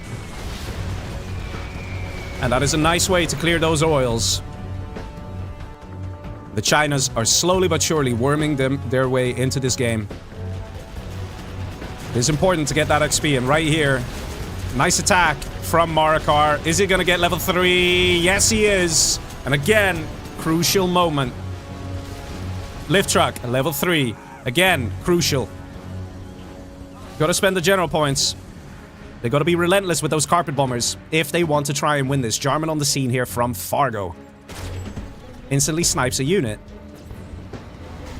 General points not being spent here by Marakar or Lift. They gotta do that. They can still do it. They can still win it. There's a beacon over here on the right from ExCaL. Maybe saying, like, let's push here. Maybe saying, let's take that money. Quads moving in. But have to be careful. We might see some support of demo bikes. And here are the Scud launchers. There you go. TumStep knows what's up. Scud launchers here. Excellent unit to deal with infantry general pushes. Scud launchers actually also can hit helixes, believe it or not. Artillery barrage coming in, and there we go. Look how powerful these general powers, man. It's insane. The carpet bomber did get taken out, so this is not going to be destroyed. But still. But yeah, if you have a Scud launcher, and you force fire on the shadow of the helix, so if you fire literally right here, the helix above literally takes damage. So you can do it. It's rare that you actually see a Scud launcher take out a helix, but it can happen. And it doesn't take that much damage. It's kind of like taking like 3 regular missiles or something like that, like from an RPG. So you literally need like 8 Scud missiles to hit on the shadow if you want to instantly wipe a Lix, but it is possible. German on the scene, demo bikes coming in, and again, this is proving to be difficult for Marakar to push with these units.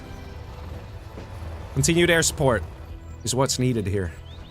In the meantime, we do see a push here from Fargino. He's doing pretty well here, and he is establishing himself quite nicely, taking that middle money. Over here, ExCaL taking that middle money. In the meantime, the Chinas are losing grip on the middle. They are trying to push on the left, and they are having some success, but leaving out that middle. There's a lot of money there. Carpet bomber. Ooh, rebel ambush on the army. Where's the carpet bomber anyway? Oh, it's just taking a while to get there. And again, look at those bikes, man. So ruthless. Carpet bomber will take out some of these tunnels. Excellent strike here from Big SiZe. Takes out both of these guys, allowing the outpost to move in. But again, one Jarman proving to be very effective. You see a push on the right-hand side from Marakar. Lots of defense. Not sure if you want to push here, buddy. But I guess Marakar's like, hey, if I can squeeze into the production area of Fargo, I can deal quite some damage. And for some reason, somehow, he has managed to do this. We need to see some angry mobs here from Mr. Fargo. Some AK-47s, too. We see terrorists instead. At the same time, Fargo down below is pushing. Pushing pretty well. Glitchy Gamer says, where are the MiGs? I don't know if MiGs are really needed. I think it's mostly Lixes. Lixes are just very powerful. But yeah, MiGs can help. If you look at this, they actually held on the left-hand side. Because again, a Jarman is such a powerful unit. I hear a Lotus. Somewhere. Somewhere there's a Lotus. Where's the Lotus? Oh no. She ran off. Here, look at this. Look how powerful these Lixes, man. They can take out a lot of units. And they have a lot of health, these Lixes. And quads are just terrible anti-air units. One mistake I am seeing from LiftTruck here is he needs to get a propaganda tower or propaganda upgrade on for the speaker tower. He doesn't even have a propaganda center. He needs to try and get that. Oh, he does have it. Wait, where is it then? Am I blind? He didn't have it a second ago. Yeah. I guess I'm blind. I'm not seeing the prop center. You guys seeing the prop center? Where is it? Okay. Alright, well, you just... Oh, wait, no, never mind. I saw this one. Okay, so I saw this one and I got confused. Okay, no, that's SiZe's speaker tower upgrade. Yeah, we see a bit of a push now. Very good. We should see some Scud Storms coming out of the GLAs if they really want to finish off this game. I think that might help. I have to say, though, Marakar did a great job annihilating the base of Fargo here. Fargo should not have gone down that way. Should have been able to hold.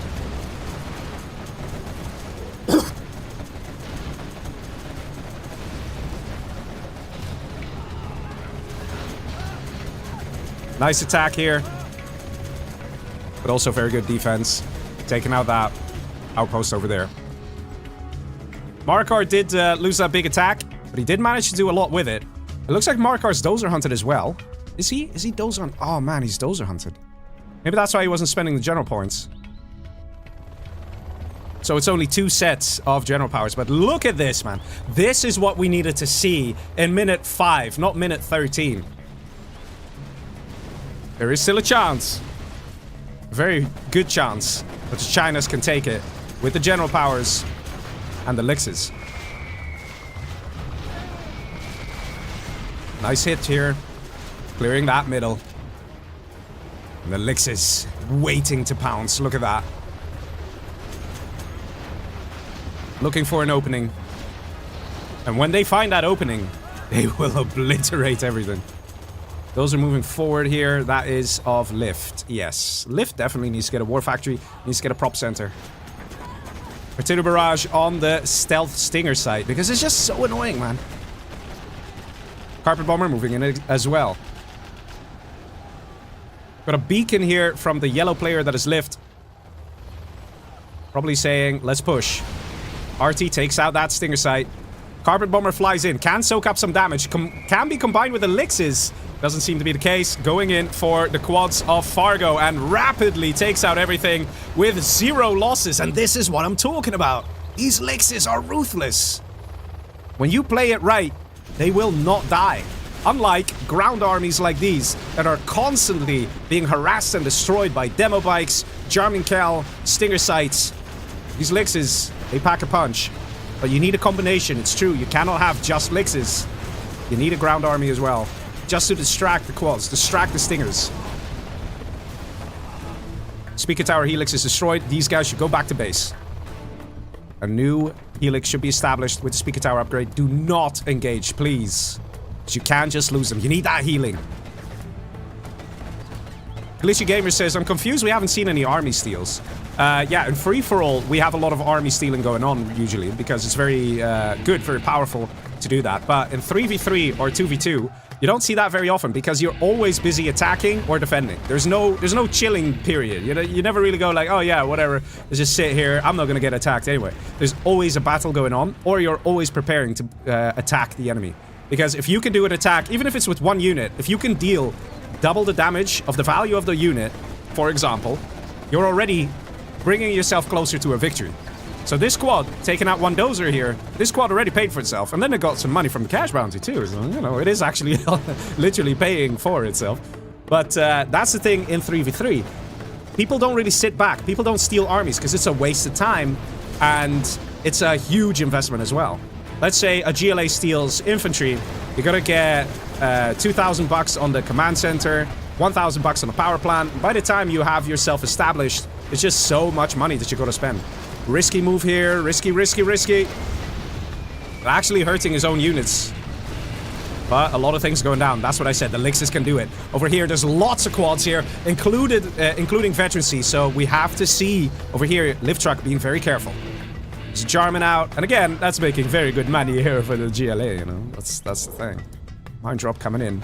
But the Chinas are not giving up. But they are losing the middle. Meantime, on the right, this is all mined out. We see a command center going up from Fargo. Not entirely sure why. No. It's an interesting location. Lots of quads. Attempted EMP. It's not gonna work. It's very risky to do these kind of things with such a long distance because it takes so long for the EMP to get here. Look at this. It was meant to go on this army. This is where he drops it. This is where the army is. Like, you gotta be so careful when you're using general powers on moving targets. Another push coming in from Big SiZe. SiZe has been relentless with his ground army pushes. And, LiftTruck's been very good with the helixes. I'm so glad he switched it up to helixes instead of ground army. And the moment he went to helixes, you saw it. The China started dominating the game. Marakar is also still in this, sort of. See, he's got a unit here. He's still pushing with an outpost. Still being annoying. But slowly, surely, you could see the GLAs are being pushed back. Bit by bit. Once the middle is gone, the Chinas win it. And the Chinas take it. But man, I'll be honest. This game came way closer than I thought it would get. Way closer. The beginning, in my opinion, was just poor play from Team Marakar. I don't know if it was a communication issue. I don't know if they thought that all three of them going ground army with war factories was a good move. I don't know what it was, but I am so relieved to see these flying babies. Because without them, I don't think this would have been possible. Helixes are just ever powerful. And once the GLAs get Jarmikel and demo upgrade and things like that, a ground army is just weak. Dragon tank moving in here from Mr. Marakar. Marakar doesn't have much, but he's like, hey man, I'm still gonna contribute. Random Anthrax bomb dropped over here, maybe to kill the supply tracks? Not entirely sure about this, this thing here. The Anthrax bomb. Could have been used on a better target, I think. These Lixes.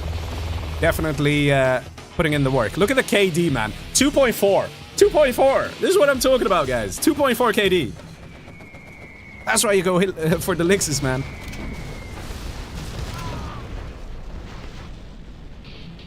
Market's under threat. To be honest, all of TumStep is under threat. And this is the beauty of the Chinas. Look at all the general powers, man. It doesn't stop with general power. Is he doing a paradrop in the back here? Yes, he is. Just to kill off some of these workers. So nice to see. RT Barrage gonna come in. Is not gonna take out the quads. Or wait. No, doesn't kill the quads. Does a bit of damage, though. And LiftTruck committing to the attack, losing one helix, but this now exposes the base. This is the end of TumStep. The last few buildings going down. Minigunners for support here as well. And everything is getting eradicated here. Very nicely played by LiftTruck, paying attention, reaching level 5. Can call in an EMP if he so wishes. Takes out the CC, all gone, all destroyed. TumStep has nothing left. He's a shell of a man. And that is it. He's trying to get the hell out of there, trying to avoid those quads of ExCaL. ExCaL dealing some damage. But let's be honest, the damage has been done. The damage has been done. Even if all these Lixes die, TumStep is gone. There's nothing left for him. He's got no income. He's got 1.5k. What is this man to do? It is literally going to be just ExCaL and a bit of Fargo. A bit of Fargo against these Chinas, all three of them still alive. Yes, the income is low, but they are still alive. They're still around. We do see over here Fargo collecting here with the stealth supply. Very nice. But one thing's for sure. This is the end of TumStep. Let's see. He's running with one worker. One worker is optimistic. He's like, no, I still get this. I got one worker and one scaffold. As 20%. That scaffold gets destroyed. He basically gets kicked from the match. And there we go. Middle cleared. There is no way the GLAs can win it at this point. Absolutely no way. This is a victory for Team Marakar. I am, I'll be honest, relieved that they managed to adjust their strategies on the fly, which is hard to do, guys. Very hard to do in team games. But they did it, and they made the right decision to adjust their strategies, and it got them in a winning position. This was a hard-fought match. TumStep is wiped. It is just ExCaL and Fargo knows it and surrenders. It is just ExCaL now. Will he try? No, he will not. He knows resistance is futile. These Lixes, man. LiftTruck, Team Marakar, they did it. They absolutely did it. The general powers did so much damage. And they managed to do it with the Lixes as well. What a nice match. Started a little rocky there. Also, very good start from the GLA players. Look at this aggression. This was still in the beginning of the match. And this made me start the question, like, wait a minute. If you guys are stopping the ground army and there's no air army, where's this going? But they just about managed to hang on and muscle out those GLAs. LiftTruck, 116 units destroyed with the least money collected. Definitely did a great job with the Lixes. 21 buildings destroyed. That's a lot of Lix action. Also, SiZe played very well with the constant aggression with the ground army. And of course, Marakar going along the side, basically annihilating Fargo's base. Oh, man. It's 5-5. This is crazy, man. It's crazy. What a set. What an amazing set. Marakar got dozer hunted. So the pressure was on. They managed to do it.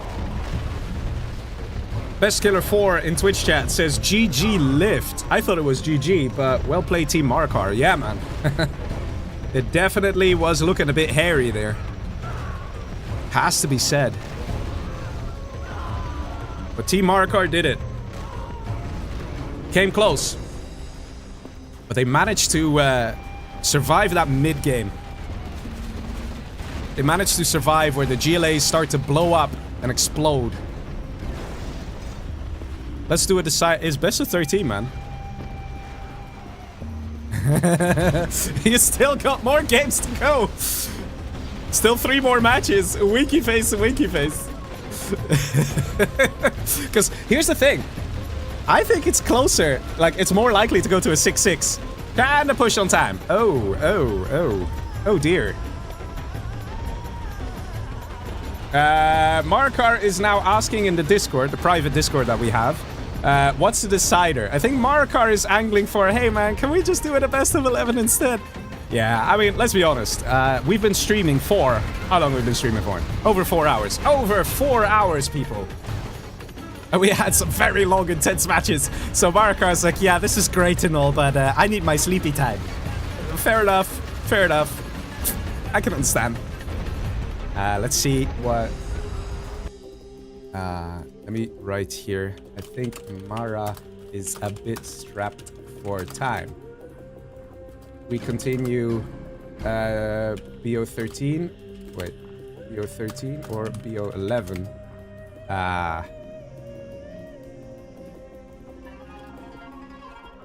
This set's all more than 4 hours. Yeah, this is the thing, you know, when sponsors are like, no, we're gonna have this epic set. We're gonna get the best players. We're gonna do a best of 13. We're gonna have an amazing evening of long, nice matches. And then it's like, the players are like, man, can we have a break? It's 4 hours.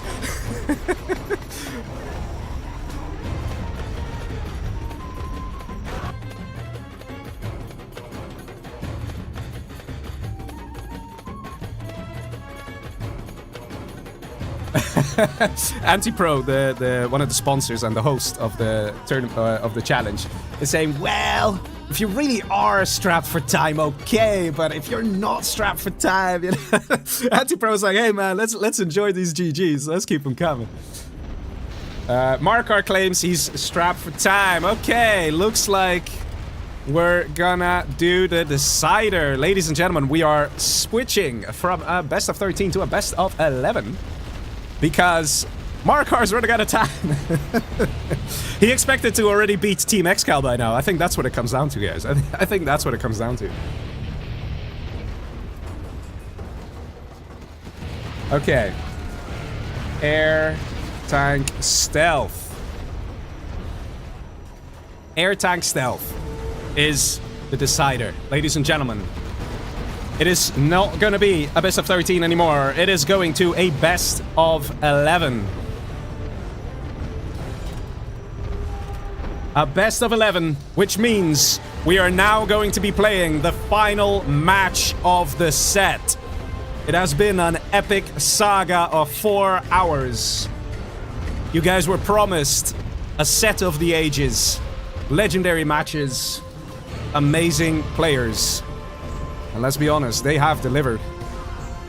We have been enjoying some great games. Ladies and gentlemen, if you have been enjoying the show so far, then please do consider giving a like and also give a shout out to your favorite player. Been asking you to root for your favorite team, but let's see which player you've actually been most impressed with in this match, in this set. We've had some amazing games. To be honest, I think all of them deserve a round of applause, really. They all played phenomenally, with some matches just being more impressive than the others. It's just crazy. I don't know. If I had to pick a favorite, and I'm not supposed to be biased, but you know I am biased, just a little bit, you know. I enjoy the crisp plays, right? If you guys saw the match of Marakar, you know what I'm talking about. I think that one is like the match of matches, right? So far. Let's see what the players decide. Crisscross or mirror. Let's do crisscross spots. Okay, ladies and gentlemen, are you ready? It's going to be tank, air, stealth. That is going to be very interesting indeed. Oh wait, is air on the left side then? Wait, air. Yeah, it's air still. Wait, air takes support. Tank? Wait, what?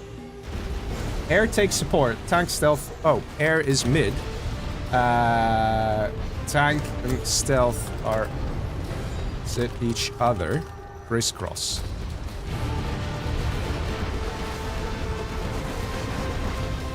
I think that's what he's saying here. Air takes support. Tank and stealth opposite each other. Crisscross. If they're opposite each other, how's that crisscross? Okay. Not sure I'm following. That's fine. It's fine. I'm not sure if air is in middle here. ExCaL's over here. 1, 2. Okay, we are doing diagonal. Okay, it's a diagonal. That's fine. Not top versus bottom. I mean, I don't mind.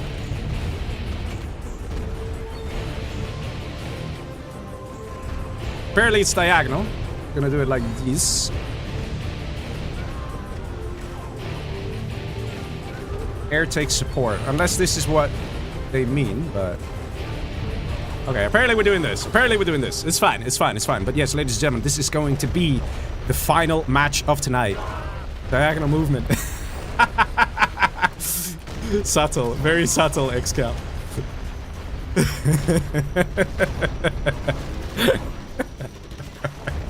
What a legend. Lord Sarion says he deserves a rest. Yeah, poor Mara, man. Poor Mara. Steven says, just in time for the decider. Yeah, pretty much. Oh, man. Plays are real, right? Well, let's give the players a bit of extra time to do their thinking and their planning. UMage says, yeah, kind of sad for the sponsors. Well, about that. Let me put it this way. I've seen sets that have been getting this same amount of prize money, like 180 bucks. And it's like a best of 13, and it's over in like 2.5 hours. We're rocking well beyond 4 hours now, so, you know, I understand your point. The sponsors would like, you know, the thing to continue the way it was originally planned. However, I think the end goal of the sponsors is just to have nice, long, enjoyable games that they can have an evening of just enjoying the stream, enjoying the games, and things like that. So, on that sense, I think so far the players have delivered. So I agree with you that it's technically not what was originally planned, but it is kind of what the streamers were hoping to... I mean, the sponsors were hoping to get. Does that make sense? I don't know. I think it kind of makes sense. It's okay, right? We've still been getting some crazy good games, some crazy good gameplay. So I'm quite happy, I'll be honest. I think this is a nice set. If you think this set was kind of shitty, then I have bad news. This is probably as good as it gets, okay? But if you like this set, oh, there are more, man. There are more. There's 4v4 tournaments, 3v3 tournaments. Like, there's a lot of shit coming as well. Like, I'm probably going to be streaming on Sunday as well. Going to do a free-for-all challenge. And next week, we're going to start a free-for-all tournament as well. So, you know, you can stay tuned for that. But yes, ladies and gentlemen, we are here in the decider. The final match where we have TumStep as Stealth General. He's got his mate, the one and only ExCaL, as Air Force. And top left, we have Fargino as Tank General. They are Team ExCaL facing off against Team Marakar, which consists of the orange player, Mr. Big Size as Stealth, the one and only Marakar as Air Force. And down below, we have LiftTruck over here as Tank General. The map still is Defcon 6, the final match of this set tonight. Ladies and gentlemen, who do you think is going to take it? Who do you think is going to win? I see Timothy Fraser going, Team Marakar! I see Kira go saying, Fargo! Oh, man. This is going to get intense. Because it's all coming down to this match. 4 hours of playing. The players will be exhausted. But who can still keep on going? Still fighting. Have that commitment, that perseverance. Those drop from ExCaL. One of his favorite strats. Got a terrorist on standby here from Mr. Big SiZe. He knows what's up. Should probably go for him. Doesn't seem to be the case. We've got a beacon here from Fargo. Maybe he's interested in pushing. Got some Rangers going down. So the oil caps are going to happen for Marakar. Those are actually proving to be rather effective. We have a second Chinook coming in. Is it to pick up the dozer? Yes, it is. Interesting. Airfield, airfield. Airfield, airfield. Marakar is ahead with the Raptor. Will be able to take out the dozer. No problem. Clean, quick kill. And the Rangers immediately go for that oil capture. That important oil, that important money. Technical, moving in here from TumStep. Stealth General. Going straight for the Air Force. Let's see, let's see. Drops off a worker quite early on, so this is not going to be able to be spotted or scouted. In the meantime, we have a technical in the back. That got taken out. And we have a terrorist. Oh, he killed his own RPG. Oh, man, that's a bit unfortunate. He could just park a Chinook over this. They could keep it alive. Marakar. And he's actually doing it. He's doing it. How cool is this? How does one keep a power plant alive? This is just so cool, man. This is what I'm talking about. The perseverance, right? The marathon running of playing games. These guys can do it. They've been playing for 4 hours and still coming up with those great strats. And look at this, man. Gorgeous. Absolutely gorgeous. And Marakar in a world of trouble. We have... Ooh, nice laser lock. Takes it out. Meanwhile, at the bottom, we have a big tank push here from LiftTruck. On this side, we have a push about to happen as well from Fargo. So both tank generals having a good time, man. They're having a good time. Dealing some good damage. Hijacker gets flamed. Oh, definitely a miss micro from TumStep there. And we have Raptors en route. Does it get targeted? Yes, it does. Excellent job from LiftTruck taking out that Raptor. In the meantime, there's still pressure here on... this Gat tank is alive. Both of them are alive. And LiftTruck coming in with a Dragon tank to try and help. And this needs to get cleaned up, man. This needs to get cleaned up. Traffic jamming over here. Oh, man. These guys can kill these Chinooks so easily. And this one's Vet 2, so it's auto-repairing as well. Another Raptor. No. No. Oh, man. That is painful. Absolutely painful. In the meantime, the attack down here has been mostly cleaned up. In the meantime, Fargo ready to push in on Mr. Big SiZe, the Viking legend himself. Can he stop this? Maybe some hijackers would work quite nicely. But still, saving Marakar here time and time again is a costly affair. Definitely.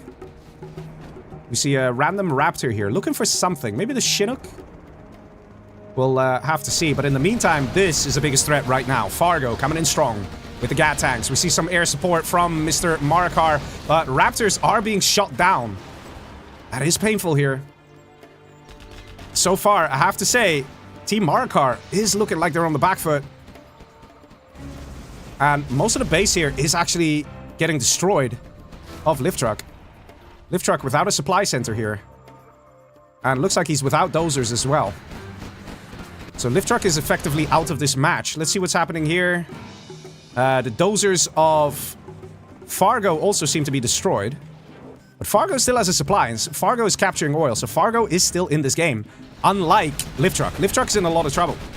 Marakar still sort of struggling to get those Raptor numbers up. He can't properly help out over here without risking losing Raptors himself. He can't cleanly take out all this anti-air in one go. In the meantime, ExCaL has not been losing many Raptors, so he has a lot, and he has a lot to give and a lot to offer. And he just wipes out an oil. And the Gat tank, clean kill. Power plant, clean kill. And again, these Raptors are going home to rearm, and then they can be used once again. Attack on the War Factory. Does Marakar get away with it? Yes, he does. Yes, he does. Just about. Oh, man. LiftTruck about to be kicked here, as he only has 2 war factories, no income, and... Oh, the hijacker. Oh, my God. TumStep coming in with the final humiliation on poor LiftTruck, capturing that GAT. The few units he has, and even that gets stolen. Fargo pushing up top. TumStep pushing down south. This is looking like a very quick, conclusive game here to a very epic set. Raptor coming in to destroy the GAT tank. Not much left here for Team Marakar. Slowly but surely, we see TumStep also taking control of that middle, getting a second supply here. Lots of tunnels as well. We have some long-distance collection from ExCaL as well. Oil's now taken out. And these airfields are under threat, and here we go! This is what you don't want! Losing that airfield. Got a command center going up here. Wait a minute, why are you getting a second command center? What's going on here? Big attack here from Marakar, clearing some of that middle. Very nice. Getting himself to level 3. But at the same time, there is just that threat, that looming threat of having lost a teammate and TumStep capitalizing on it. Fargo surrenders as he is also wiped. It is now Air Force and Stealth versus Air Force and Stealth. LiftTruck surrenders. Money goes to Marakar. Oh, boys. ExCaL still has a lot of units here. Loads. Carpet Bomber coming in. That's going to be ExCaL's Carpet Bomber as it flies in. Oh, this was risky of ExCaL. Only loses 2 Raptors, though. This could have gone a lot worse. That Carpet Bomber was definitely questionable. Probably the worst Carpet Bomber we've seen of ExCaL so far. Of course, you know, choosing to hit a moving target like quads, as we said before, is just risky. Attacks here from TumStep all the way in the northern side of the map. Spectre gunship takes out a very nice arms dealer there, and in the meantime, the threat, the ever bigger threat of TumStep is just here. TumStep is over here harassing, over here harassing. He is proving to be very effective. At the same time, ExCaL is just good with his raps. He's keeping most of them alive, and look at that, the veterancy kicks in. And when these guys get veterancy, they get 10% health for every veterancy that they get. So, Vet 1, you have 10% more health. Vet 2, 20% more health. And that just makes them harder to kill as well. So far, Team Marakar struggling. You see this bottom island is clearly being taken here by TumStep. But this, it's not that easily taken by Mr. SiZe. Continuing to take out more stuff. A miss micro here. That's unfortunate. Also, we're not seeing laser-guided missiles from the players. Not entirely sure why. Laser-guided missiles is very useful to take out a tunnel. You only need 2 Raptors to take out a tunnel if you have laser-guided missiles. If you don't have laser-guided missiles, you better have veterancy. Otherwise, it's not going to be able to take out a tunnel. Money denied over here, but this still standing fine. Same over here. Lots of raps in the back. Take out an arms dealer and an oil. Excellent targets. Excellent job. Oh, man. SiZe and Marakar need to be working together here to spot the Raptors of ExCaL right before they strike, so we can see a tunnel pop out of SiZe to get rid of those Raptors. Oh, Marakar, no, Marakar, no! We also see a decent amount of Comanche here, and this could be the final nail in the coffin for Team Marakar. If these guys start clearing some serious buildings here, that will be it. That will be game. Random A10 strike here. Again, Raptors moving in.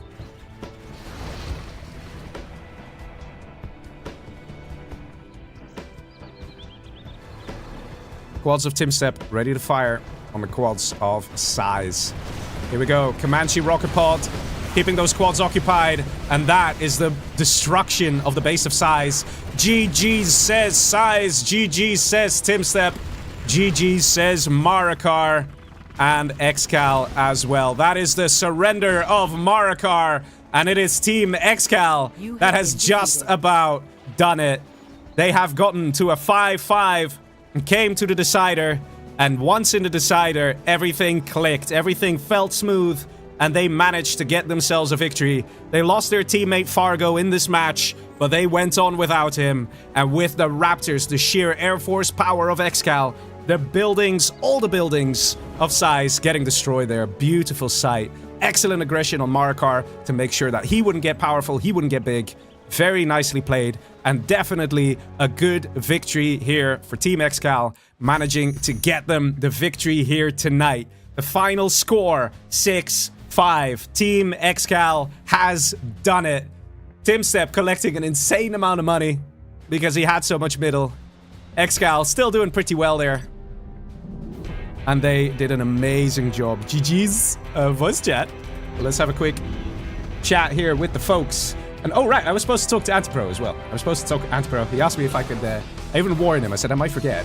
I'll just do a call with everybody. Or is that a bad idea? Or let me just say, invite me. Yeah. All right, let's have a quick chat with the victors. Ladies and gentlemen, ask your questions right now because we do have a stream delay. So we might be able to still see some of your questions. If you have any questions for the victors, that is going to be Team ExCaL, which is ExCaL, Fargo, and TumStep. And they have added me to the call. Let's have a quick chat here with the boys. Hello, hello. Yo. Hello. GG's, guys. Let's go. GG's. How was it? How was it? It was cool. Good. Yes. Did you see what happened last game? ExCaL was, I think, panicking. I just sold my command center. I said, Fargo, don't sell command center. And I just made away sold it. The last thing we talked about was don't sell command center, and then the first thing that happened in game was him selling his command center. So, yeah. Well, I'm saying I'm trying to calm ExCaL. I'm like, it's okay. He's like, no, it's not okay. Well, you need Fargo to add a bit of spice to a match. No, I mean just a bit. No. Yeah, that's true. Oh man, that was an amazing set. So how was it casually playing top tier for like what 4.5 hours straight? I mean, they were epic games, but yeah, it was a marathon, right? It was a big one. God. How are you feeling? Because you've been casting for all of that. Yeah, I'm fine, man. I'm just yapping into a mic. You guys have to worry about all the micro, what your teammates are doing, what your enemies are doing. Yeah, true. Oh man. So okay, Yeah. I always ask this question. What was your favorite match? Let's start with ExCaL. Favorite match of the set. Favorite. I'm trying to think back to them now. There was one game where Fargo was going, "Let's go, Daddy's here." I liked that one. Which one was that? 'Cause I carried that. I forget which one that was. Like I think 2 games before, maybe. Yeah, that was a good one. Whichever one that was. I've gone totally numb. Yeah, I mean, and of course the last game was good as well. It turned out. Yeah. The last game was smooth, man. Was smooth. Well, for someone. Yeah, yeah. No, that's true. That's true. I did see Marakar at times struggling a little bit more, but you guys were good at harassing him as well. You didn't get much harassment, did you, ExCaL? This game? Yeah, last one. Yeah, no, I was, kind of left alone. But we did very different builds. Like TumStep took the oils, whereas Marakar. Both Lift and Fargo went for the CC cell into Kamikaze. So it was a bit different layout. But then TumStep just got massive, didn't he? Like he had the. Yeah, he did, man. That was nice. So Fargo, what was your favorite match? I think maybe TumStep carrying us super weapon because that was good, I done nothing. I killed like 5 units maybe, and yeah, it's just TumStep carry with lots of super weapon and Auroras. Yeah, well played by TumStep. Many games he played very well. Well done. Yeah, that was great, man. TumStep, would you say it's the same for you? Well, I had like 3 favorite games. It was like July Mirror against Marakar when I was playing Fargo. It was epic actually, you know. It's very rarely in 3 versus 3, I think. Yeah, it's true. Like it was like 1 versus 1 from the beginning in Defcon. It just like seems like that, and that dozer like for 10 minutes. Yeah, Fargo forgot the dozer. Oh yeah, that did not help. That would be my favorite game if I would have won. Yeah, actually, that match came so close. There was one moment where Marakar Anthrax bombed your buses. I think that was one of those moments. If he didn't Anthrax bomb your buses, Fargo, you would have had that game. Crazy. It does damages quite a bit, actually, that Anthrax, your buses. I was surprised. No, it was great, man. Well, guys, congrats. It was very hard fought, but also very well deserved. I think your team, your opponents also did a great job as well. Everybody put on a show tonight. We had a lot of people watching. And I think everybody's very happy with how everything went down.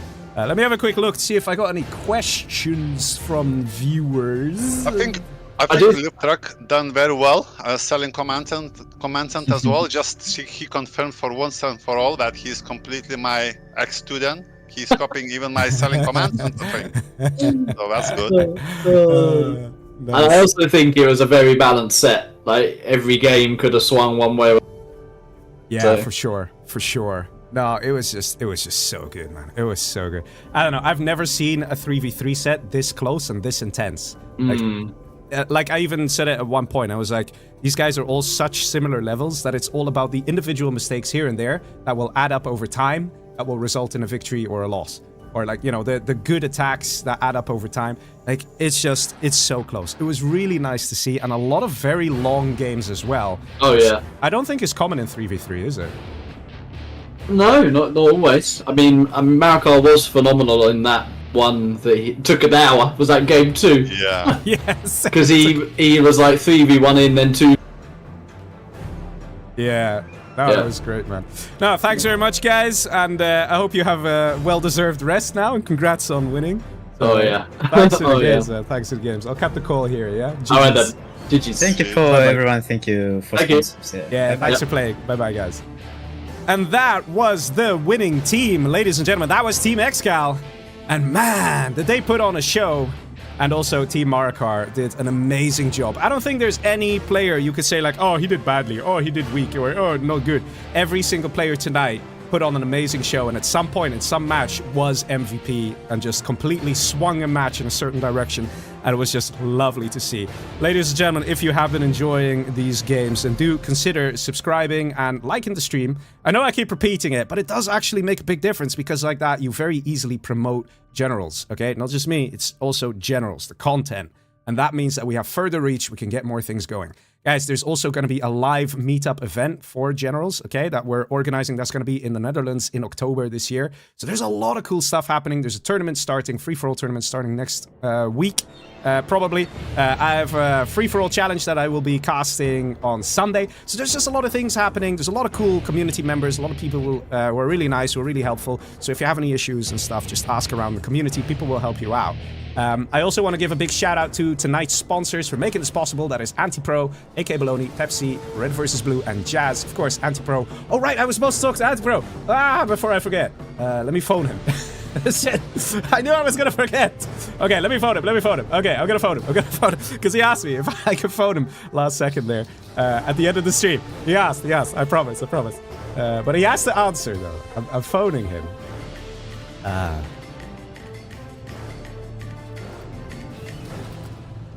Okay, he's not answering. Okay, then I did my thing. I did my thing. But yes, shout out to Antipro for setting up this challenge tonight. And definitely really enjoying games, man. This is so good. This is just something that tomorrow I could just watch this whole thing back once more. Just great games and really nice stuff indeed. So yes, ladies and gentlemen, I hope you had a good time, because I sure did. But I'm gonna go and chill a little and have a beer. I don't know, just relax. Because man, this was intense. But yeah, hopefully I will see you guys again on a Sunday. This will be Legionnaire signing off. Good night, everybody. See ya.